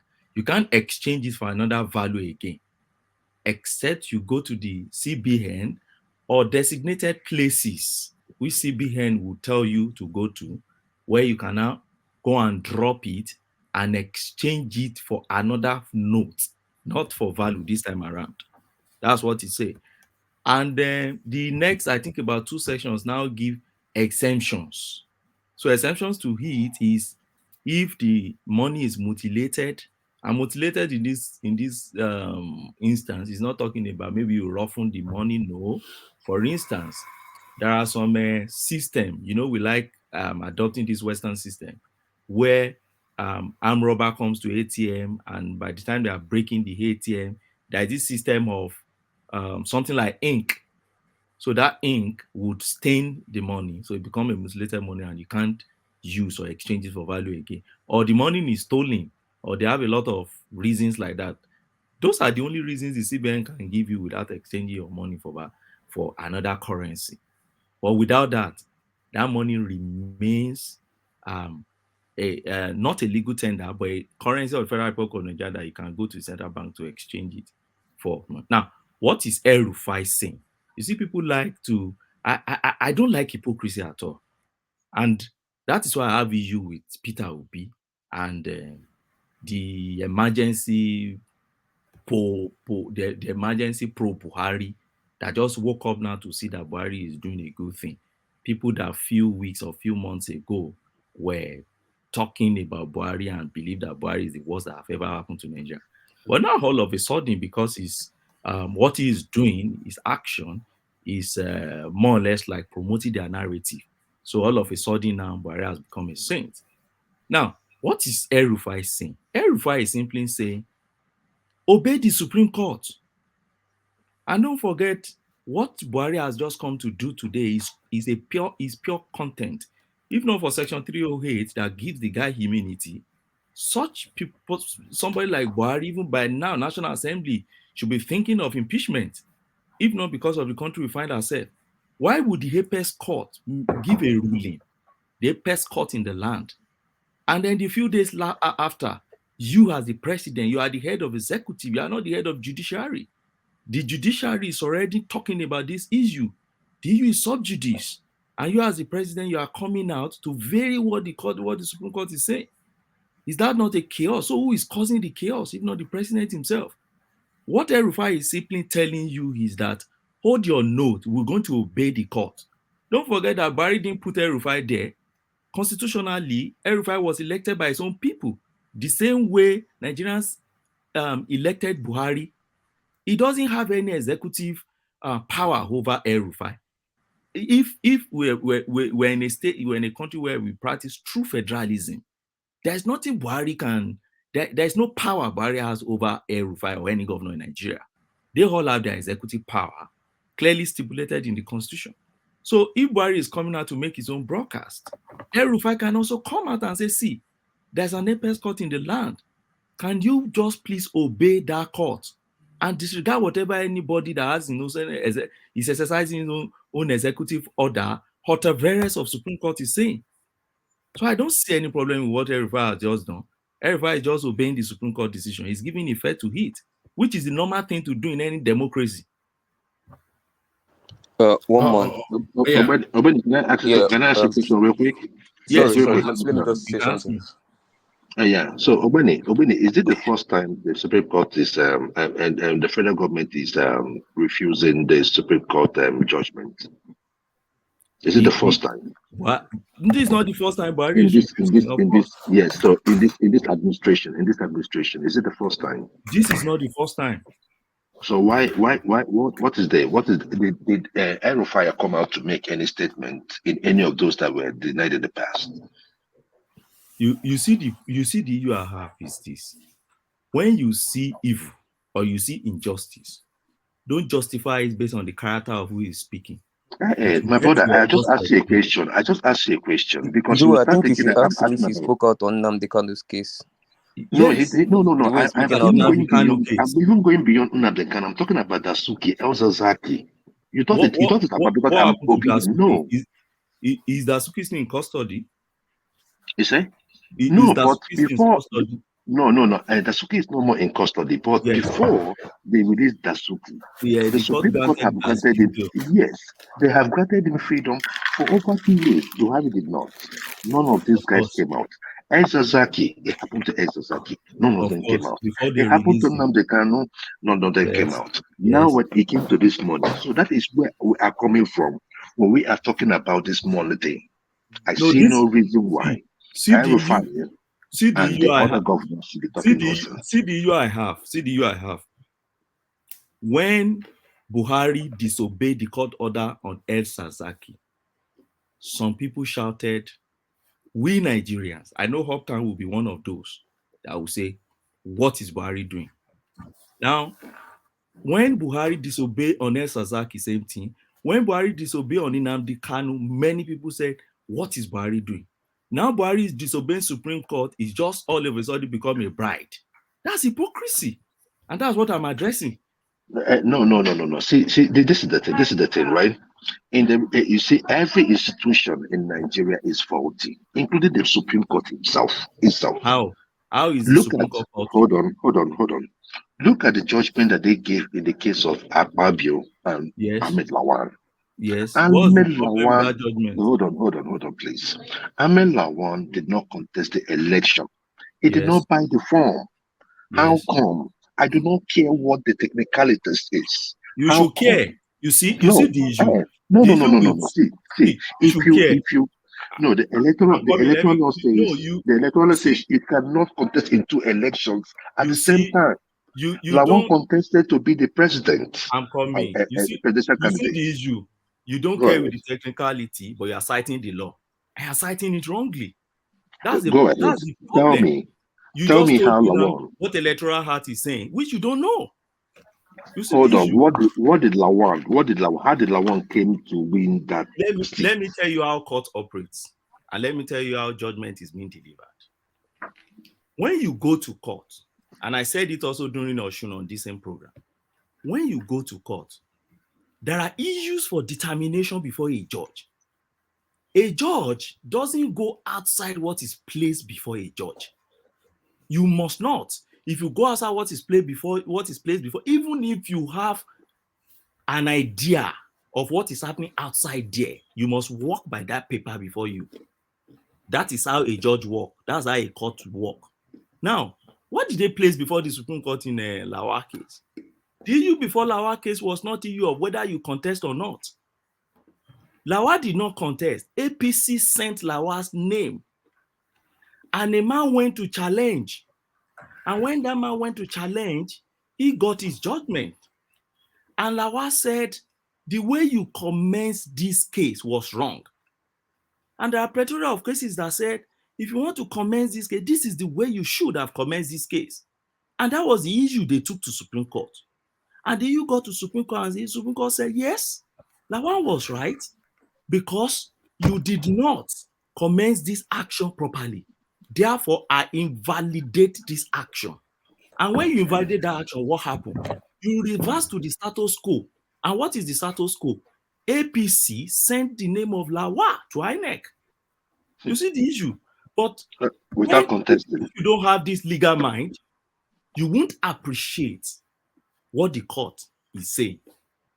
And this is not the first case where the court will say things like this. Let me give you some cases in I think it was Rochas Okorocha case in 2015. I participated in that case. What happened? At the Court of Appeal, Rochas at the trial court, Rochas Okorocha lost. By the time they got to appeal, the appeal court said the judgment was delivered outside 180 days. Therefore, the judgment became invalid. And the moment that the judgment became invalid, what happened? The governor went back to his office. Let me give you another case, Oshun case. Was that not the sort of technicality that Peter Obi used to escape his impeachment that they are saying he won the case? It's the same thing. It's the same thing. Let me give you another case. Let me give you another one. In 2000 and the previous election of Oshun, before this last election, I involved also in that case. What happened in that case? In that case, Adeleke, the president governor now, lost out. He went to the tribunal. We did that tribunal in a Apple court, because they move it because of the issue in Oshun. We move it to Abuja. Now, the tribunal delivered judgment in favor of Adeleke and said Oyetola should leave that seat, to vacate the seat. And what happened? The only issue Oyetola took to Court of Appeal was that the judge that delivered the judgment, the major judgment, was absent from court in one or two of the proceedings. And the law is clear. Once you are absent from a proceeding, start from 10 minutes of that video when you get chance. And the law is clear. When you are absent from a proceeding, you cannot give judgment that relate to the proceeding. And the Court of Appeal said it is true. Therefore, if you have, let's say we have 20 proceedings, they call 20 witnesses. As a judge, if you miss 2 or 3 of these proceedings, then you can't give judgment. You see that kind of technical judgment? And they said the judgment of the tribunal was invalid. Then what's the meaning of that?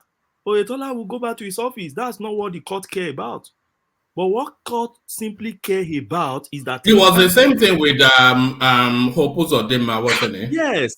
So when you see people now vilifying Supreme Court about Opuzodinma, I just laugh because people don't have legal mind. So you allow lawyers to do their work. You don't quote law in one breath and the other breath say, see, this technicality you talk about, they are part and parcel of the law in any way in the world. If you cannot quickly interject, please. Yes. Okay. Can you please explain the logic behind the Yaya Bello judgment? The Yaya Bello judgment. That's the one after the Faleke boss died. Can you hear me? Yes, I can hear you. I'm asking question. I say, Yaya Bello, which one was it? Can anyone hear me? Yes. We can hear you, Akim. Can you hear us? Yeah, I can hear you now, Mama. I said, can you please explain the logic behind the judgment given to Yaya Bello in his first election by the Supreme Court? Which one? That's the one that says Faleke was not the person to enjoy that election and it should be Yaya Bello, right? Yeah, the one that gave that gave judgment in favor of Yaya Bello. I can't get that, please. Okay. The Electoral Act. In the Electoral Act, it clearly states that for you to be elected, you must participate in that election, right? So you must have a vice candidate, right? So a lot of the criteria that was set up in the run-up to that election, Yaya Bello was not registered in Kogi as at the time of election, and he did not vote in that election. Don't forget, it was Audu's vote that Yaya Bello inherited because he lost after he lost during the primaries. He went back to Abuja. His primary residence was in Abuja. That is where his voting registration was at the time. And Yaya Bello did not vote in that election. So when the issues of when Audu died after INEC had just almost caught, even in fact, APC had already won that election when the governorship candidate died. Only just a rerun in a few wards. That's all. So APC, instead of promoting Faleke, who was the deputy governorship candidate, decided to go and bring Yaya Bello back to come and inherit that vote. So Faleke kicked against it, and the whole court process started. So Faleke went and said, okay, he wrote to INEC, and he said, in the rerun election, I don't want to stand as deputy governorship candidate. So he withdrew his candidacy as deputy governorship, but the election still went ahead, which Yaya Bello not having a deputy governorship candidate. So the Supreme Court ignores every rules that leads to that election, or all the rules in the book, and still gave judgment in favor of Yaya Bello. So how do you explain such judgment? So I'm not saying they are perfect. I know the case you're talking about now. All right, just give us a brief commentary on that, and then we get back on track. Okay. That case was handled by Walola Nikwekunsan. I remember that case very vividly. Yaya Bello inherited Audu's election, then completed the other election that was declared inconclusive instead of Faleke, who happened to be deputy of Audi. That's what you're talking about. You will recall that the section of the Electoral Act that Faleke relied on, as at then, that section had been struck down. I'm not saying struck off now. What is the meaning of that? No, let me tell you the judge that struck it down first. Gabriel Kolawole, that man is in Court of Appeal presently. Gabriel Kolawole struck down that provision on the basis that that provision offends some sections of the Constitution also. And what does that provision say? That provision simply says that you cannot, they must not declare you if you did not contest. And don't forget that before then, there are judgments of Supreme Court that have already said that it is not that candidate that is just contesting. The political party is contesting. There was another judgment that came that said they are Siemens twin. Both the party and the candidate are the one contesting. This whole controversy started from Rivers State, Omea and Amechi. If you remember, Amechi actually took Omea's success of votes to become governor. It was Omea that was first declared. Amechi didn't stand that first election. But when they declared Amechi as the proper candidate of PDP back then, Amechi had to step into Omea's shoe. So the National Assembly, they were not happy about that. In order to cure that, they brought in that provision and said, no, this should not repeat itself again. If you have this, therefore, nobody should step into that shoe. But a judge of Federal High Court, Gabriel Kolaole, struck down that particular provision as at that time. So that knocked off. You're talking about the pre-elections as in primary. I'm talking about the actual election as a candidate. For you to be elected as a candidate in an election, you as a candidate must participate. You must vote for yourself. That is what the law says. I'm not talking of pre-election. Omea contested. Omea won election. He won election. He became governor of Rivers State.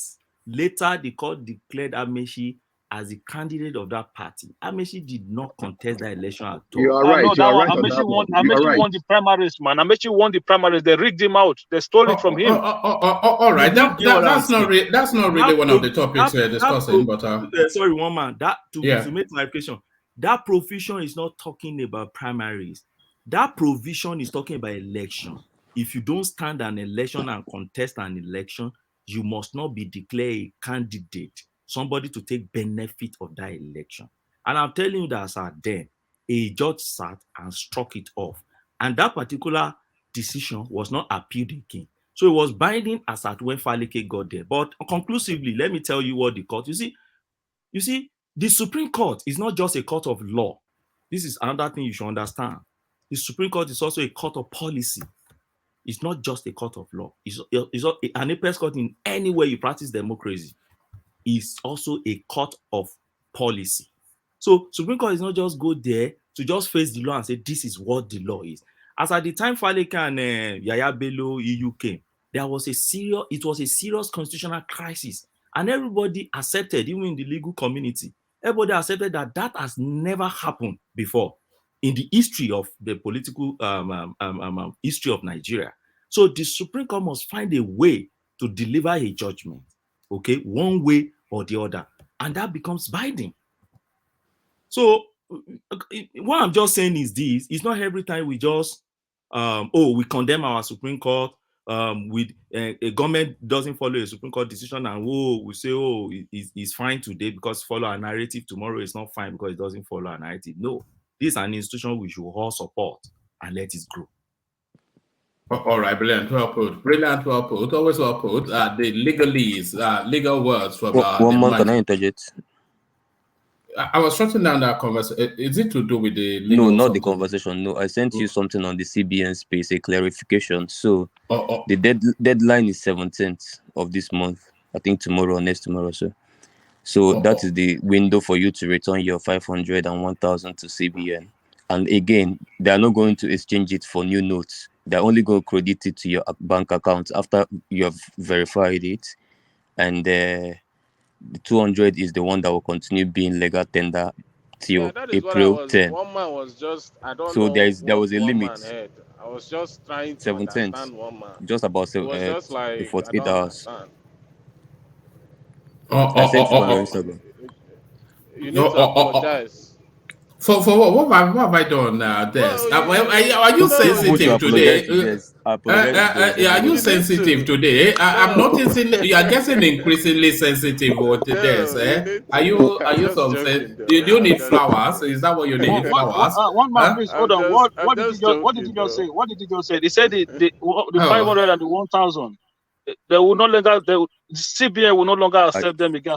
No. I said that the 500 and the 1,000s, you can still return them to your nearest CBN branch, but the deadline is 17th of February. What deadline is that? What deadline is that? Return your Let me just forward you the I'll forward it to you. I want to move on. Let me do it. One man, can I ask you when something about the Naira redesigning? No. Just it's too much. Let's just go back to the flow of it. Let me do the super chats. Not that there's been any really that's coming. Alexander Gomez, we've already done this. Engaging and educative with well-educated individuals. So that's he opened up with that, and then Jaja he did a couple of super stickers. Alexander Akashi, regardless of what we think about your polls, we thank you for the constant effort in making all these spreadsheets. So that's towards Kulata. So yes, of course, and consider this: one man is a yam head. I'm not sure. Well, I'm sure a lot of people concur with that, but there it is. Let me also do the coffee bit. You already know what's coming up. Of course, you know the name, and all together, as always, as he always does, and there is Ayo registering himself in that space. So that's Ayo registering himself in that space. So let's take the conversation on to Thomas. We were going to go to Ayo, but I think he's left the screen. So let's take the conversation to Thomas, see if he's still there. Thomas, are you still there? I'll be waiting. Well, let Thomas. You know, if I let the interjection go on, it we'll be here for 5 hours. But it's too much. It's too much. Let's move on. Yeah. Yes. So we kicked it off with the Rufai clip, who is running contrary to Mallam Buhari's uneducated public broadcast yesterday, that purports to want to place himself above the Constitution to be a law unto himself. So El Rufai comes back to tell us that we're a rule of law country, and that rule of law is oversighted by the Supreme Court. He invites the people of Kaduna State to continue to transact until they hear from the Supreme Court. But what sort of a two-tier system is El Rufai proposing? And is it putting the wealth and well-being of his indigents at risk? Thank you, Roman, and good afternoon, everyone. I'm with El Rufai. I beg to differ from everybody. I'm 100% with El Rufai. That is why I asked earlier on from Enigmatic that what Buhari did yesterday in his speech, is it not contempt of court? Because Supreme Court really stated that this stethoscope should remain. Everybody should calm down. On the 15th verdict, it doesn't give anybody it doesn't even give Buhari the draconian power to address the nation and go in that stupid direction. Supreme Court said everybody should maintain stethoscope. Then they will give the final verdict. So Buhari acted yesterday like a draconian leadership in his speech yesterday. I was so annoyed. I dropped off lost words. I was listening to you guys. People just glanced through it as if what he said yesterday it was a good indication. You can't go against the Supreme Court in any direction. Supreme Court has given the order. Everybody should remain where they are, and the final verdict will determine the compass of where we are going. But some people just glance over it. They are happy with Supreme Court. They are this. They are that. So I'm with El Rufai 1 million times. We should follow the law. El Rufai is right. Supreme Court never give any verdict. If the case is not in Supreme Court, Buhari can do as he wishes. But no. So I'm with El Rufai. I agree with him totally. So everybody should just remain calm. Let the Supreme Court, if Supreme Court has struck out the case, fine. Buhari can do as he wants. He can do as he wants. I don't see the rush of that speech yesterday, or people should go and deposit their 500 and 1,000 and 200 should be in circulation. What is the difference? 200, 500, Thomas, can I 1,000 ask? currency. So I don't understand Buhari, but Thomas, let me ask you something. Can I ask you Yes, something? please. Yes, please. Yeah, you said. I mean, I understand everything you said. I think I completely agree with you. You know, I mean, Buhari is not a supreme leader. I mean, we practice democracy with, equal branch, So he's supposed to respect the Supreme Court. I totally agree with you. But where I beg to differ a little bit was when you say, yeah, with Rufai. I'm not talking about Rufai. He's duly elected by the state. He has the right to credit, Buhari. But the place that he said the people of Kaduna should still be, using the old Naira. I mean, Rufai is trying to practice autopilot. And that's not, that's not admissible in Nigerian space. So you're wrong on that space. Rufai can't direct his Kaduna people. He's under the Can I answer your question? No, I'm not wrong. Don't say I'm wrong. That is your own opinion. This is my opinion. Thank you. Thomas, can I ask my? Can I continue? No, just a question, Yes. if you don't Yeah. mind. Okay. So what happened? What do you think will? Okay. What do you think will happen when by February 22nd the Supreme Court goes the way of Buhari and CBN?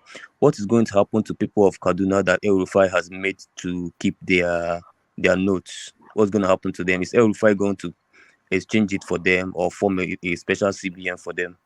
What is it going to do? No. Let me take. Hold on. Sorry, Thomas. Let me take that turn. The Supreme Court is inviting that status quo be maintained. So whatever the Supreme Court decides on the 22nd is then what the people of Kaduna would abide by. No, that's what I'm saying. If Supreme Court rules in favor of Buhari and the CBN, and we already know the position of Buhari and CBN. No. Hold on. It's not. They are not ruling in favor of Buhari or CBN or anything. I said if. No. Hold on. The Supreme Court has said that status quo should be maintained. So that means then, up till at least up to the 22nd. Yes. So the money is legal up till the 22nd. Because that's what the Supreme Court says. So the Supreme Court cannot then go back to say it's illegal anymore when they've told us it's legal up to the 22nd. So whatever they then decide from the 22nd is then what the Kaduna. What I'm saying that if they strike, wait, let me ask, please. Yeah. If they strike out the suit, maybe it does not hold ground or whatever. If it's being striked out, that means that all the power return back to federal government and CBN, which is we already know their position. So what happens to El Rufai and his new rule as the chief commander of Kaduna State, urging his people to keep their old Naira notes? Then it will tell them to abide. The Supreme Court has told us that the money is legal. You know, they cannot tell us that. Let me say something. The money is legal. That's till the 22nd, right? Yes. Rufai making that statement, what he needs to say is, go and change your money up until the 22nd. That is what he needs to say, not still spending. That's not what the law says. What he has to say is you don't have to change your money up to the 22nd. No, one man. What they are trying to say, what they are trying to say is that if Supreme Court wants to give judgment, it will give a kind of an instant judgment to say, okay, instant judgment. Yes. No, but in a situation like this, it won't give an instant judgment. If he wants to give, even if he wants to give a judgment in favor of the government. What about if he throws it away? If he throws the litigation from Kaduna and those states, if he throws it away, maybe on the grounds of jurisdiction or any of those things, what happens? What do you mean jurisdiction? What do you mean jurisdiction? In case that they're already handling. Even no, they have not heard the case. No, they have not. They only put a status quo. They have not heard the case.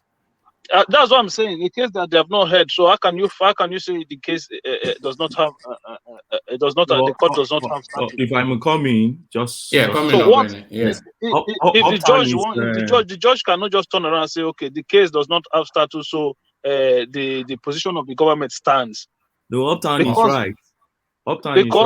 Because at the end of the day, hold on. Let's hear from Ogbeni, who is a senior lawyer.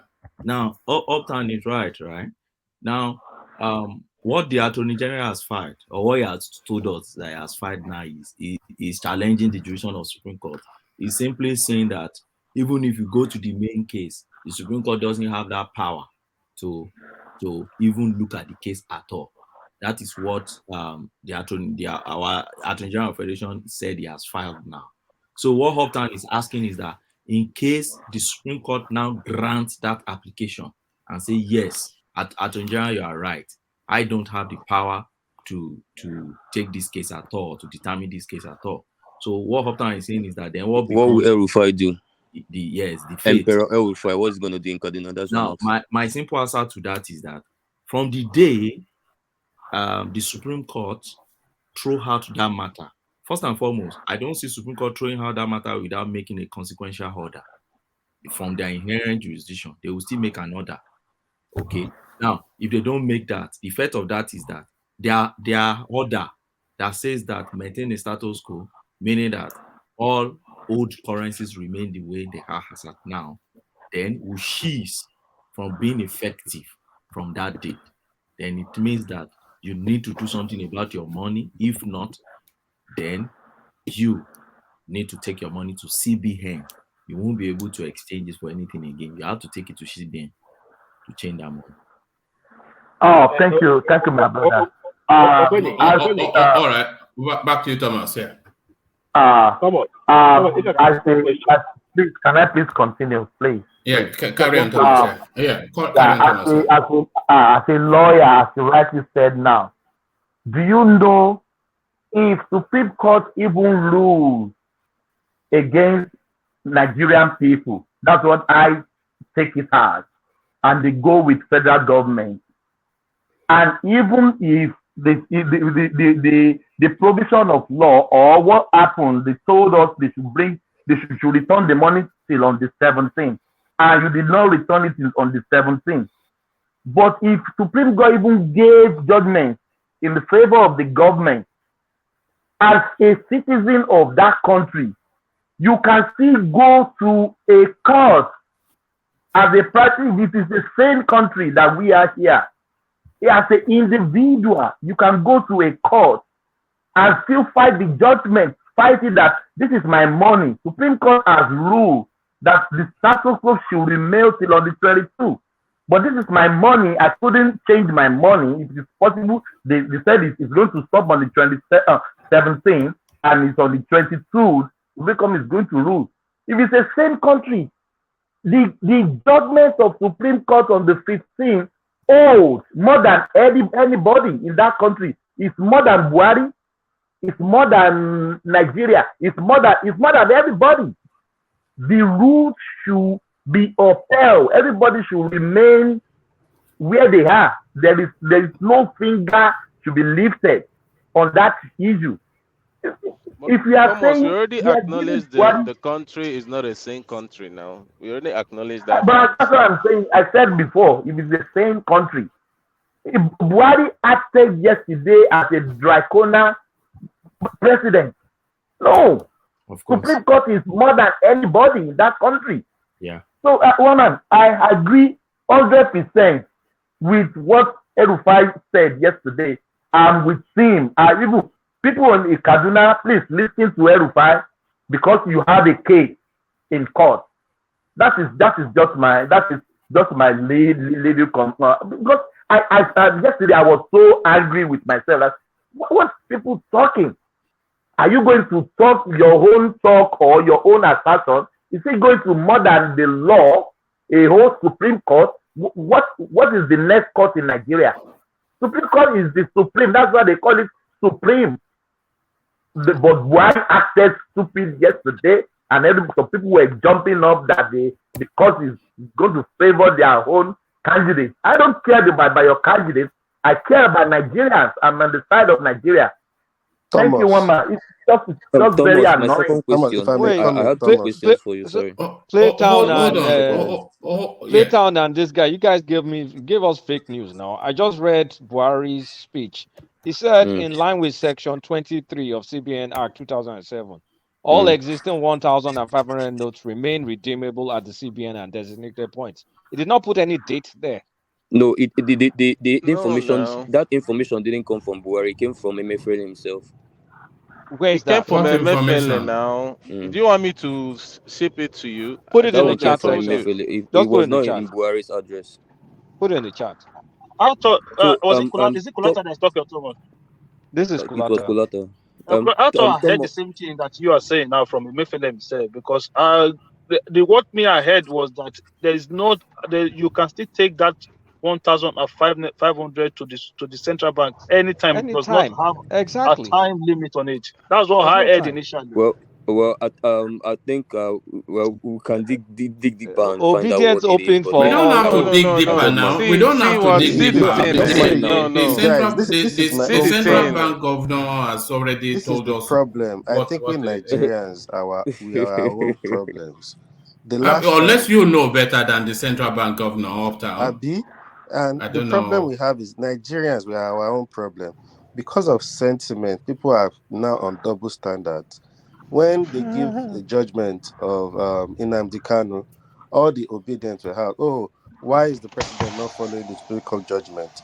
In this case now, because everybody now which obedience? That is what I know. It is my opinion. It's maybe what I can deduce from. I'm not accusing you or anybody here. I'm just saying from what I pick from everywhere, or all social media, everybody that supports obedience, most Easterners that support Nnamdi Kanu, everybody were like, why is the president not abiding by the rule of law that they said they should release Nnamdi Kanu? Every time everybody's complaining about this. Now, sorry, D, can I interject? Let me tell you. Sorry, let me interject. Let me tell you why what you said is untrue. When the Supreme Court gave that order, Obi was already a candidate. No obedient wanting Nnamdi Kanu to be released into the southeastern space during this election. So I don't know where you brought the idea that obedience we are advocating for Nnamdi Kanu to be released. Opinion. Let me speak now, Abi. And you people now that you people are seeing the reality of things, people are more aggressive, giving excuse about things that doesn't even really make sense anymore. But to me, I just feel if we want to stand correct as Nigerians, we should say things as they are. The Buhari has come out to put his own rule of how Can you mute yourself? Des, can you mute yourself, please? Oh my God. It's one man there. So who's that background noise? That's Des. Oh, goodness me. Yes, man. The guy they bath. Yeah. I wonder. So, yeah. So at this point now, I would expect... Start from the beginning. We can't hear you very well. No, just make that point and then we get back to Thomas. There's too many stop starts. Yeah. Now that Buhari has come out now to now go against the Supreme Court, I would have expected Buhari to say, come on, I say people should remain calm. Let's follow what the Supreme Court and see what the judgment will be on the 22, not to come out again and go against the Supreme Court. But now nobody is saying that. They are not blaming Buhari because everybody favors their candidate, which even anyway doesn't favor anybody anyway. So it's the double standard for me. I just feel Nigerians, we have our own problem. You can support your candidate, but let's face reality sometimes. Let's say things as they are. Everybody now, it doesn't really make sense to me anymore. Oh, thank you, Gio. All right, back to Thomas. Yes. So, DOG, I agree with you 100%. Double standard all the way through. I don't expect anybody in that country to be going against that judgment of Supreme Court. No, it should be there till on the 22. Then we'll face it from there. Even if Supreme Court rule against the people and rule for the government and Emefiele, Kaba. So be he. But let's wait for the final judgment. Then everybody will abide with the rules and regulations of the Supreme Court. But Buhari acted, it's just annoying. I disturbed that man yesterday as I was listening to that stupid comment. Come on. So, let's move on to the spreadsheet of to Kulata spreadsheet. So this is the final submission from Kulata, which is standing by up to the elections. But what are you making of it? He's made a lot of amendments and is released now that break that is put on Tinubu, only to really land us on where all of the permutations lead to, which is to tell us that Tinubu are the very good chance that is going to be the president. So what are you then making of the final submission by Kulata? Myself and Kulata, I think they're in the same spirit. And if you remember all my position, my assertion, many weeks, many months ago, I've told you, I've repeated, I'm sounding like a broken record now. APC or PDP will become your president. Peter Obi will become distant. I said it again. Capital letter, distant third. Kualata is too generous on Peter Obi's side. As he stand with my word, Peter Obi will not get 3 million votes all through Nigeria. So Tinubu has the robust chances to win the election. Go and listen to all my comments before now. If Atiku don't campaign at all, I will say this to you, one man. On the day of election, let Atiku be in his palace in Abu Dhabi. Atiku will still become second in this election. PDP, let PDP don't campaign at all. They will still become second. Why do I say this? The structure is there. When I spoke with some people in Nigeria, I said, some old women, they can't even pronounce APC or PDP. What do they know? Their logo, the umbrella and the broom. That is what they are going to pick. They are going to complete on the ballot. So it doesn't cut out to me as a surprise because I know that is what's going to happen. Peter Obi is coming distant third, and it's not going to get 3 million votes across Nigeria. So it's too generous on Peter Obi. He said maybe you said 7 million or 6 million thereabouts for Peter Obi. Where's the 7 million? What did he give to Peter Obi at the end of the day? One man. They have 11 million registered voters in the southeast. You know. Do I care about that? Without translate to how many will Simon Ekpa allow to go and vote? How many is PDP is taking? Do you think some people will still not vote for PDP in the Saudi? Thomas, can I say something, please? Can I come in? Yeah, of course. Dialogue. The issue of Simon Ekpa, I don't know if you guys heard. The Finnish president has given him 48 hours to recant his statement. No, I think that's been debunked. That's been debunked. It's been debunked. When I saw that information, I saw the information on Arise. The Prime Minister of Finland writing a letter to Simon Ekpa, making a typo in that letter. When I saw it, I was like, okay. But the issue that came from the same production factory. The same production factory. As Adam Paul and the letter from the Sultan of Sokoto and the one from the Ghanaian president. It's from the situation room. Yes, that was Yusuf. That is handwriting there. I can suspect the business for that because they are prone to their fake news all around. the Finnish president wrote a letter to Simon Ekpa. Who is Simon Ekpa? Sometimes when we give this guy, this cross-dresser guy with some stupid muscles, sorry for saying that, when we are giving this guy some big, Southeast, they are the ones that even propagandize this guy. They should just pack him to one side. It's a stupid guy, I can say that. Saying people should not vote. Nigerians that have their fundamental right to vote in the Southeast, calling for one stupid shutdown of Saudi. Who is he to call the whole Saudi as the respected Saudi, telling them that they should not vote in this election? Even but you are the ones giving him that power, right? You are the ones thinking that his effect is going to be you and Kulata. Just right now, you're saying that his effect is going to affect the elections, right? Thomas, see what is going on. I don't give many.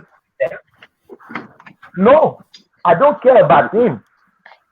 So Thomas, do you know that letter, my brother? Do you know that letter? Do you know the people that started spreading it on Twitter? APC surrogates on Twitter. It was the obedient that did it on all my spreading WhatsApp. it. I feel there is a calculated attempt to give. No, obedience picked it up along the line till they found out it was fake. But the people that started it, Gabashew posted it first. Adamu Gabash posted it first. Bayanonuga retweeted it from him, and they were spreading it. All these APC guys, and then some obedience fell for it and started capturing it till they found out, quickly checked and found out that it was fake. And they were all saying, everybody discard this, No, this, they discard did this, and all that. quickly until the ambassador of Finland in Nigeria debunked it. An obedient actually wrote to the Finnish this thing embassy here and got a note that it was fake and started spreading it on the internet that, see guys, these things was fake and all that. But then what I wanted to point out was that the speed of which APC guys on Twitter go to all their Twitter, they were posting it. What I'm reading from that space is that they are trying to give Simon Ekpa relevance that who's using the toilet? Did we have to hear that about carry on?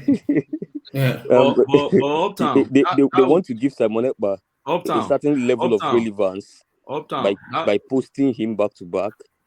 Yeah, but that would be against any benefit for APC. I don't. No. The thing is that the whole idea. Thank you. The whole idea you. is to bring Simon Ekpa into conversations, give him some relevance in the election, and then is the problem of the Southeast because Simon Ekpa is a non-entity now; he's a non-quantity. No, if let's look at it this way, I think it's against the logic that should benefit APC. If Simon Ekpa disrupt the election in the Southeast, it will be to the advantage of the APC. So now, if APC now sees, if same APC now sees somebody trying to curb or warn Simon Ekpa to arrest Simon Ekpa for not doing that, they won't be the first to be spreading such news. See the difference. See the difference. See why you think like that. So you think because that's logical. That's rational. No. I'm not disputing you. I'm just explaining to you the difference between your thinking and mine. Now, the reason why you think that APC does not want to harm Obi in the Southeast is because you feel Obi is not a threat to them. But that is contrary to what is on ground and what is on their own polling. In their in-house APC polling, they are doing polling. They know Obi is a threat, but on the platform, you think it's what do you mean by a threat? You believe that they do not have any reason. We all know that Obi has a weight in Southeast. If you look at Kulata things, Excel sheet has shown that, and APC also know that Obi's stronghold is Southeast. APC that is what I'm saying.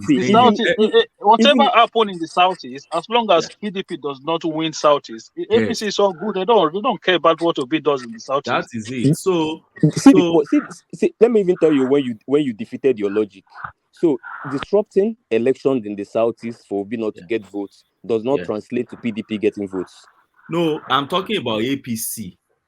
That's what I'm saying. Now I'm following your logic now. You believe that APC want Obi to do well in the Southeast so that PDP will be affected. No, that's not my logic.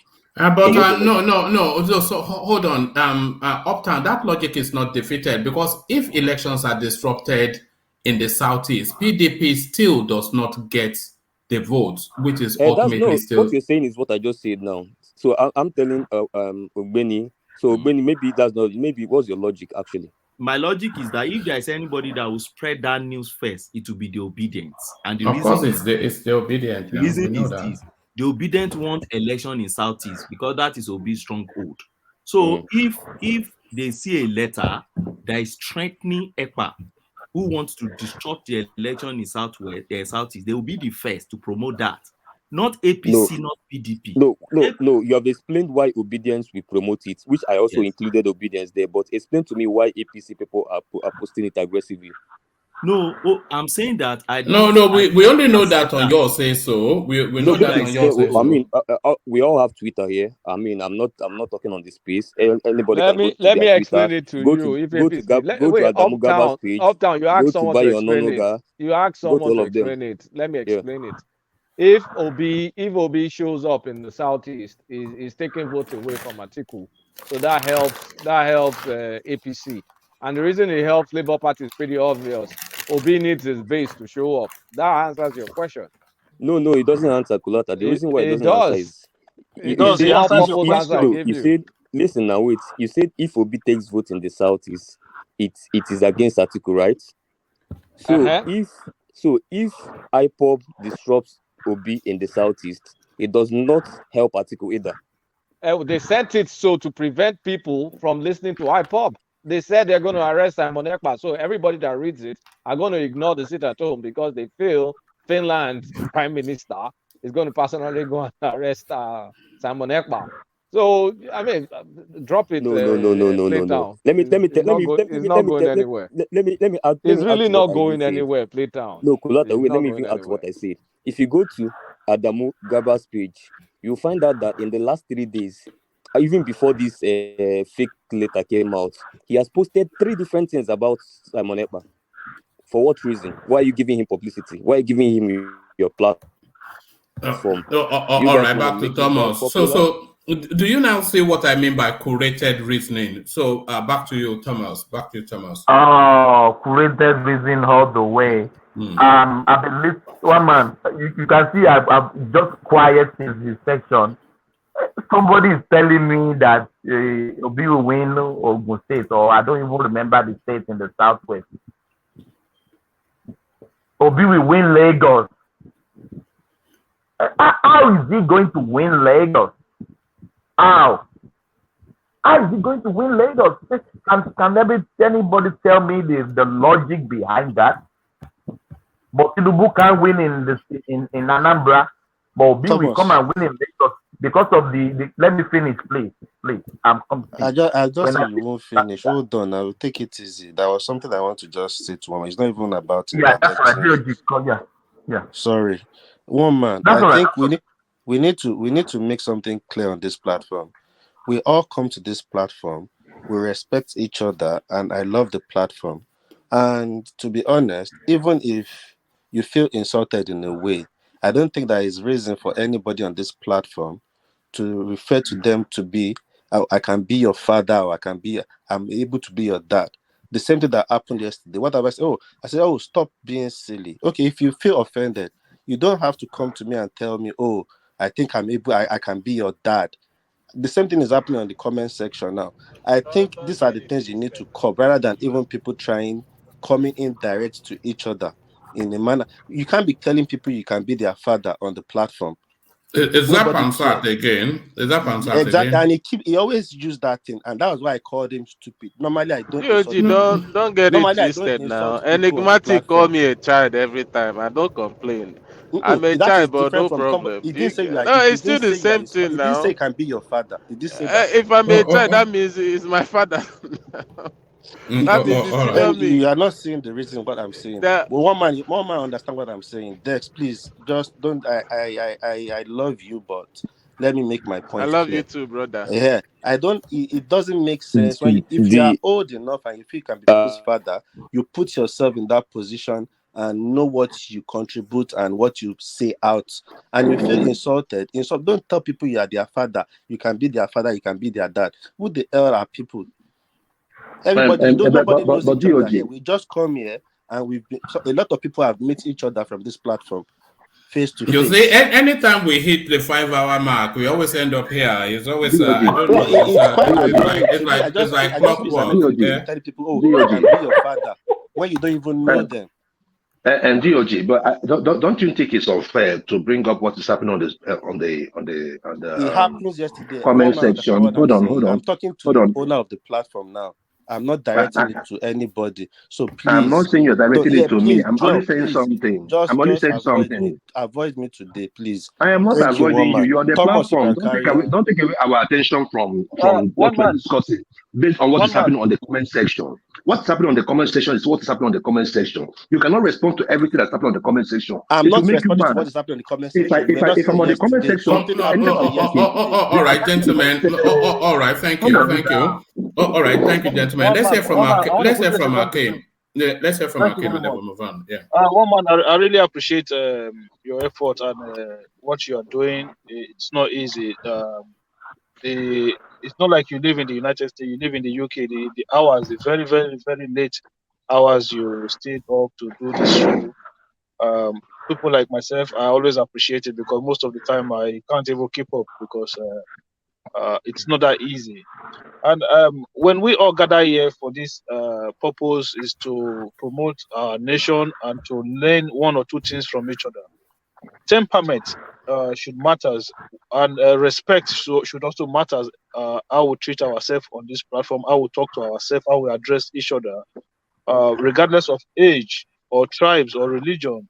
I think what DOG did yesterday, I understand that you took him off, but I think regardless of that actions you took yesterday, I am not somebody who have any form of love affairs for Pansat, but DOG actions yesterday for me, it went too much over the line for my own liking.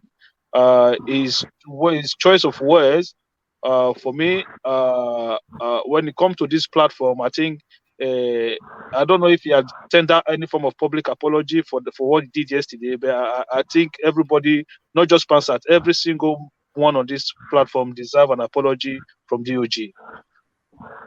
What have I done yesterday? I've only said, oh, Pansat, everything you said, you keep repeating yourself and it's looking silly. Then the next thing he said to me was, do you know I can be your dad?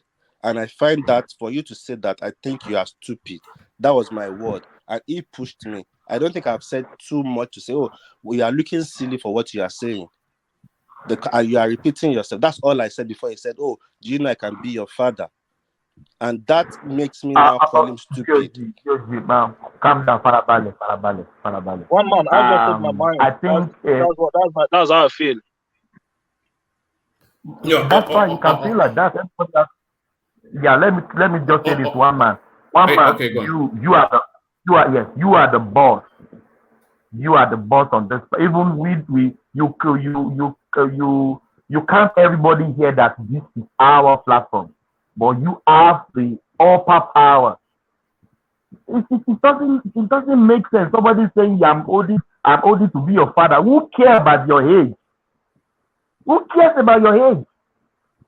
If you know the age of some people we are speaking here, because people you know my face, I am in my 40s. I'm not shying away that. But some people on this platform, if you know their age, if you know Rational Mind age, but he doesn't come here and tell you I'm holding to be your father. That is not acceptable. Wait.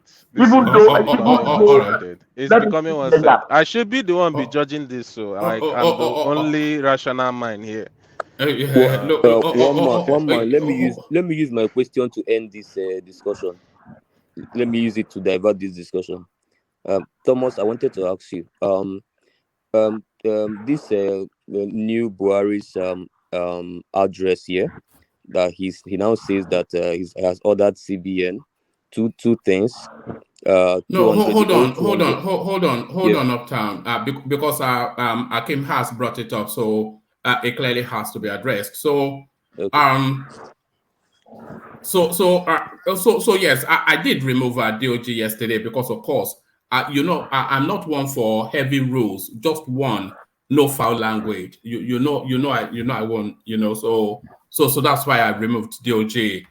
And of course, Akim, you are saying you are not the first fan of Pansat. I certainly it's not the first name I will call if I want to ask somebody to go down the pub to go drink beer. So he is what he is, Pansat. So it's like Marmite, isn't it? Really, but no.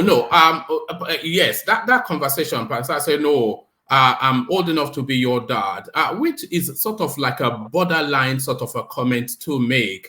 But then the way that DOG responded, it was completely unacceptable, and that was why I removed him. So me removing him yesterday, I thought that dealt with it at that moment in time, unless of course you feel that enough wasn't done. No, one man. What I'm trying to say is that for me, if that was me, I would have come in today and say, guys, I'm very sorry for what I did, for my behavior yesterday. Regardless whether I feel like the person had offended me, but I would personally acknowledge that I had gone out of line as well. But DOG as a person has not acknowledged that he did anything wrong. And for me, that is what I don't understand. What he did for you to be taken off the screen, it means that you did something wrong. So why can't you just come in the midst of grown up and accept to say, okay, guys, I'm sorry for what happened yesterday. On your own part, just you do this as a grown up. You said so. You are angry that somebody is calling you, referring to you in a language that you don't like, but then your actions, you coming in today, hasn't proven otherwise. So you should have come in and say, guys, I'm sorry. What I did yesterday was out of line. Akim, let me tell you Yes. something. If I related to you, normally I say, oh, what you are saying, you're just looking silly. If you come straight to me and say, oh, I don't like what you said to me, I was okay. If you find it insulting, I'm sorry, I don't mean it that way. But if you go from there and say, oh, do you know I'm old enough to be your father? Do you know my father? No. Did I bring my father to the platform? No. So I don't have any apology to make to anybody. Listen, guys, two wrong never makes it right. I know one man was going to take me. I took myself off even before one man did because I was angry. I was pissed off because if I say, oh, you are looking silly and you feel offended, a lot of people have offended each other. They apologize to each other. Nobody is going to now refer, oh, do you know I'm old enough to be your daddy? Who cares? DOG, two wrong doesn't make it right, yeah? It's not okay for someone to refer to you as his dad. I understand the sentiment. He's just trying to basically tell you he's older than you. That was the meaning into it, but I understand it. And yes, he's wrong. He shouldn't have been saying that, and you shouldn't have also been calling him names and calling him all those names that one man removed you out of. So with love, my brother, with love. You see, I don't disrespect anybody, but once you come across to me as you are trying to disrespect me, I'm going to give it back to you in the same level.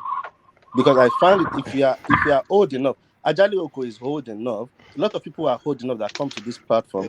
They never said they are close daddy on this platform. All right. I don't want to keep I don't want to hold you on. I just feel I need to just make that point. You should know, DOG, Nigerians, normally Nigeria has this mentality of old age syndrome. I call it old age syndrome. I've had it a lot of time in my life.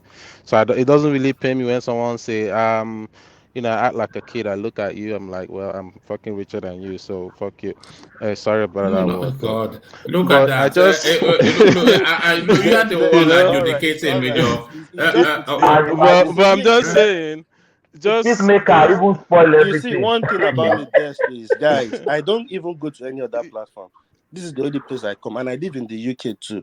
And I have, even right now, I have cold, I have sore throat, but because of the love I have for the show, and I learn a lot from people here, both obedient, everybody. Sometimes we even say things that is not even about politics, and we learn from each other.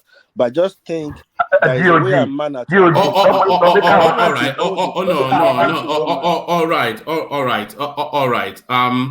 I'm only going to reiterate the rule, just one rule of this platform. You can push as hard as you like in terms of the strength of your argument, and the argument must always win through. Just the logic of it. That's what we pursue.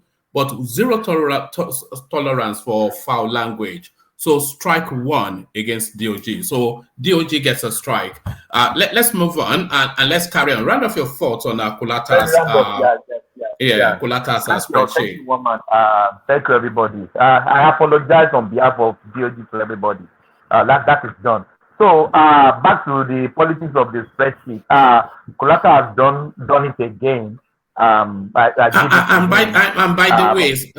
the way, sorry, strike one against Pansat too. So 3 strikes. You know the rules. So strike one to both Pansat and DOG. But back to you. Yeah, thank you, woman.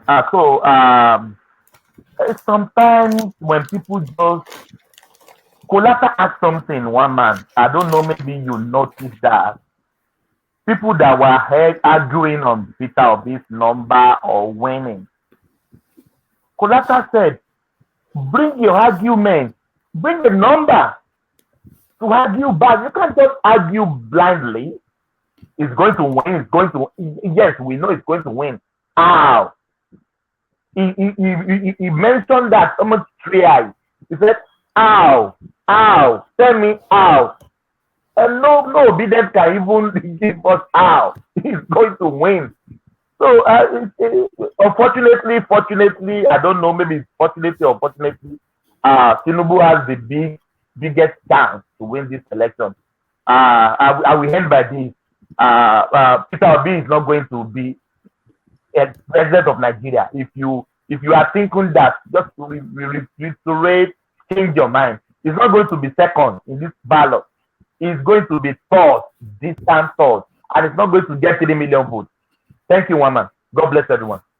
All right, brilliant. Thank you, Thomas. So, gentlemen, let's go to Zita, who joins us only because she doesn't have that much time to spend. So let's go to, I know that's somewhat to jump in the queue. So let's go to Zita, who I think especially wants to respond to Kulata's spreadsheet. So Zita, that is how it's done. It's not you just talking through some random numbers. This is how a spreadsheet is done, Kulata style. So this is the standard which we abide by. Good to see you again, Zita. Okay, thank you. So what do you want me to talk about? Kulata spreadsheet. I take it you saw it on the screens. Yeah, actually, when there are when people are contesting in an election, and I want to promulgate who is gonna win, I don't write off any of them. That's why I said the first day I came into your platform that I made Obi win, I made Tinubu win, I made Atiku win, I made Kwankwanzo win. What do I mean by that? If you make that spreadsheet, you use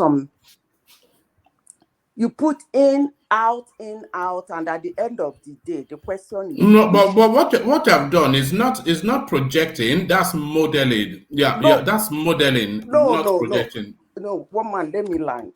When you finish, the question now is, which one is achievable? That's the question. Now, if the obedient say Obi will win, because I don't just do state, I narrow it down to local government. So if the obedient say Obi will win, if you narrow it down to local government, you might start seeing his win. So when I did Obi's win, because all of them I narrowed it down to local government, you can see his win. If he can win those local governments in those states, he will be able to get at least 25% in 24 states, he might win or he might thwart the election. That is, if you do the turnout at 62%, that's what I used for him. So I don't have any problem with what Kolata did. But the only thing I will say, the difference between Kolata saying Tinubu will win and me saying Tinubu will win is that my own spreadsheet for Tinubu win is a landslide. It's not sorry, what are the margins of that landslide? What are the margins of it? Tinubu might win with up to 5-point-something million. Wow.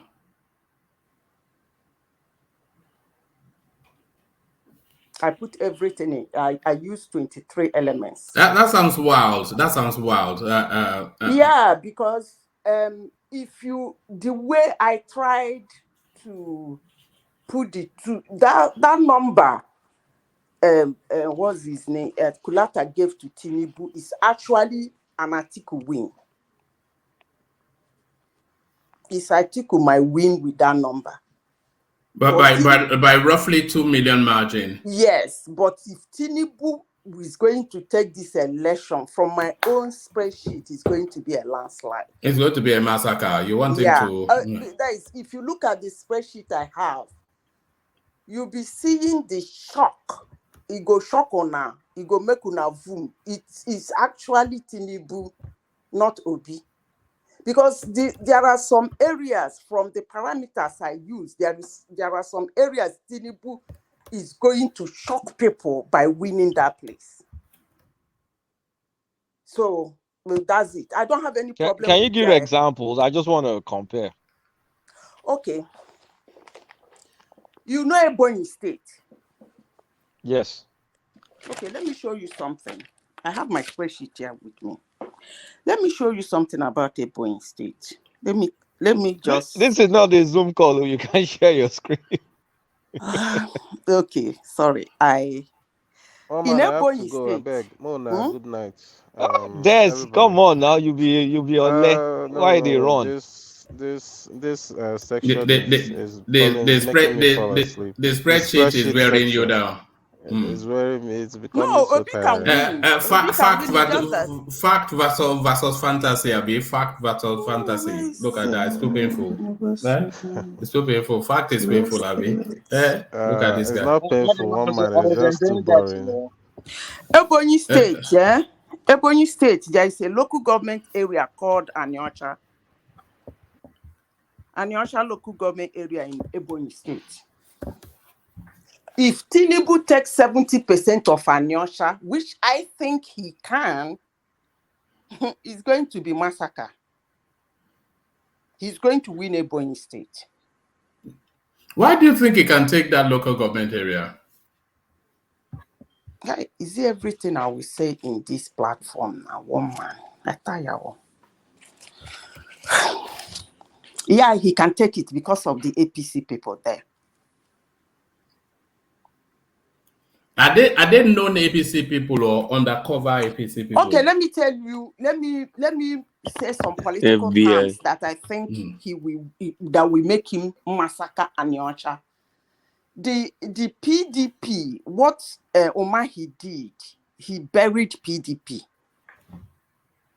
So in Aniocha, they are non-existing. They are not existing.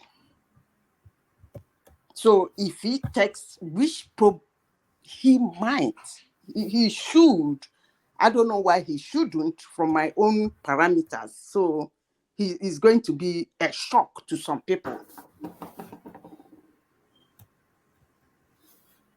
The same thing in Bauchi State. If you go to Bauchi State, no, sorry, not Bauchi. What's the name of the if you go to Bauchi State, you know Toro local government area and Jamai. If Tinubu takes those two local governments, it's a done deal. So because I use number of PVC collected. So those local government areas I'm calling has large number of PVC collected. So I assume that maybe probably 35% or 40% of them will come out that day to vote. And these places I'm calling, they don't really have security challenges. So that's why I say when you narrow it down to local government, you begin to see why somebody will go wide winning and somebody will just win a little. But if you do by state, it's just going to be overall. But I don't have problem. What's his name? Kulata did a very fantastic job. But that thing he's showing might be Atiku win, not Tinubu. Tinubu Explain. win. Can you explain? Can you explain? Okay. I told you that I don't really do state. I do local government, and I concentrate on the power of the people and the power of the structure and the power of the structure of the candidate and the power of the non-structure and the structure of the candidate. It's not all about saying, I have Mr. B supporting me. That's not enough for me.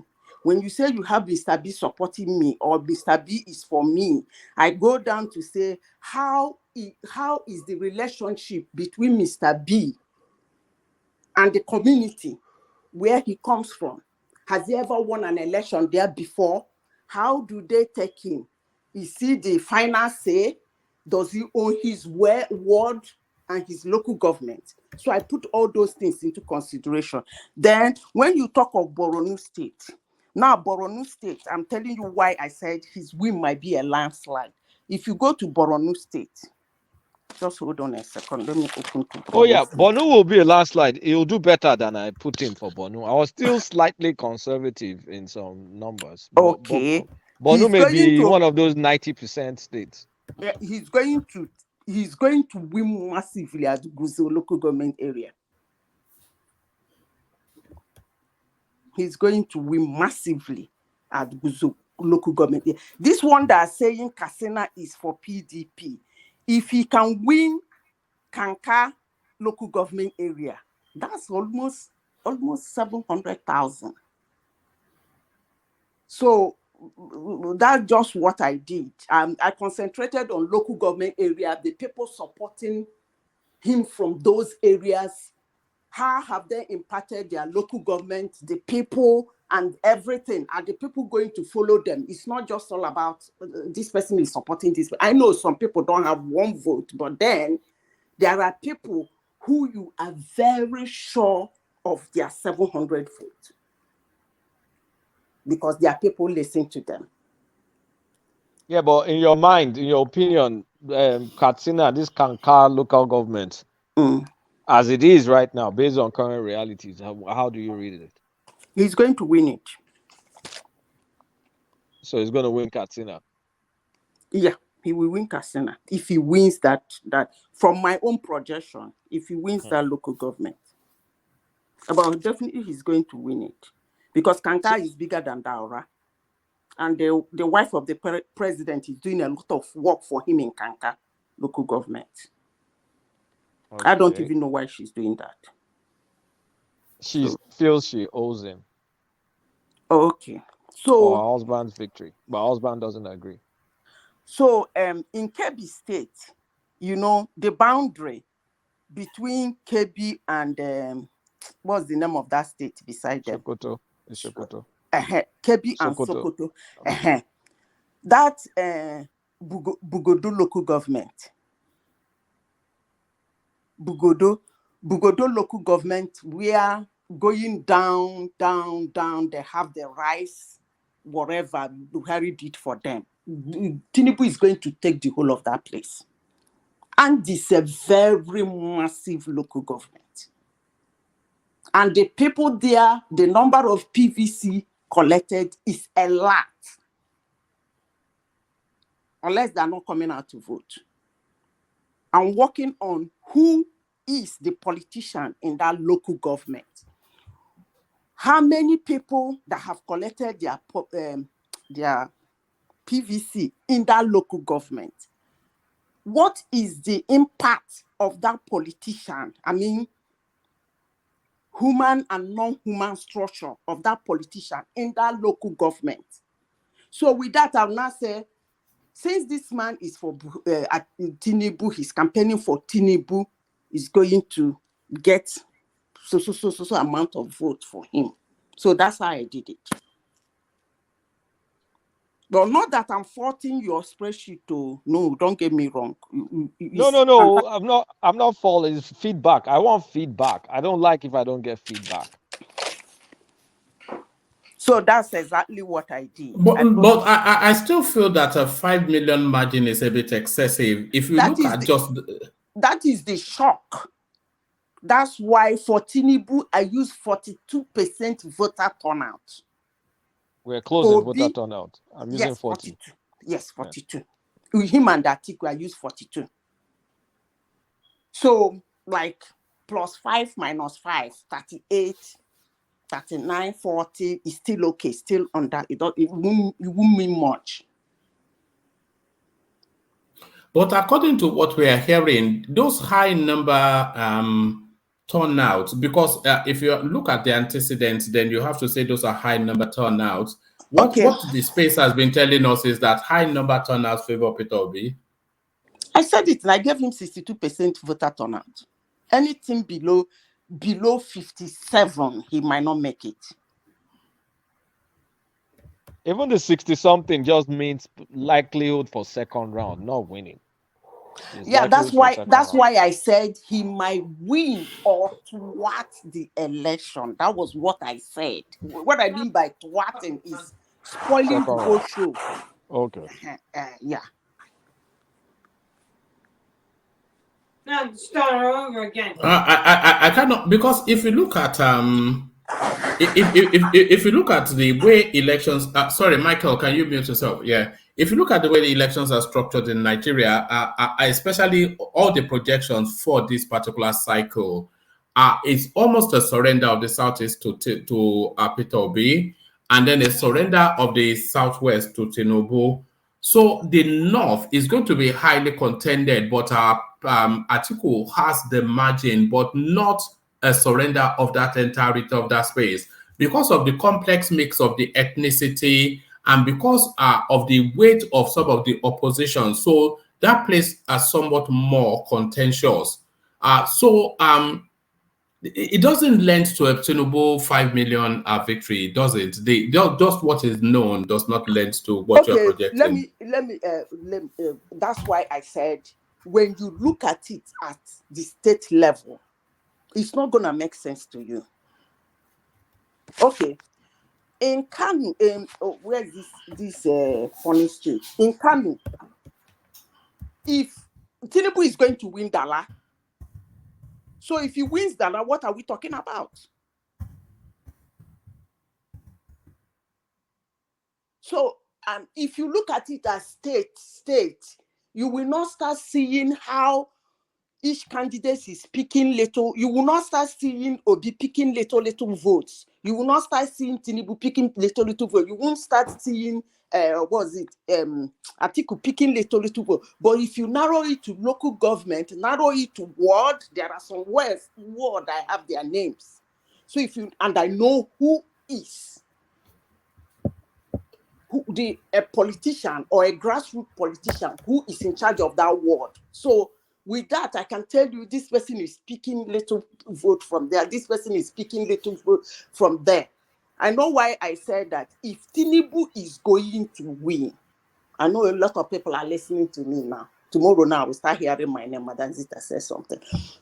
If Tinubu is going to win, it's going to be a landslide.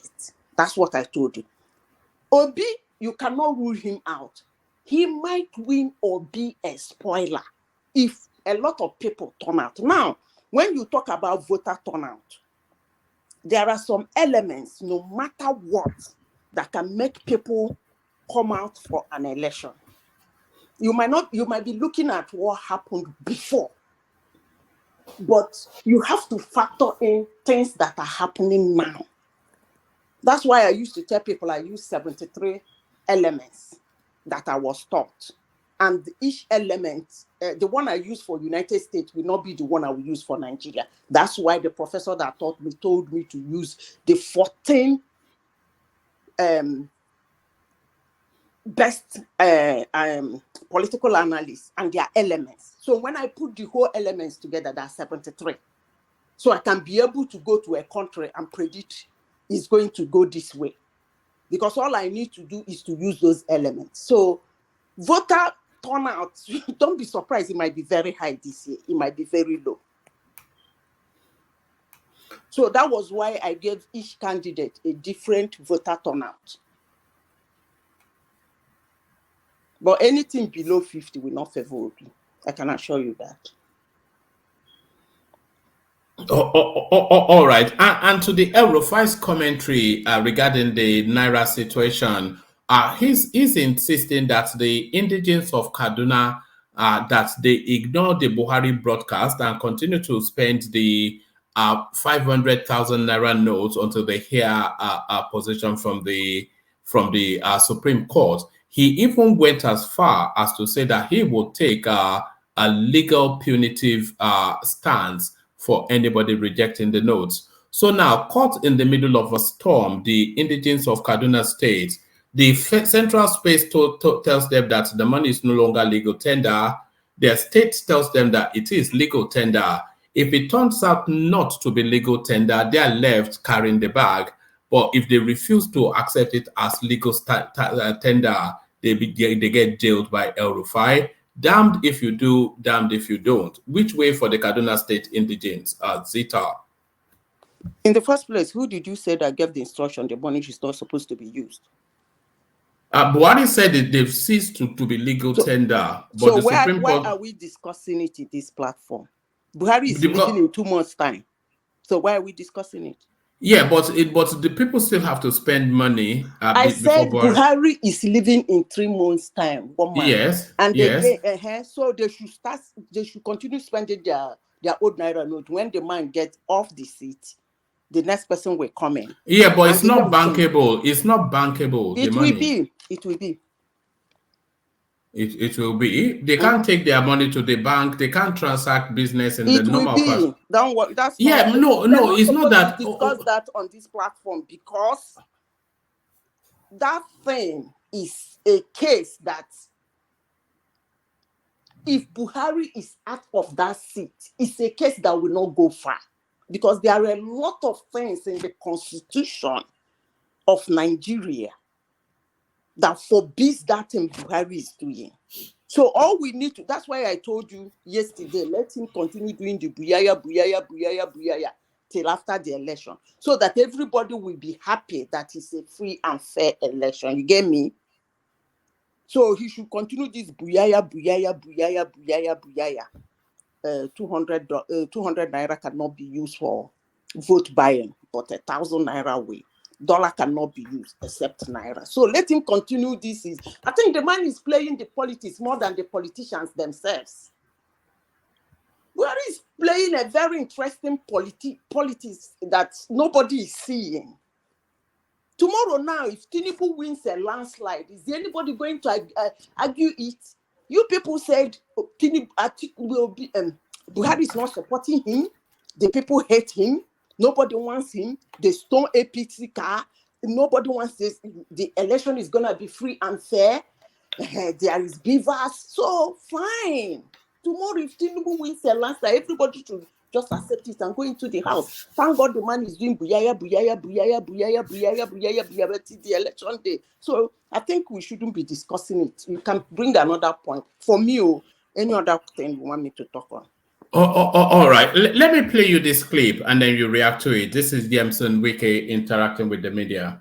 Your Excellency, you are one man who has kept faith with the PDP. You've been there from the beginning. You stood firm.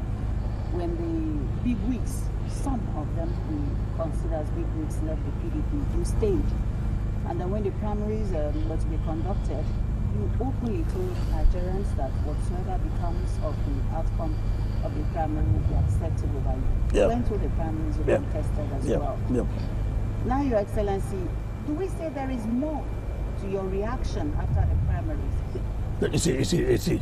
You know, I have had a lot of people say, oh, Wike said he was going to abide any acting that come. What does that mean? You have promised us you are going to do transparent election. And believing in that promise, I have to say yes, I will obey.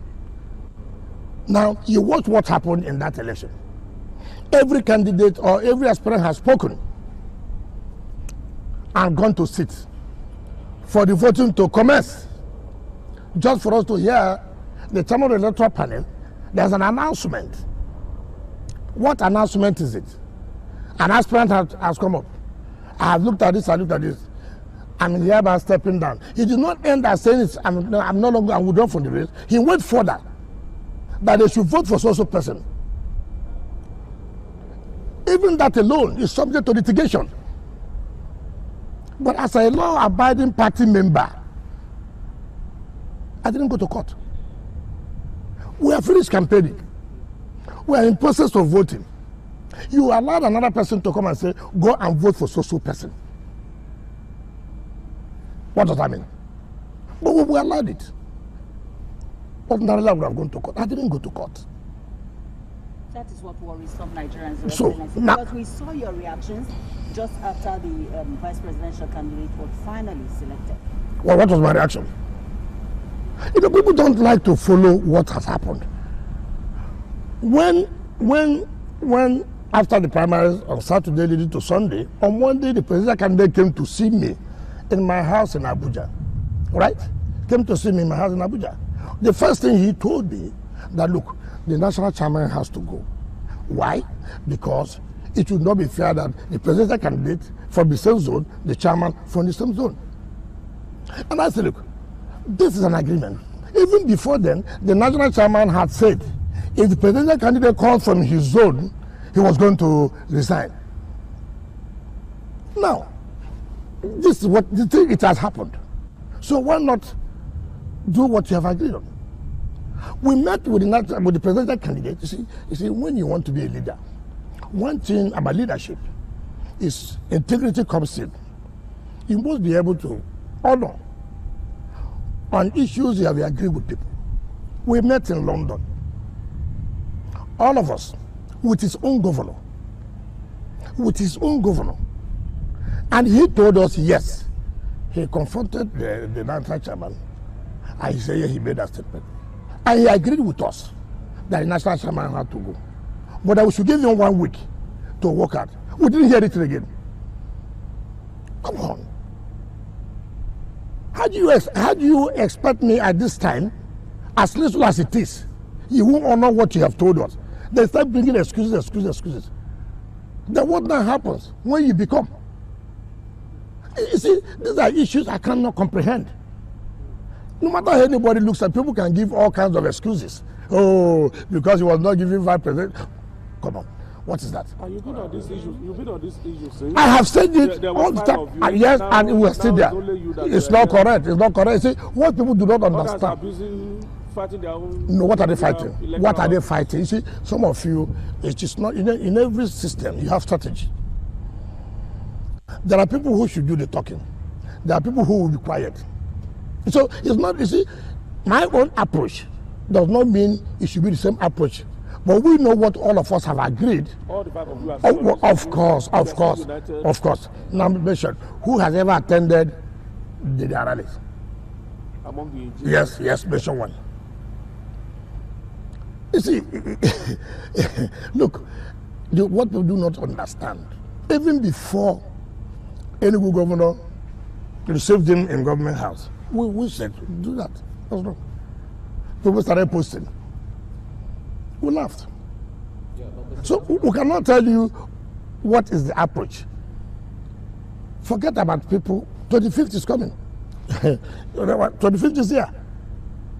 25th is here. Just 9 days. 9 days. Everybody will see it. Is it time enough for you to still, make final last minute peace? No, we can't do that again. It's over. It's over. It's over. Between you We have said it that not anybody can do about it now. They believe that they have won elections, so they don't need us. When you mean it's over, you work against his interest. I told you, I'm not ready to sit down again with anybody. That's not, you know what you want to interpret.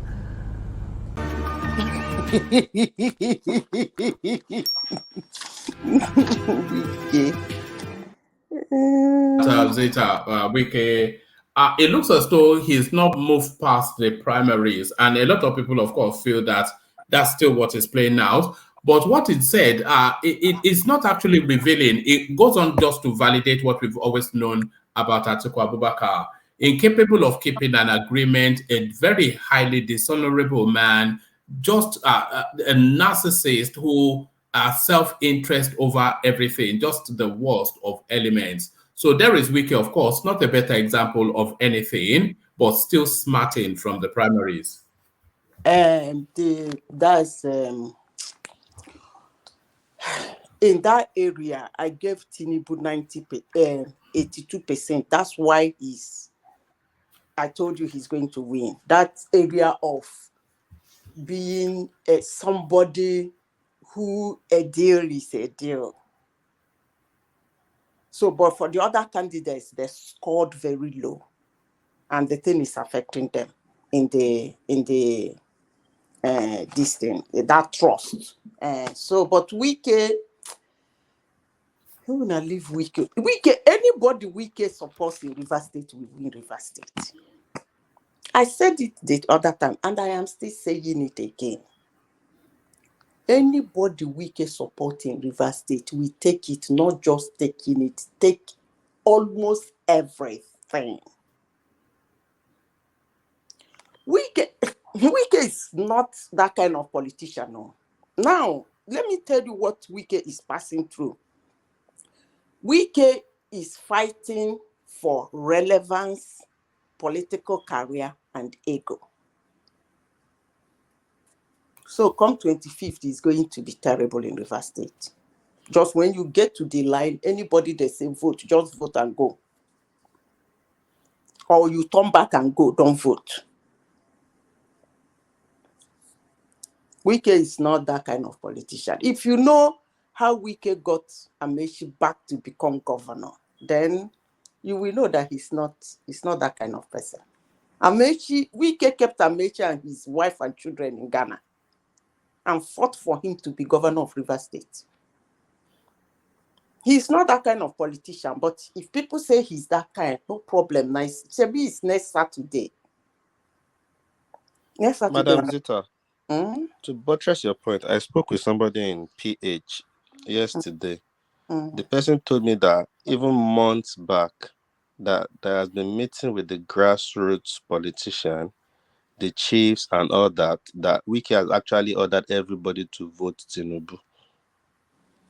From months back, it's not something that is recent. He helped Tinubu in fact, he even told Tinubu, if you don't have money for the primaries, I will give you. Tinubu told him not to worry. He was part of Tinubu becoming the APC presidential candidate. So it's not today he's supporting Tinubu. I don't know what two of them have, but it is what it is. He has told you that he came to Tinubu's house to help them scuffle the 2019 election. Tinubu refused. And these are the kind of things when somebody do with you, you have so much confidence and trust in whatever he will tell you. So you see, these are the few things that is working for Tinubu, irrespective of what is going on in the country. There are people who is going to shoot people in the north if they don't vote Tinubu. I know what I'm talking about. My ears are on the ground. And as much as I'm using the so-called handwritten element. And as I told you people last time, there is no way River State people will support an Igbo man. I don't see that. But if it happens, well... a lot of people were quite upset by when you said that, I've been getting a lot of, they are looking for you, they are hunting you down as we speak. No, upset about what? Upset that I'm lying, or upset that I just said the truth? Even Joel came in earlier to push against that. Who? Joel of Nashville. Push how? Is he going to push that what I said is a lie, or is he going to push that what I said is is true, but it's not going to happen? What is he pushing for? Well, he said he lived in Port Harcourt, and that his experiences are different from how you described. I'm paraphrasing him, or Joel, if you're listening. One man, do you know what you do? I am not an internet person, but when we finish, you have my name. Google it in the internet. At least we have something I said about where I worked and how I keep fit. I think it's still there. So this is a place I did my, like a preliminary, like Federal River State School of Arts and Science. I was whiling away there waiting for my jump. I schooled in River State University of Science and Technology. That's where I got my first degree. I lived in Rumeme. I lived in Okiten. I worked in River State for 21 years before I got the transfer. So I don't know where he lived, but one man, these things, I remember somebody now, I think is he there, so uptown that is saying he's tired of all this revolution. It's just Saturday, if they will allow the election go. It's just on Saturday. We will see what is going to happen. See, somebody, look, as I said before, there are a lot of things. I said it the other day. You might be hurt. You might be offended. The case is on your side. You are the one that needs to be apologized to. But there is a way you will handle your case. I had somebody saying technicalities in law. There is a way you will handle your case. It becomes a problem to you. People are scared of the Igbos. They shouldn't come for my neck. For what now? Is it because I'm saying the truth? They are scared. The Igbo people are, let me tell you the truth, one man. Igbo people are smart, they are enterprising, they are clever, though not in politics. They are smart, they are enterprising, they are very intelligent, beautiful people. But there is one character in Igbo people that, with what they say, the character, they scare people away. This kind of domineering attitude we do have. You know, by the time an Ikwere man is seeing you as Igbo, he's already beefing off for Wahala. You want to show me, say you be Igbo, oh yeah, come now. I mean, but meanwhile, you are not even going for anything. You are just trying to be friends. You just want to be with him. You just want to talk with him. But he's, in as much as Igbo people sit down to tell their children about the Nigerian Biafran war, they too sit down to tell their children about Igbo people. So there is no way. I never saw it coming. I said it, I typed it. If you go back to my chat on your platform, I said, I will be shocked if Wike supports Obi. I said it in your, I typed it, I shouted it here in your chat now. It's not possible. Is it the Amairowi? Or is it the Amairabo? Is it the Nyewale? Where will they stay to say vote Igbo man now? I don't know, but if they said that's going to happen, I don't know. I don't know. What man, I don't know that one. I can Yeah, but they are telling us it's not going to be business as usual, that this time it will be different, that they are fed up of the ancestors and all of this. See, anybody telling you that, one man, I think that person has not voted before.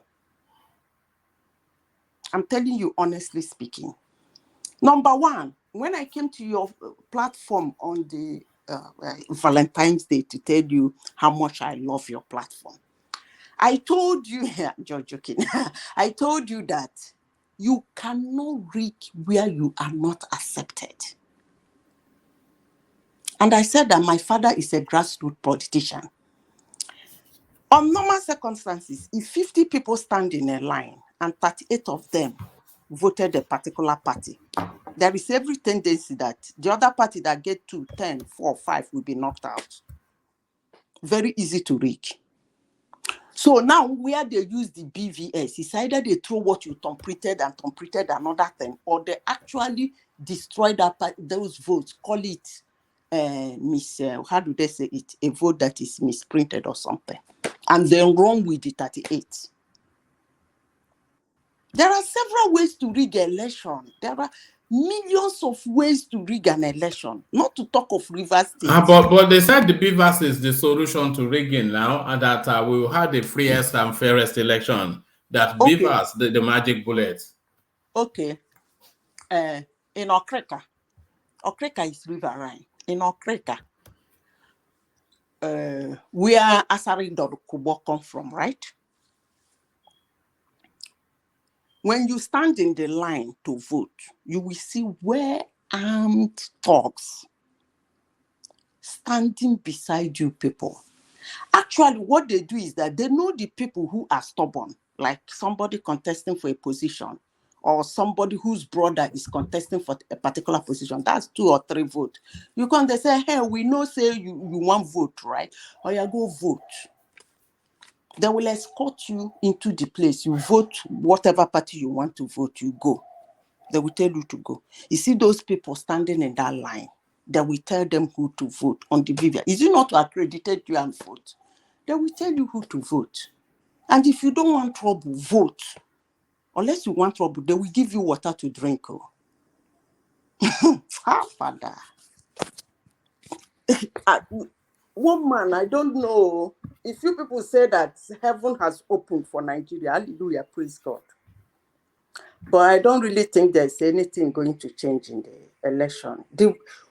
Okay. Can you see past a Tinubu victory on Saturday? Let me tell you how I see past Tinubu's victory. Number 1, if Obi can win in these places I gave him, the election will not end on Saturday. That is 1. It's either if he wins in those places, it's more of thwarting the election than winning. If he's going to win, it's going to be narrow. Then,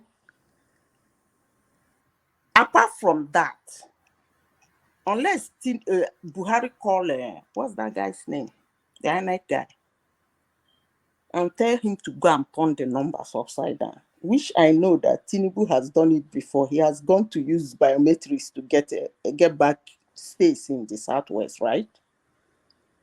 I was in the university when that one happened. So when he went to court with biometrics experts to get some states in the Southwest from PDP, he can still do that again. In as much as they say he's. But the only thing I see past Tinubu's victory is if he dropped that, or Buhari call, what was that man's name? The INEC man. Mahmoud Yakubu. And tell him who to declare. Like he did in 2019. He didn't do that in 2019. You think Buhari won that election? Yes, he won. Because Tinubu refused to play ball. He won. Tinubu refused to play ball in 2019? Yes, he won. What do you mean? They sent 2 bullion vans to his house. And December, this one man, you always want me to say things I don't want to say in this platform. And December Atiku did what with Tinubu? So, sorry, how do you mean? Tinubu was, actually, Buhari went and persuaded Tinubu to run his campaign in 2019, even though he shunned him for the first few years of his first term. Tinubu ran that campaign in 2019, and on the eve of the election, Buhari sent 2 bullion vans to his house to pay off whoever needed paying off. What do you mean Tinubu did not pay, but Tinubu returned Buhari in 2019? I said Tinubu did not play ball with PDP. Oh, with PDP. Okay, all right. Okay. They went to him because they know what he can do. They went to him. If he has turned his back against Buhari, Buhari will do that. But for your information, let me not just go into those rubbish details. Look, let me tell you, for the information is that, for your information, what happens in an election, more especially presidential, if you win and it's not convincingly, to avoid too much wahala, they make it convincingly.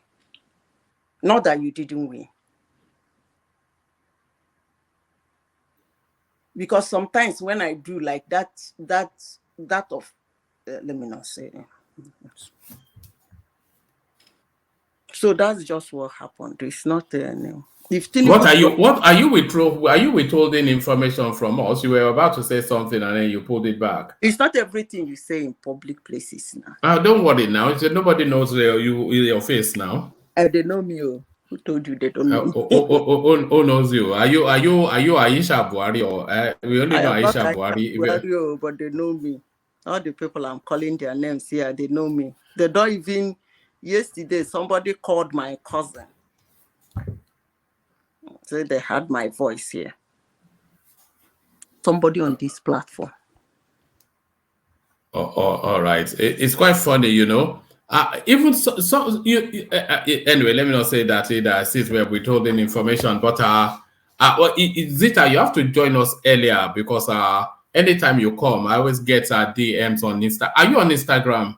No. I'm not a social media people. There's a lot. You know, I wanted you to send in your spreadsheet, but anyway, at least you're giving us the details of it. So. But she can send it through email. See, possible. one man, this thing, I don't do it for money. I have penchant for doing it. Excites me. Election excites me anyway. So it's like a hobby. When I'm done with Nigeria now, I'll face US. I've already started plotting the graph for US. So I just do it. I don't sell it. It's just the joy of doing it, and the end of the day, the person I see winning win. But you have to bring it into the public space now. So this is the perfect avenue for you. Do you know? You don't know politicians a bit. You don't know them. You don't have any idea. All over the world, not Nigeria, you don't have any clue. They're hearing me now. You don't have a clue of what they can do. Not Nigeria. When you say Nigerian politician, I will just be laughing. All over the world. So I don't want. All right. What is your projection for America? Do you think Biden will run again? I was earlier thinking that it would be nice if it was Michelle Obama versus Trump. I thought about that too. I thought about that too. That he will come again. All right. If Biden runs again, that means we are going to get Trump again, doesn't it? Not yet. Is he able to even stand upright anymore? Anytime I see him, he just looks so dazed and confused. Biden makes he makes Buhari look like Usain Bolt. He makes Buhari look like Anthony Joshua. It's unbelievable. You know, this man, you're in the global platform. See, you see, that's why I told you that when I came here the first time I came here, I asked you if you have ever heard of party bigots. You say no. I gave you an example of my gate man. When I came to the United States, I was shocked to see that there are people like that there, as industrialized as they were. There are people in the United States, when they wake up in the morning, see all this one you are doing, they will just go and vote. I don't do anything. I don't do. I just vote Democrats. I just vote Republicans. That's the way they are. So their election is easier to tell who will win. All you need to do is to remove the swing states and start working on the rest.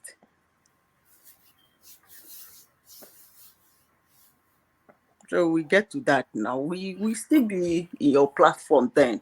All right, because we have to start lining up topics for after the elections, you know, because after the elections, the social media space will shrink because the obedience will go into hibernation. I suppose they'll just run back to Simon Ekpa one day. That's just what will happen. What of they'll run back to Simon Ekpa? Eh? If they win, they will chase you out of this platform. No, if they win, they will come here and start to throw tomatoes at me, would they? But fortunately, there's no chance.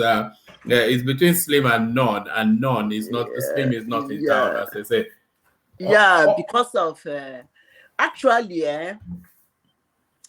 that thing has to do more of somebody's antics. You see, between the time Obi joined Labour Party, if he had decided, if he worked on Labour Party,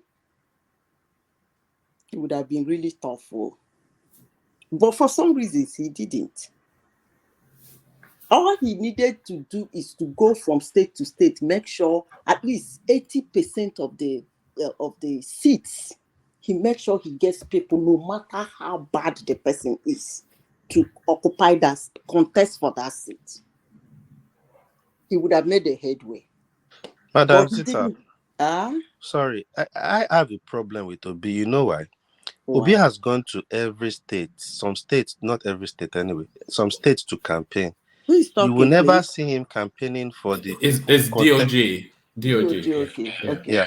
He's never campaigned or at least fight for other people in Labour Party contesting, like trying to even encourage the obedient, like, oh, vote these people. He just believes they need to vote him and he can cope with other people, other parties getting their own members into the House of Representatives, the state governor. He goes to state. They say, oh, this is the governor for Labour Party. Please make sure, let's vote this governor. He just does his own thing. And I think that's part of what is affecting the structure that they think they have.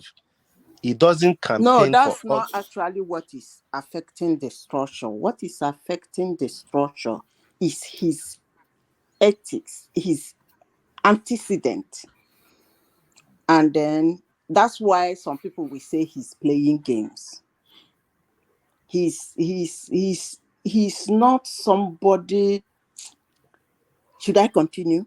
One man. Yes, please carry on. Why you always withholding information from us? Carry on. He's somebody that will I use the word? He's I don't know if I use the word dodgy, if it's the right word. I don't want to use selfish, because if you follow him from the time he was in PDP in 1998, he left PDP to APGA.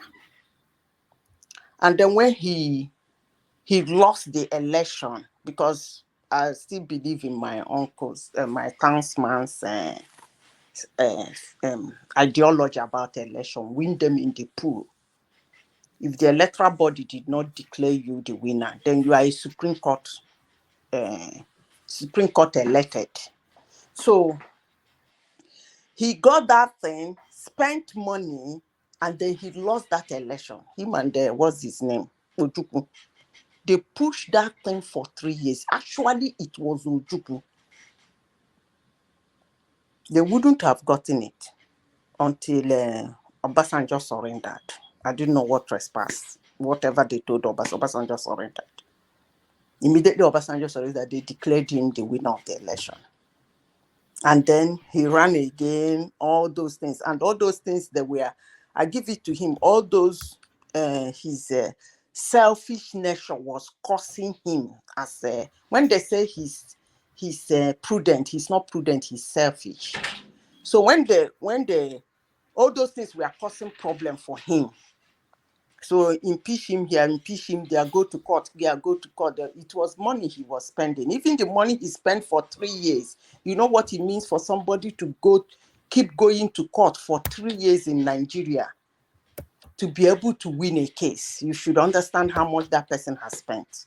So all those things helped in his. Was that why he used the Pandora Papers to recover some of his money, looting? One man, I'm not gonna say that. Yeah. I won't say that. But what I will say, his name is in the Pandora Papers. So yes, however he got the money, I don't know. But all those things, I would say, was a factor that handicapped him from performing. Then, eventually, he did not build that after. He walked away again to PDP. Now in PDP again, another thing, he has quarters. He walked away again to Labour Party. All those things, things that some politicians like deal, because it's a give and take something. So some politicians, it's not because he's playing a game, because if he doesn't have the antecedent to build up a structure anyway, so he doesn't want to do that, and then he decides to run alone. So that's what is happening. He's running alone, and he's running with nothing.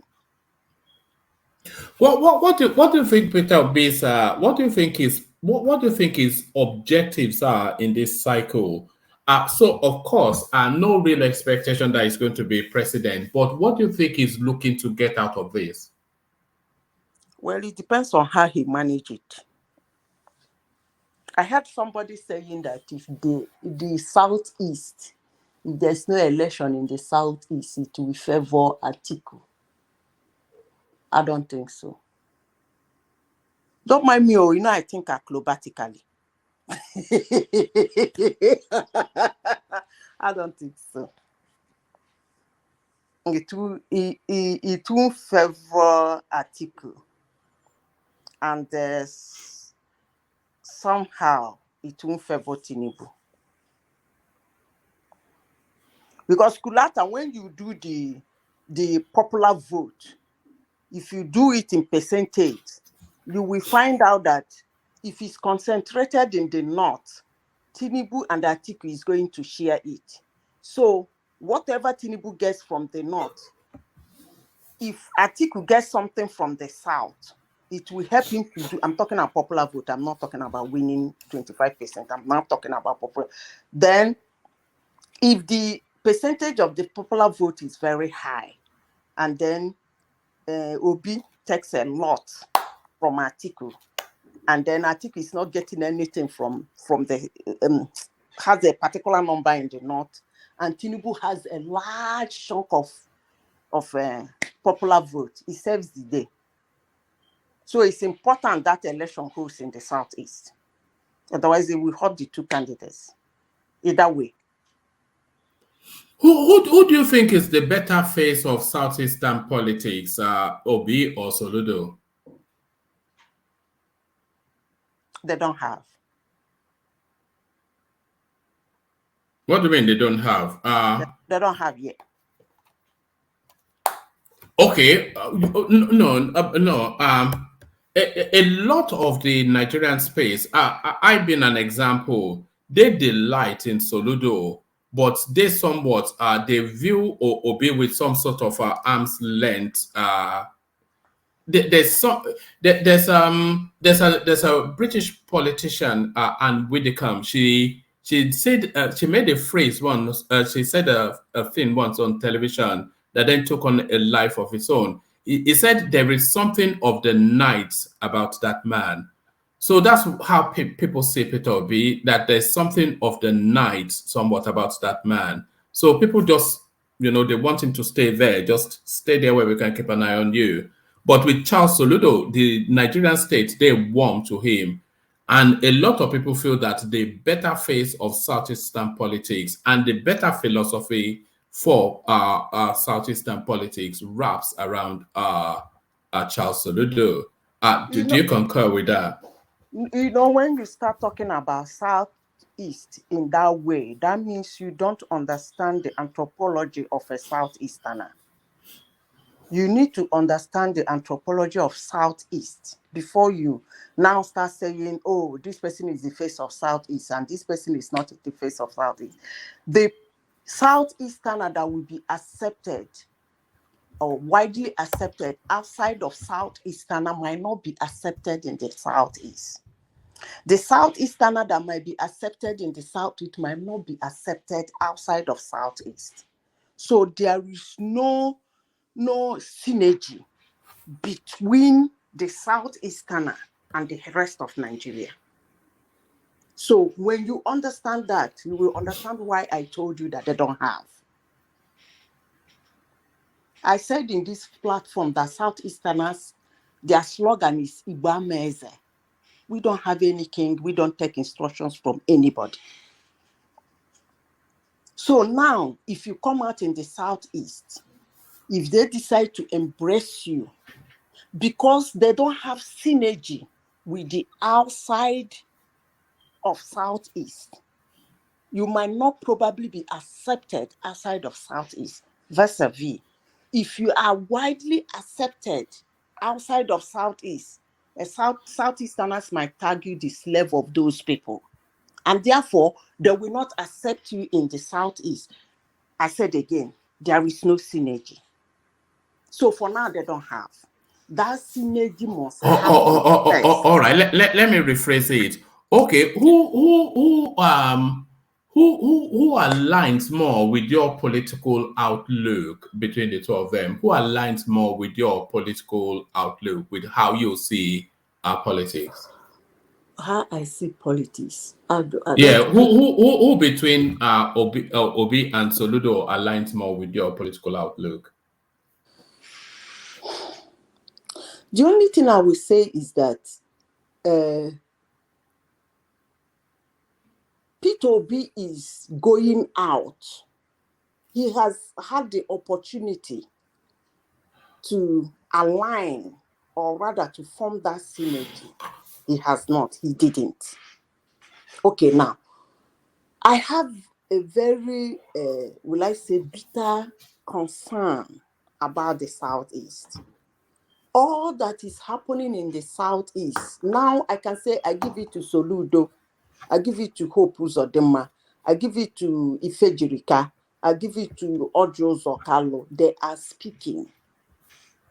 They are now speaking. If we continue this way, we're not going to make it. We have to come back home. We have to talk. We have to discuss. Well, yeah, that's the language I want to hear. Because for everything after the war, we have to come to the table. Let's decide, what are we going to do for now? It's a yo-yo.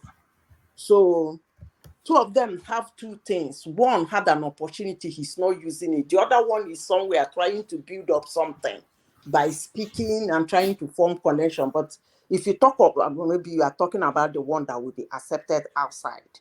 Soludo is a very brilliant chap. I think the outside might like him, but I don't know if the Igbos will like him. Maybe if the outsiders like him, the Igbos, because the outsiders like him, might not like him. So it is what it is. Just to be contrarian, Abi, just to be contrarian.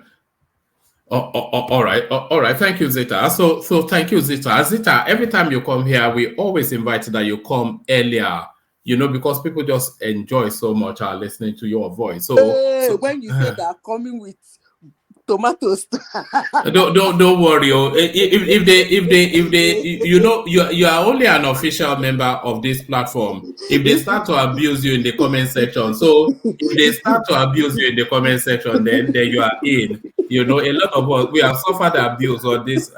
Even the OG yesterday, he got a volley just from out of nowhere. It's unbelievable the things they say in the comment section. You look at it sometimes and you wonder, And when you meet these people in real life, they wouldn't even they'd be even too shy to say hello.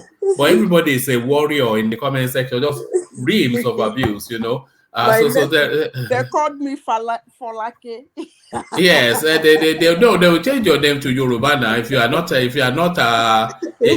not supporting Obi, they will call you. Yes, they will change your name to yes. That's funny enough, Madam Zita. Funny enough, I've seen a lot of Igbos register their name on social media as Yoruba now supporting Obi.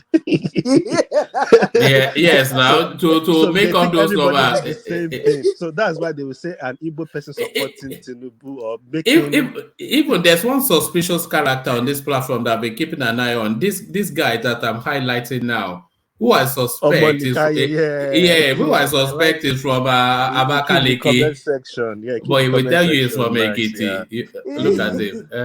Don't worry, it's all fun and games. Don't worry, we'll come together at the end of the month after the elections. When do you start?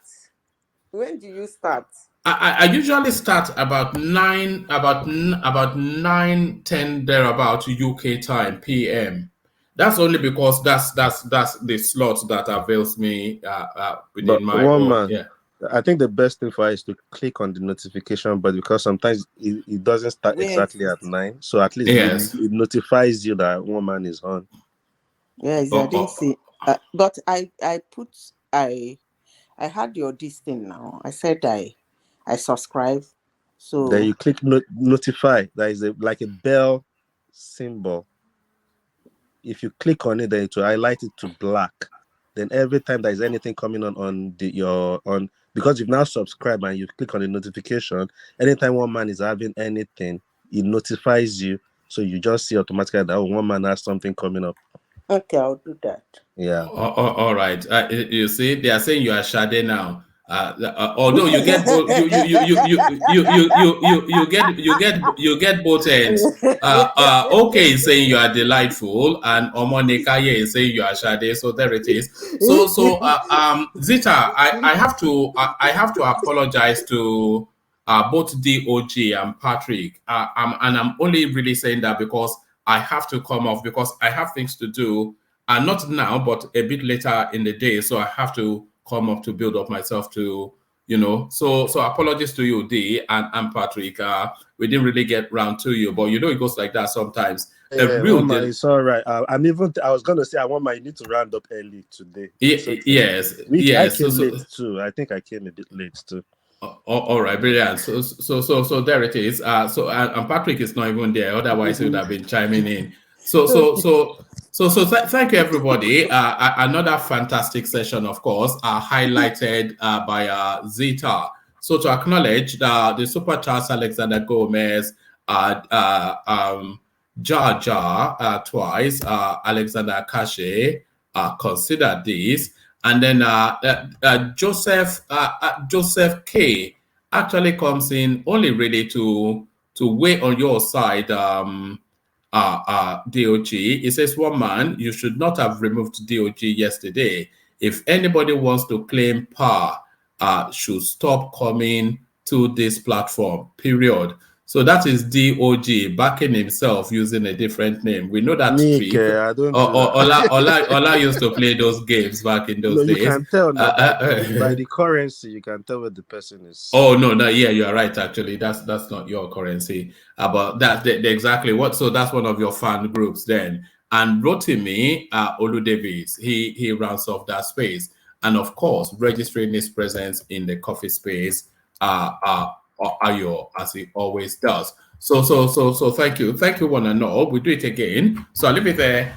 Carry the conversation on within the comment section, but here say peace. Thank you, everyone.